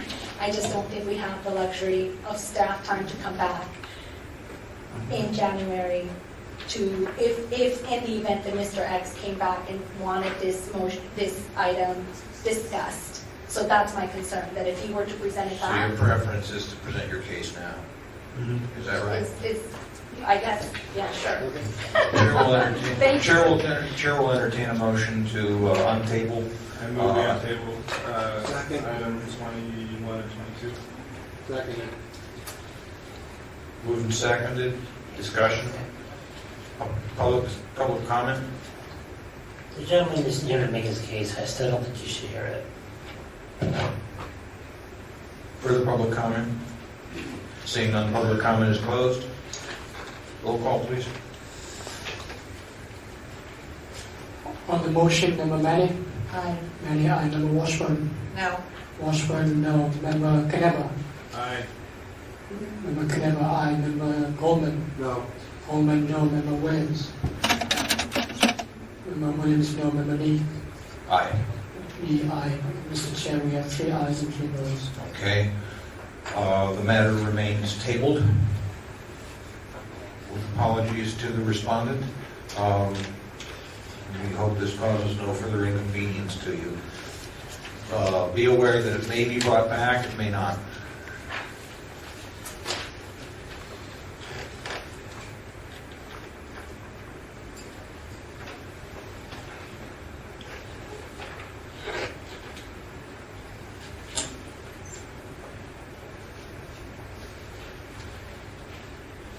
Okay, could you read item number 25, please? Item 25 is the determination of jurisdiction on complaint filed by Ann San against the Department of Building Inspection for allegedly not providing her with a copy of a building permit application. Members, I move we find out Jurisdictions. jurisdiction on this item. Second. Moved and seconded. Is there a public comment on the jurisdiction of this item? Seeing none, public comment is closed. Roll call, please. On jurisdiction, Member Manning? Aye. Manning, aye. Member Washburn? Aye. Washburn, aye. Member Kneba? Aye. Kneba, aye. Member Goldman? Yes. Goldman, aye. Member Williams? Yes. Williams, aye. Member Lee? Aye. Lee, aye. Mr. Chairman, 6 ayes. Okay, we're ready to proceed on the merits. Is Ms. Chang present? Yes. Thank you for coming. You have 5 minutes. Good evening. My name is Ellen San, the complainant. This is my first time to file sunshine complaint excuse me, against the Department of Building Inspection, so-called DBI. I submitted a sunshine request, immediately disclosure requested to Mr. William Straw, communication manager of the DBI, for a public record, a building permit application number 200910229545. Mr. Straw failed to respond to my immediate disclosure request by the next business day as required by Sunshine Section 27.258. Mrs. Straw refused to email me this permit application, which is already in the electronic format, digitized, and in DBI's computer. DBI used the paper flow light and paper vision software, which are the best software in the market. I did provide you with the email from Mr. Stewart at the Scan Store, who is the vendor selling the paper flow and paper vision, and some documents downloaded from the internet about the information about those two software. Mr. Stewart confirmed that with the paper flow lights and paper vision, Mr. Straw and DBI are well equipped to email the public record request. Mr. Straw and DBI are in violation of Sunshine Section 27.21L. Public information shall be made available to the person requesting the information in any form request. As of today, Mr. Straw did not even bother to respond to my Sunshine request of December 8 at all. No reason was given. I want to clarify one thing is that Mr. Straw's letter of December 2, 2009 is responding to other public members for the same permit application. It's not responding to my Sunshine request of December 8, 2009 because it's 6 days after his letter. This letter was made available to me, so I submitted to prove one thing. This permit application is already in DBI's computer, and Mrs. Straw did not need to locate this permit application. Mrs. Straw indicated that a summary of permit report is in DBI's website, but in many cases, only a portion of the complete description of work is in the summary. And Board of Appeal does not accept the summary of a permit application downloaded from DBI's website and only accepts a copy of the original permit application. Some information in the permit application are not in the the website. Like the contact information and then particularly the permit exercise information are not provided by DBI's website and concealed from the public.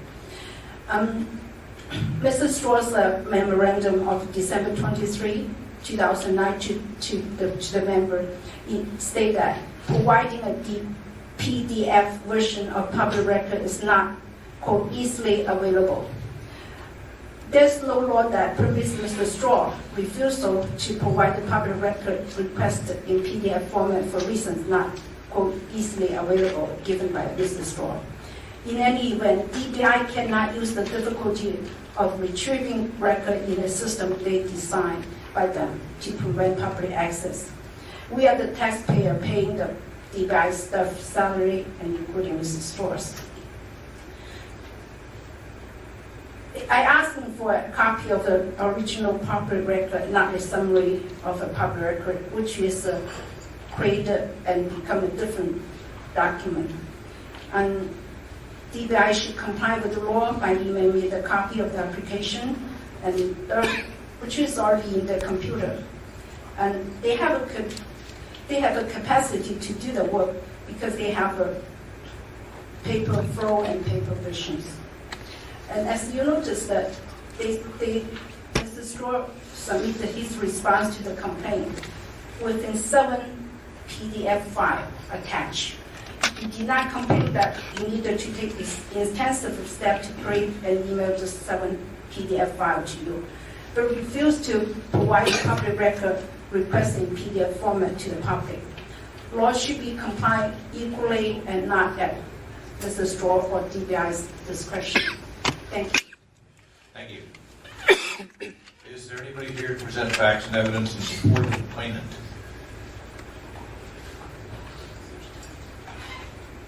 Good evening, members. Anonymous Tennis here. Prior to December 8, 2009, I went to DBI to review the building permit number 200910229545, but the access was denied and I was given the runaround.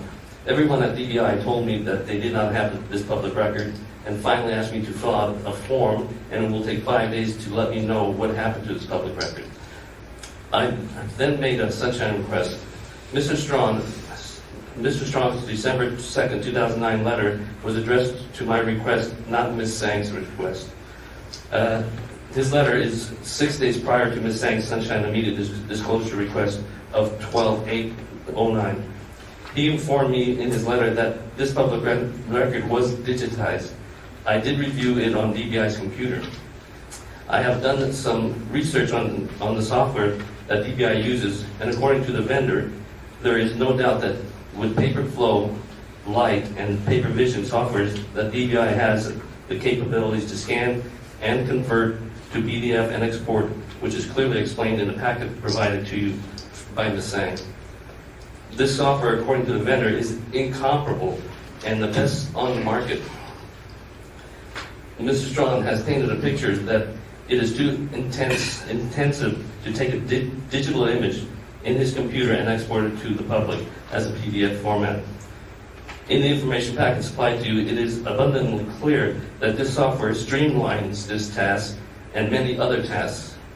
DBI has the capacity to provide the public record in PDF format as requested and should be ordered to comply with the law. If records management section of DBI had a website, Ms. Sang and myself would not be here. It is counterproductive for DBI to type a summary of a permit when they could scan the actual permit and put it on the website. And that's the whole permit is open to public inspection. So we ask you to support Ms. Sang. Thank you. Thank you. Hi, Gil Crossman. I have worked with these complaints on this matter. I want to give you the big picture. The big picture is that this department has previously had complaints against them for charging $6 a page for records requests, and now, after a big dispute, they lowered it to $3 a page. So they want to make money off of public records requests, and so they put them off in this digital system. The complaints are asking for the digital records, because there's no charge for digital records. The department doesn't want to give them the digital records because then they can't charge for them. What the department wants to do is print them out and charge $3. Now it's $3 a page for the records. So that's what's going on. The department doesn't want to give the records to people digitally because then they can't charge for them. And they're for two reasons. One is they want to make the money, but two is because they want to disenfranchise neighborhood groups that want to get records from the planning department by making it costly to make records requests of these items. So that's the big picture. You'll hear a lot of flash and smoke and whistles here in a second, but that's what it is. The department has the records digitized. They want them for free, and the department's coming with all these reasons why they can't give them, even though they're already digitized. Thank you. Thank you. Anybody else present facts and evidence in support of the complainant? Seeing none, respondent, please.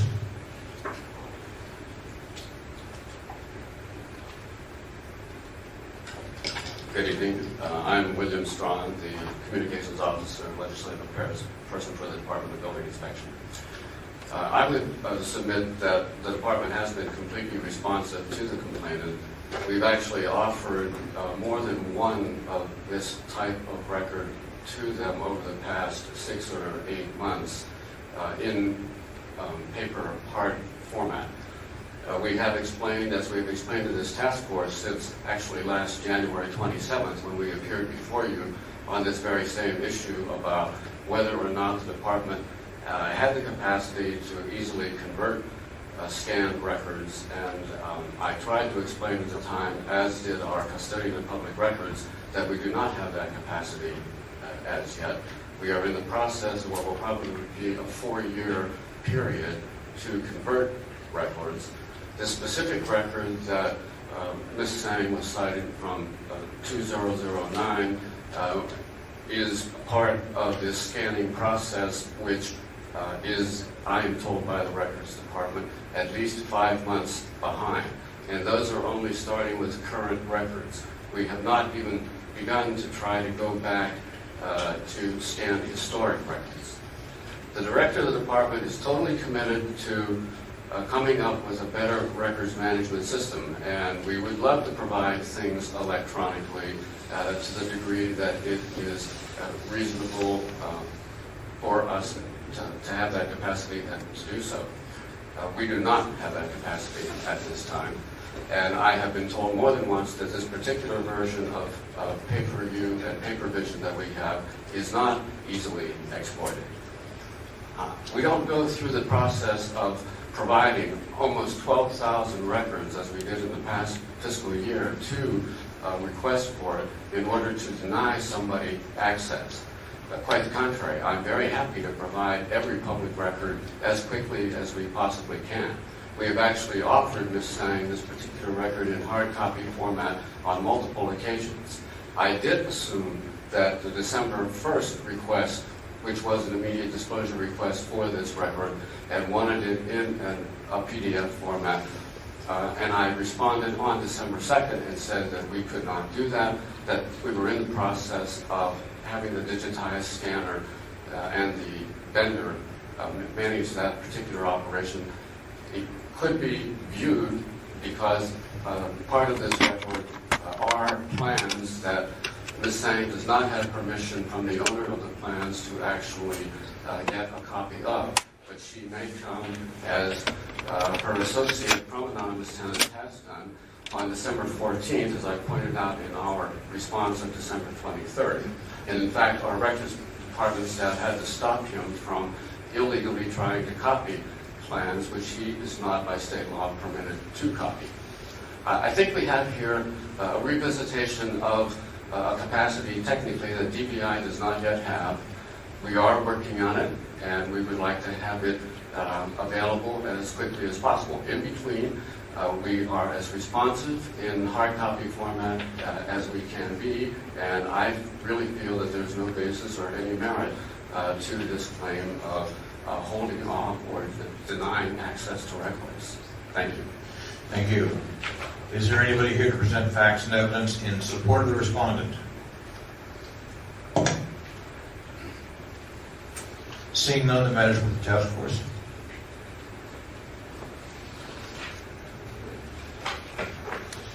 I have a question for Mr. Strong. The process of gaining that capacity to scan and put documents in electronic form, when did that process begin? I'm told we started a pilot project last September. Last September. Well, that's, I'm very curious about that and more than a little troubled because the Sunshine Ordinance, which was initially passed by City Hall in 1993 and then reaffirmed and strengthened by the voters in 1999, which is 11 years ago, mandates that city departments proceed with all, as expeditiously as possible in making their records available electronically. It's 11 years that you've had, and now you're telling me it got started just last September? Yes, I'm telling you that because I can't speak to the full history. As you probably know, DBI was part of the Department of Public Works for approximately 100 years. It became a separate city department in 1995 as a consequence of a voters' initiative. They were in the process of reorganizing the department from 1996 going forward.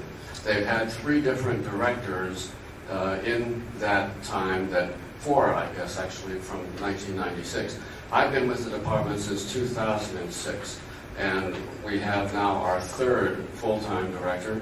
I'm happy to say a person who ran the permit services department for the city of Alameda for 20 years, and who really feels that San Francisco is very far behind the electronic curve. And she has made it one of her top priorities to try and bring DBI up to the current state of art. But it does take time. It also takes resources and commitments. I believe that when we talked about this with the task force last January, I had pointed out that our fees were obviously tied very much to the construction industry.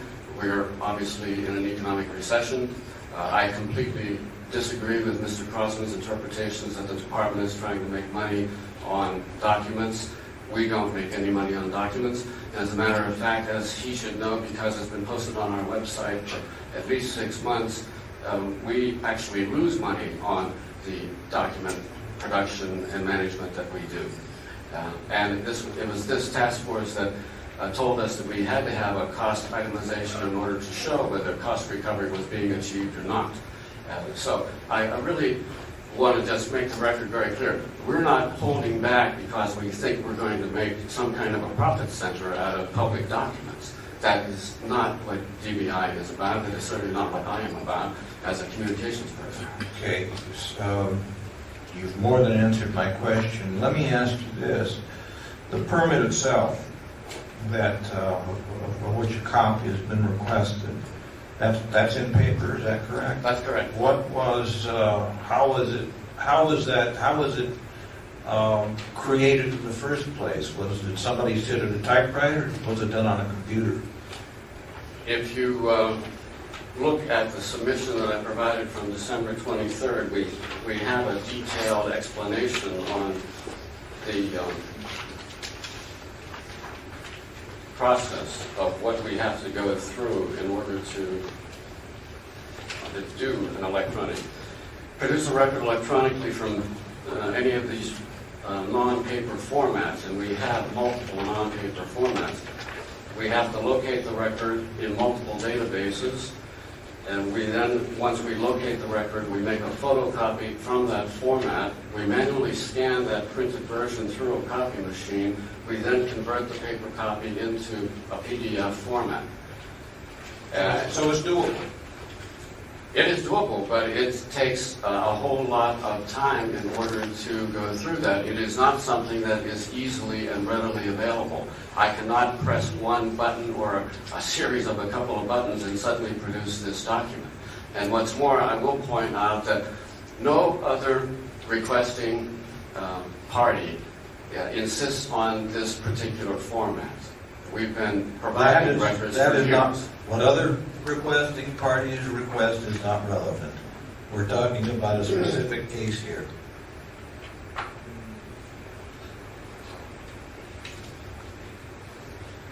Thank you. Thank you.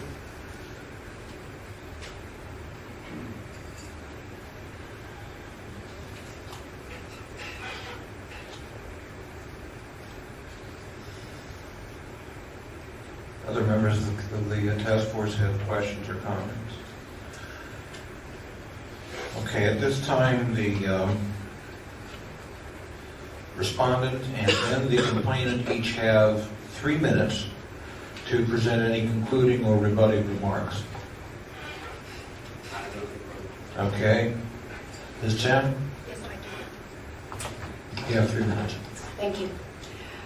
What we are talking about here, this permit application is just a permit application in my sunshine request. I'm not talking about plan, anything else, other permit. He just wanted to mix up anything else and try to confuse you. This is one permit application. I already named them 2009-10. 2009-10 to 954. I did not ask him for plan or anything else, just the permit. This permit, according to his letter to the public, another member of the public, is already picked up by the vendor and then already digitized. And then in the computer, it's seen by the public on the computer, in the computer. So how much effort and time we have to spend just for one document? It's already there in their computer. They don't have to locate them. They can, if they want it, they just can get it to the public by email. They email to you 7 file in PDF format. There's no problem for him. Why the public have to spend that much time? I don't know. Okay, he in the one of public hearing, he says, oh, they don't even have a capacity to scan anything. Now they change it after you vote, and he changed it. They can scan now. They said, oh, that's not easily done.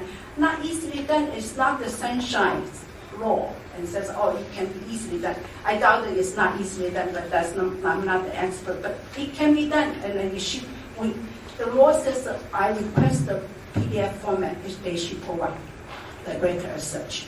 It's already in their computer, this particular permit application we are talking about. Thank you. I hope that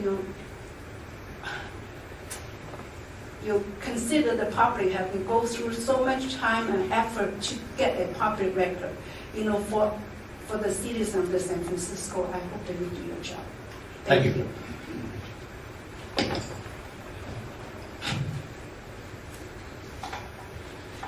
Is there a motion?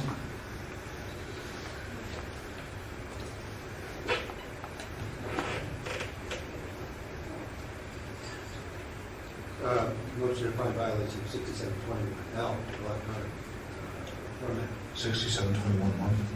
21.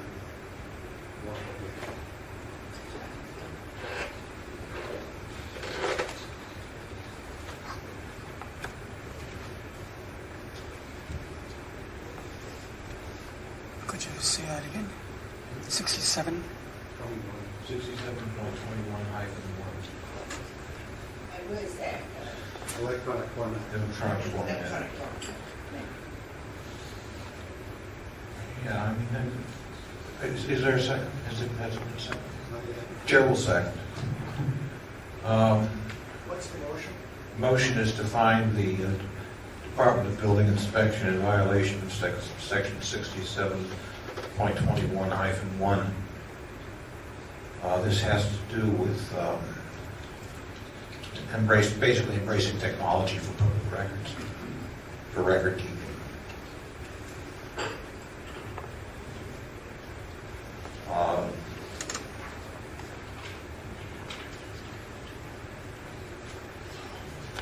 I think also there's a violation here of failure to produce the record. 6726.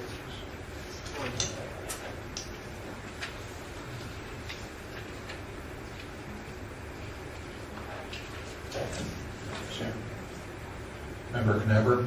If that is going to be proposed, I would like to see it as separate motions because I do think it's a separate issue. Because I think from the documentation folks said they were willing to give a hard copy of something, but there's a dispute there about what that, if that's satisfying or not. Okay, so we'll first take item 67.21-1. Is there public discussion on this matter? Ray Hartz. I listened to Mr. Strong's argument, and he basically said, well, we have 40,000 some records, and we're in the process of doing it. Well, that must mean that some of those records have already been converted to the appropriate format. And my understanding from previous testimony was that somewhere along the line, it was indicated that the particular record in this case has already been digitized. Now, to simply say that because we still have a lot of stuff we haven't digitized doesn't make any difference if, in fact, the particular one that is being asked for is already digitized. It's been withheld. It's being withheld. And it's being withheld even though it's in the format which is being requested. Now, Mr. Strong doesn't probably remember me, but I had an interaction with him about 6 months ago where I sent him an immediate disclosure request asking for one piece of information. And that piece of information was the name of his immediate supervisor. His response to me, well, since I don't have any way to contact you, I'm going to consider this junk mail. And I sent the email immediately back and said, well, how could it be junk mail and you have no way of contacting me when you sent me an email telling me that you were going to consider it junk mail?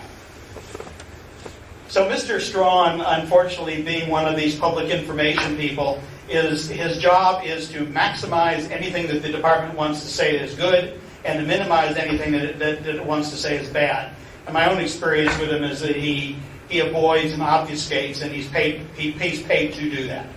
I would like you to ask him the question, is the record in this case already in a digital format, which he could immediately go push that one or two buttons he was claiming he couldn't do and produce it? Thank you. Further public comment? Peter Warfield. Unfortunately, I think we're getting a bunch of technological mumbo-jumbo. In old times, before they had microfilms and so on and so forth, they'd have a stack of paper, they'd be in files, you want to look at the file, here it is. Somebody would pull it out. It's very distressing to me to find that techno excuses and techno reasons are very routinely provided, unfortunately, as excuses or reasons why, well, gee, we just can't get at that, or we can't do that, we can't find that, we can't provide that, et cetera, et cetera, et cetera. What's interesting to me... Cheney? Excuse me, we lost the quorum. Please stop the clock. We are at recess momentarily. We apologize for the delay.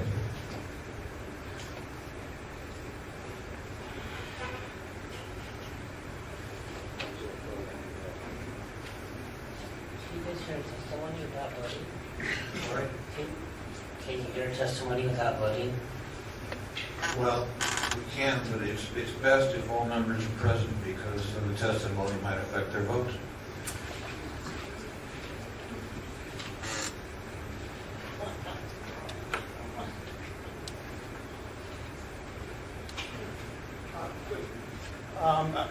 One of the people of public comment made a request that the items, especially the one relating to the Ethics Commission rule, be moved to another date earlier in the agenda. I was wondering if you have any intention of doing that, or whether you do intend to have that discussion this evening. Item number 32, too. No, we don't. When we brought the matter up, there were a lot of objections to doing that. So. Thank you. I was wondering if the item for the Supervisor of Public Records is going to be heard tonight, being that she's not here to present and explain the report. Well, we already continued it once. It has been in the past, it's been the tradition for them to That's present the true. report. Well, we could recontinue it.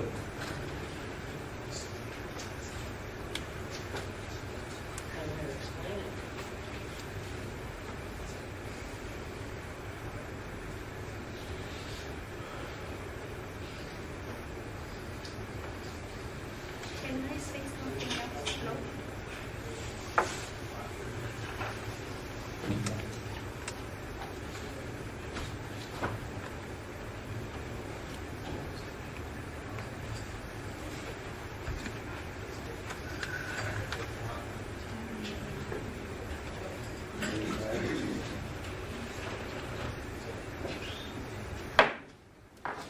We're back in session. Mr. Warfield, you had the microphone. I think I left off with technological mumbo jumbo, and I think that it's very unfortunate. It's a variation of a keep-away game when what used to be in a stack of papers or in a drawer turns out to be technologically inaccessible. Interestingly, the library will send PDFs rather than something else because it's convenient for them to have it in a format that's not searchable and not as easy to use as certain other formats. It seems to me the analogous thing is, as I said, olden times, you look for the record, there it is, and it's the duty of the department, one way or another, to provide that. They need to take paper documents and scan them. That should be required as well.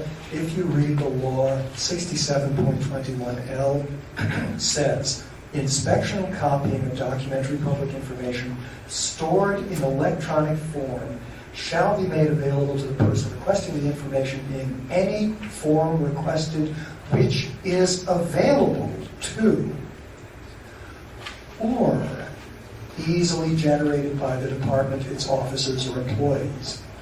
And then it goes on, including disk tape printout, and so on, and so on, and so on. It doesn't say that it has to be convenient to the department. It says, inspection and copying of documented public information stored in electronic form shall be made available to the person requesting the information in any form requested, which is available to the department, its officers, or employees. I would submit that providing the complainant's request is available to the department. Too bad if it's inconvenient. They should have thought about that when they had their systems developed so that they now can hide stuff from the public, which they weren't able to do previously. There's another thing missing from this file. I do not see the department's response to the complainant's immediate disclosure request. And in talking with her briefly about that, she said there was none. So that's another violation. I don't think any of this speaks to the willingness and the interest of the department in following Sunshine.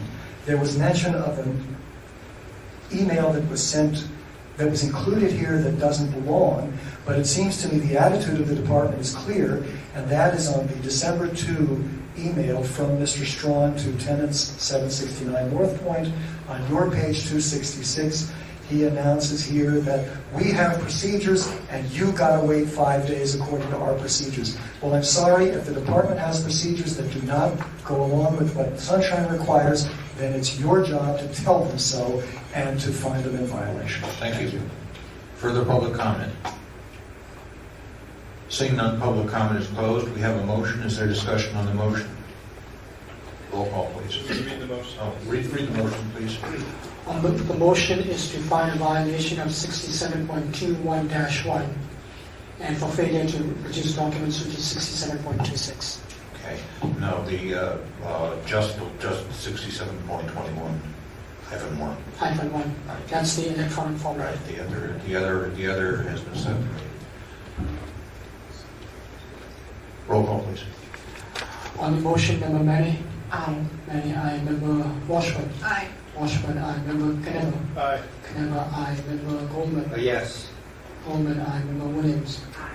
Williams, aye. Member Knee? Aye. Knee, aye. Mr. Chairman, 6 ayes. Okay, now 67.26 was it? Yes.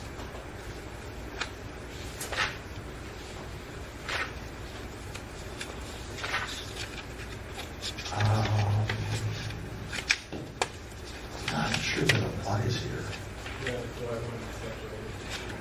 I would say there are some others. I believe there is an alleged failure to failure of immediate response, which I think would fall under 67.25. However, I am not convinced that there was that particular failure. There is the failure to produce the document. Now,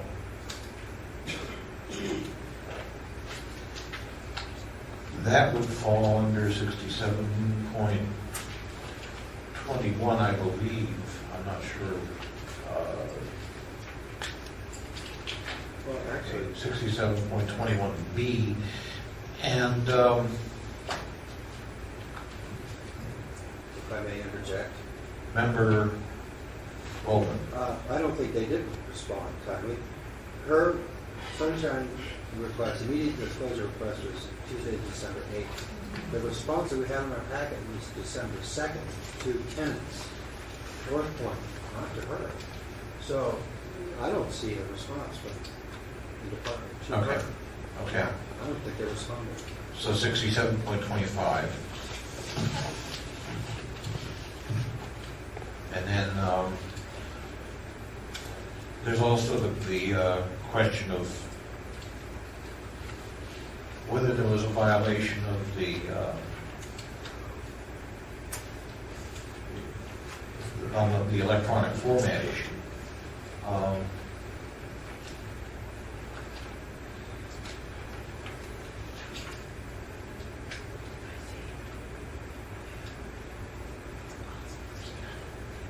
Implementing 67.21-1 falls under 67.21-1, particularly E2, implementing a system that permits reproductive elections.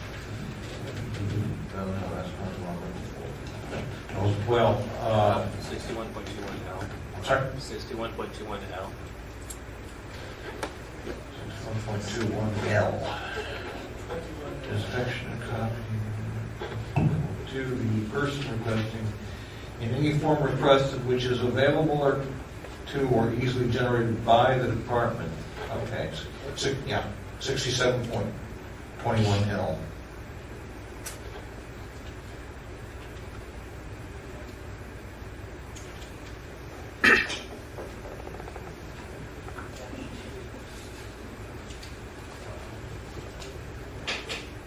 Somebody want to put that in the form of a motion? I so move. Okay. Second? Is there a Second. Moved and second. Moved and seconded to find violation of 67.21L and 67.25. Further discussion? Roll call, please. Public comment? All right, as this is a separate motion, we will take public comment. I'll be brief. I would also suggest 6729-2, which is the Internet Access Worldwide Web Minimum Standards. It says each department shall make reasonable efforts to ensure that its worldwide website,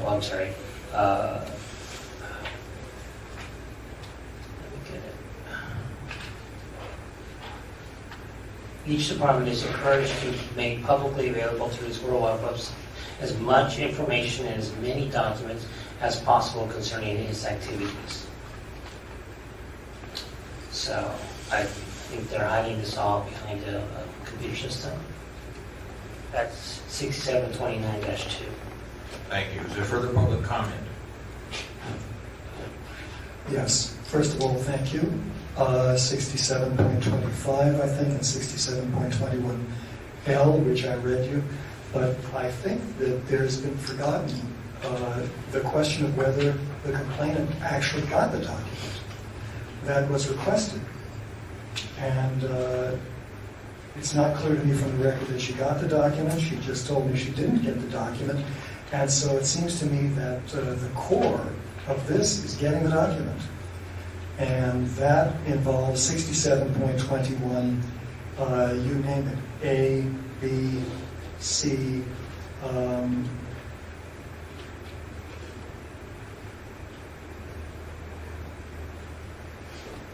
so section 6721, every person having custody of a public record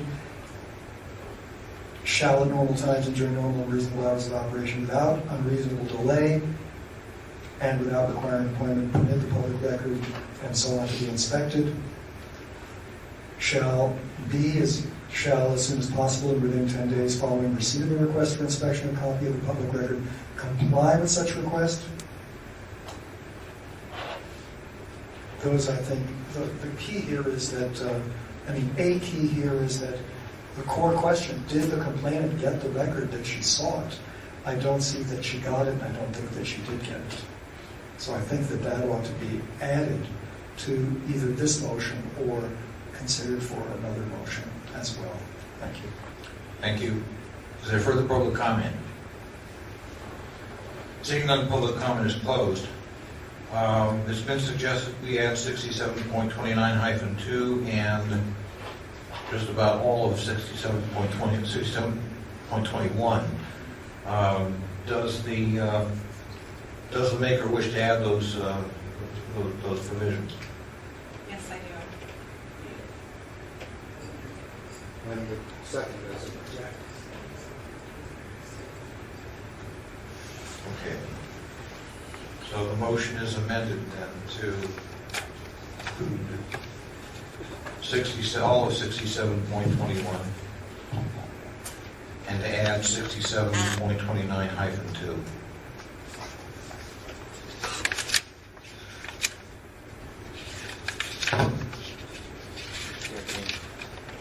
Mr. Freed. Without speaking to the merits, I would just note that 67.29-2 is a provision that encourages departments rather than it requires them. Noted. Before we vote, I would tend to agree with Mr. Threet's remark. Also, the complaint does not really address 67.29-2. I think, furthermore,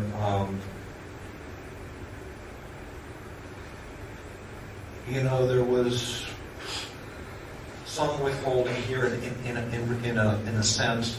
However, the department has invited has offered paper copies, whether that's for The audience will please be silent.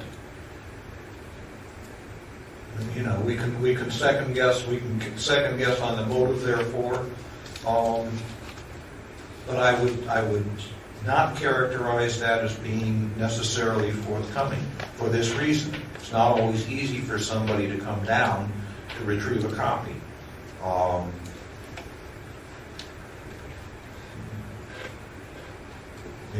The complainant, the requester, asked for the document in a certain form and did not get it in that form, even though the vendor already got it in that form, according to the complainant. So I would tend to, the maker of the motion, the motion as it stands includes 67.29-2. Do you still want to include that? No, I'll defer to the chair. Mr. Second agrees. 67.29-2 is removed from the motion. Further discussion? Roll call, please. On the motion, Member Manning. Aye. Manning, aye. Member Washburn. Aye. Washburn, aye. Member Kneba. Aye. Kneba, aye. Member Goldman. Aye. Goldman, aye. Member Williams. Williams, aye. Member Nee. Aye. Nee, aye. Mr. Chairman, have 6 ayes. Thank you.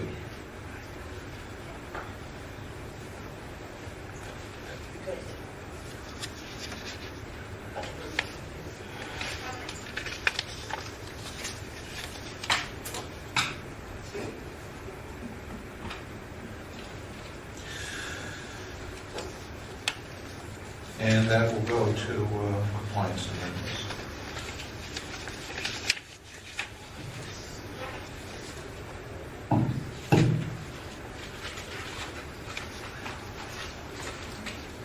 Mr. Clerk, could you read the next item, please? The next item is item number 27, which is the determination of jurisdiction on complaint filed by Supervisor Chris Daly against the Mayor's office for allegedly failing to respond to an immediate disclosure request. Members, I move that we find jurisdiction on this item. Second. Moved and seconded. Is there public discussion on jurisdiction of this item? Being that there's no representative, I would recommend tabling it or continuing it at this point.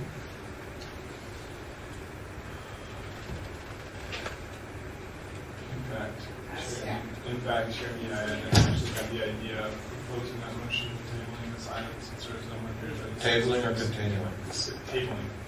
I second that motion. Okay, motion to table takes precedence. And that would include item 28 as well? Yes, it would. Okay. Public discussion on table. Seeing none, public comment is closed.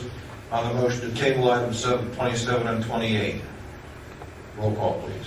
Member Manning. Aye. Manning, aye. Member Washburn. Aye. Washburn, aye. Member Kneba. Aye. Kneba, aye. Member Goldman. Aye. Goldman, aye. Member Williams. Williams, aye. Member Nee. Aye. Nee, aye. Mr. Chairman, have 6 ayes. Okay, item number 30 has already been heard. That takes us to the Supervisor of Records report. The Supervisor of Records is not here. Do we wish to take up this report now or continue it? I move we continue. Okay, I move to continue to January 26th. Second. Moved and seconded. Is there public discussion on this motion? I would just ask that communication go out to Supervisor Records asking her for her attendance on this matter at the meeting. Further public comment? Seeing none, public comment is closed. Roll call, please. On continuance, Member Manning. Aye. Manning, aye. Member Washburn. Aye. Washburn, aye. Member Kneba. Aye. Kneba, aye. Member Goldman. Yes. Goldman, aye. Member Williams. Williams, aye. Member Nee. Aye. Nee, aye. Mr. Chairman, 6 ayes. Okay. Next item, please. The next item is the Ethics Commission's proposed rules on handling sunshine complaints. Okay.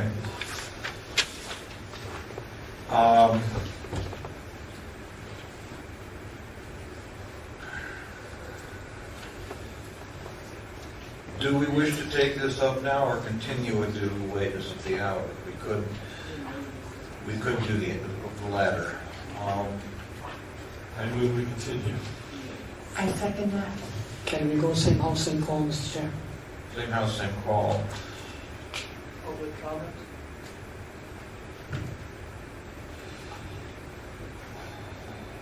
Before we, we'll take public comment on item 32.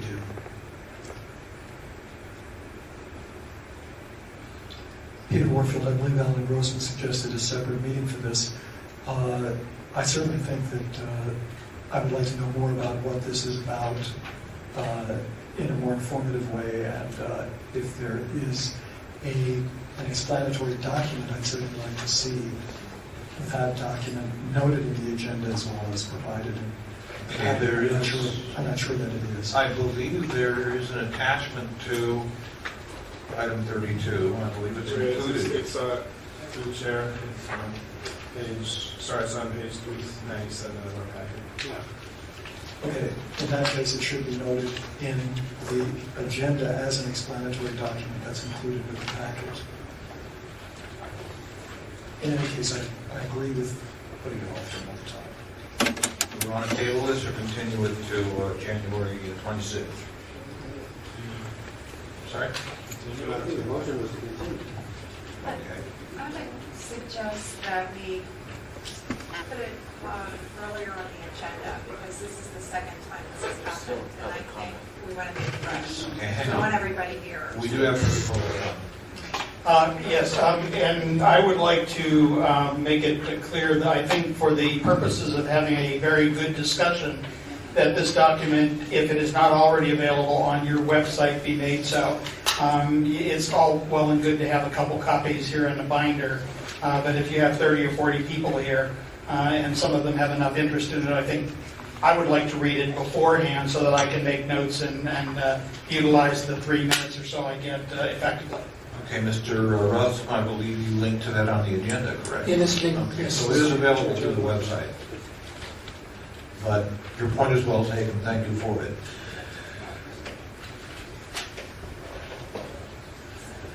Chairman, Yes. so will this be earlier on the agenda next time?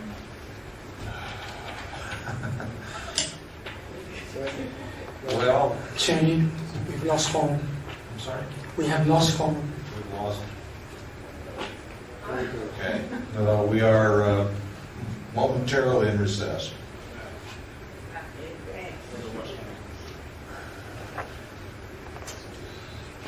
We are back in session.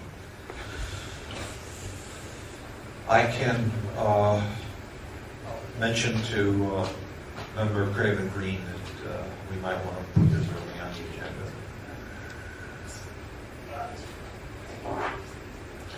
Or we might want to hold a special meeting about this, and that might come down to item number 36. Okay, motion to continue January 26th without objection.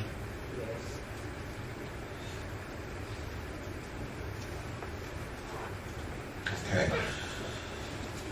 Next item, please. The next item is the report from the complaint committee meeting of December 8th. Members, at our last complaint committee meeting, we had one complainant, member of the taxi community, chief of the taxi commission. His complaint didn't cite anything in the sunshine ordinance that we could work with. So I suggested to him that he revise his complaint and bring it back. He is going to do so, but I look forward to his return. That was the extent of our business last month. That concludes my report.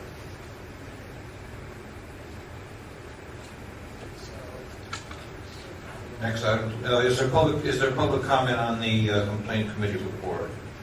Just a quick comment. In all the subcommittee meetings and the committee meetings that I have attended, I would like to commend Member Goldman for running the jurisdiction committee in a way where he basically, I think, does it in a way that he clearly gives a person the benefit of the doubt and helps them to facilitate their complaint in a very equitable manner.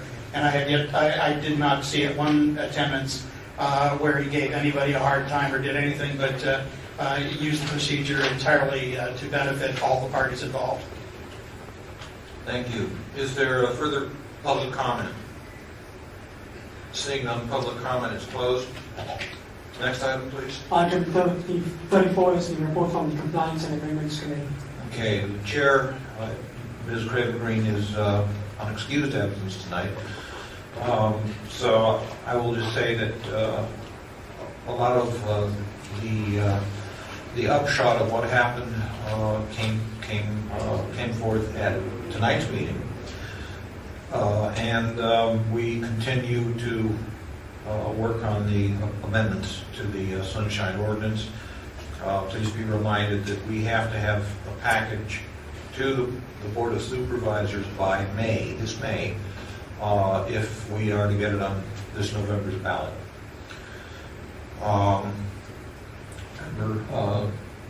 Member Al Washburn, do you wish to add anything? No, Okay. Is there public comment on the Compliance Amendments Committee report? I would just like to say that I think it's not a wise idea for the Sunshine to send the draft ordinance to the Board of Supervisors. It's only going to get tweaked with in ways that task force doesn't like, and there'll be plenty of efforts by City Hall to neuter it. So I think it's better to just move directly to the idea of either getting signatures, the number of signatures needed to put it on the ballot by the supervisors directly, or by getting the voter signatures. I don't think it should go through the any sort of rules process. Thank you. Further public comment? Seeing none, public comment is closed. Next item, please. Next item is the report from the Education Outreach and Training Committee. Okay, we have one member of that committee here. Member Williams, do you wish to give a report? Microphone, please. Member Williams, I was here. Was I here? No, I'm going to dock some.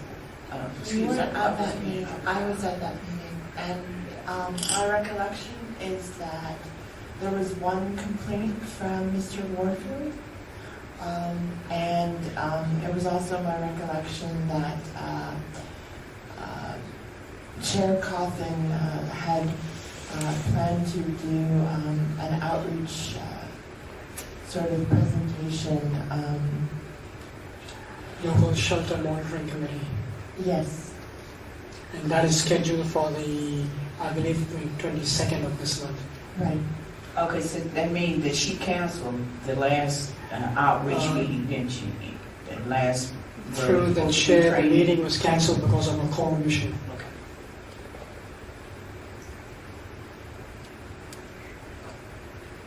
Okay.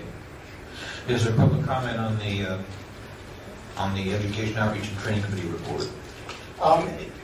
The education outreach, one of the things that I would like to reaffirm, I mentioned this on several occasions, is that if you are going out to the public and you're presenting the Sunshine Ordinance and this committee as being an effective tool for them to use, I think it is less than honest. There are significant problems that we continually identify from time to time. You have a ballot measure coming up and you're going to need public support. I think a more effective way of approaching it would be to go out and present them with what this law can do at the present time, but also include the changes that you envision making. And as a result, you could perhaps get some significant support from community organizations. Those would be very effective if you utilize them to either get supervisory support by having those organizations draft a memo to the Board of Supervisors indicating that we think the Sunshine Ordinance is a very effective thing, but we've also been told that there are some problems in enforcement or whatever you choose. I think it gives a more honest picture of the current circumstances of it, and at the same time will allow you to garner potential folks and organizations to support you in the uphill struggle you will have in getting this both on the ballot and getting it approved. I think you know it's going to be a hard fight, and I think you know you need some people to be involved. If, as Mr. Crossman suggests, rather than going to the Board of Supervisors, you go for the open signature, having 3 or 4 public organizations to whom you've given presentations and asked for their support, they may be able to get volunteers who would be able to go out on occasion and ask for signatures. So I think that it is, again, both more honest to go out and say, yes, this is a good law. It has a very good purpose. We right now have some significant problems with it. We're looking at making some changes, and we would like you to not only understand what the law is and how it can work for you, but what the changes we're trying to make, and ask for your consideration, at least, in supporting us in our efforts to do that. Thank you, but I can tell you that Sue Kaufman and I and Michael are very, very truthful when we go out to these groups. And we are very, very honest with them. And we ask their opinion, and they have a lot of feedback. And some of them now we see are coming to us with complaints. So we work that out, that, we know we're going to need help, because remember, Nee and all of us was in at the beginning. So we know we got to network and pull in people. So we're doing that. So thank you for your suggestion. And thank you for the little thing that you made for us, because I use that in my presentation. Okay, I still use transparency, so I use that. Thank you. Something that I wish to clarify. I don't think it's our intention to seek a vote of the full Board of Supervisors on the amendments package. What we will do is take it to individual supervisors, see if we can get 4 to sign off on it. This is not a charter amendment.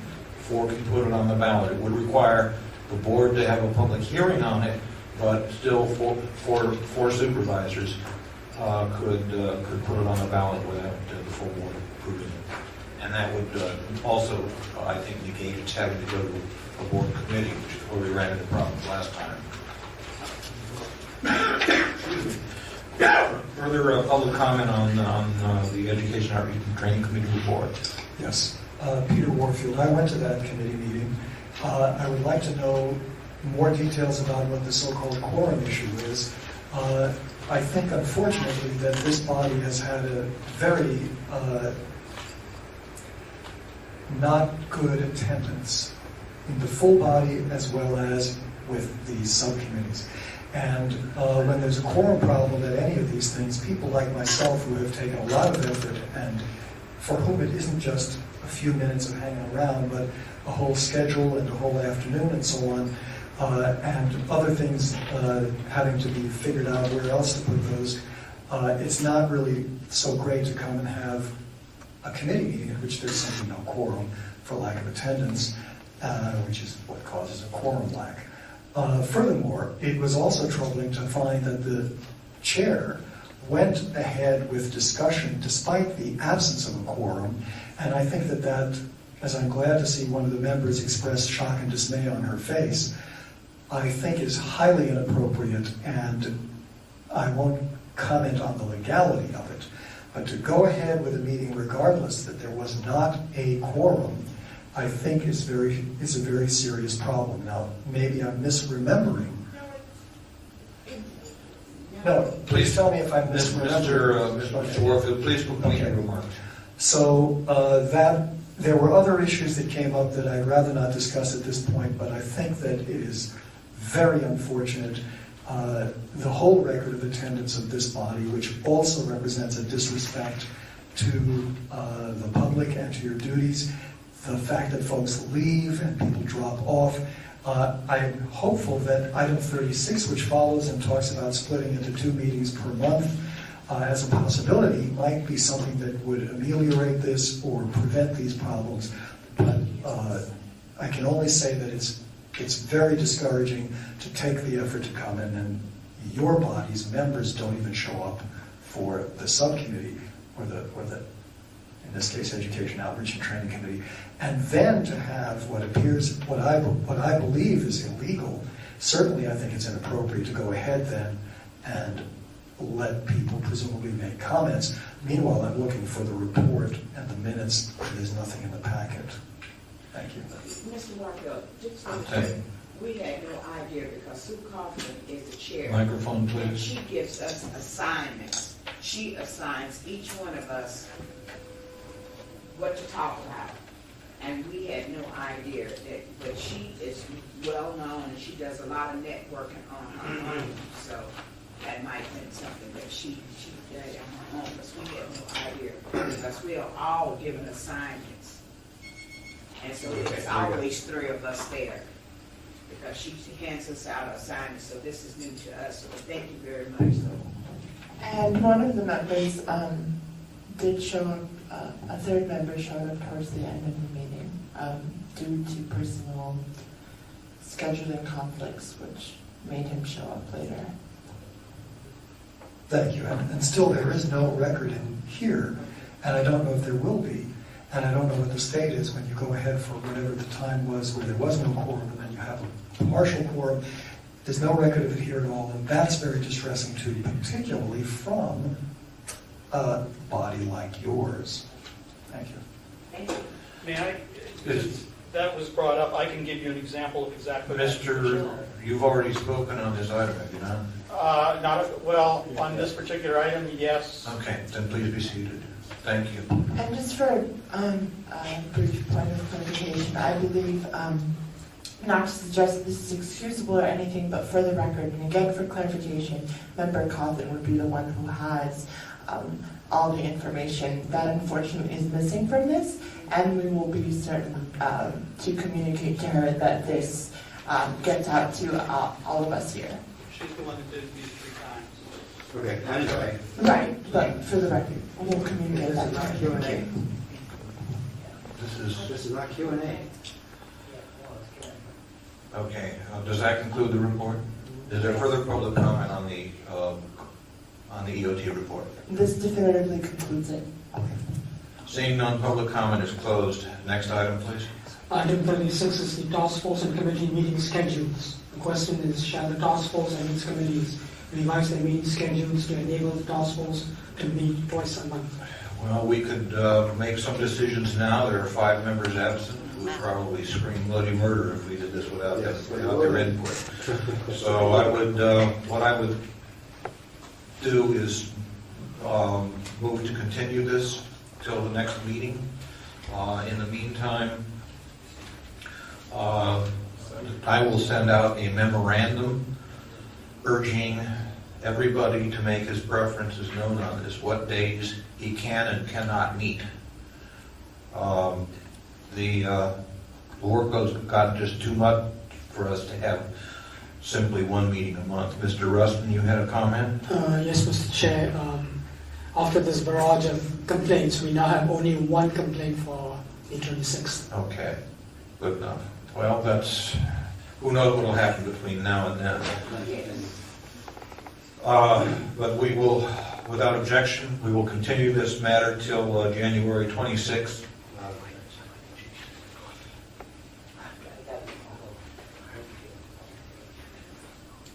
Not yet.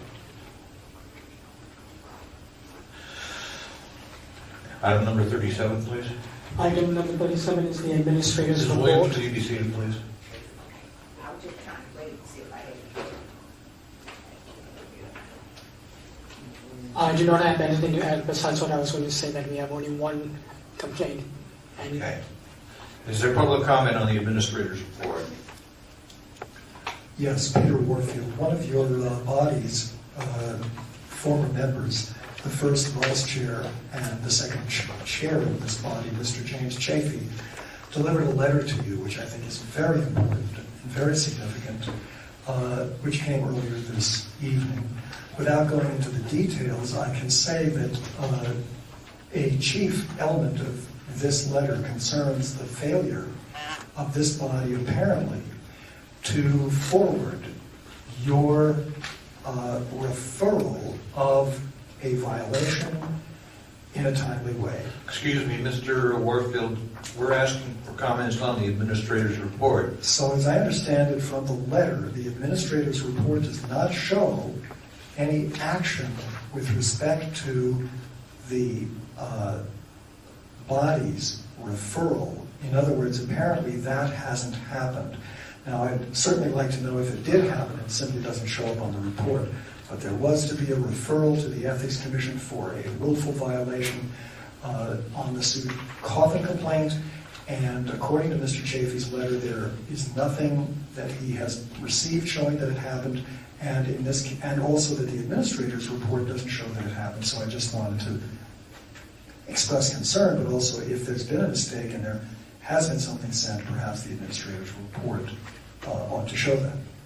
Thank you. Thank you. Is there further comment on the administrator's report? Seeing none, public comment is closed. Next item, please. The next item is announcements, comments, questions, and future agenda items, Mr. Chair. Member Connevers? I just want to make an announcement that I will not be able to be here at the next meeting. Okay. Next regular meeting. Anyone else? I will not be here either. For medical reasons, I will. Let me put it this way: it's very unlikely that I will be here. There is a very, very, very slight possibility, but if I'm not, it'll be for medical reasons. Anyone else? And I would just like to say, for the time that I was off, I brought in a doctor's report, and I want to thank Member Lee for calling me and encouraging me and giving me his methods of my healing. You're most welcome. Just remember chicken soup.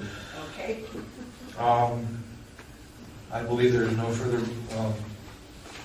further business. The chair will entertain a motion I to. want to say a few words, if I may. Is what? I just want to thank you for your order. The reasons it affect too many people who does not speak English, and then they depend on the kid. And then the kid was forced to deal with the city official, they get very nervous. If they can email you for the public record, they can send us in PDF format. That's great help too. The right for public record are protected, and then I think they make everybody's life much easier. According to the British, nobody in America speaks English. The chair will entertain a motion to adjourn in the memory of Joe Lynn. I thank you.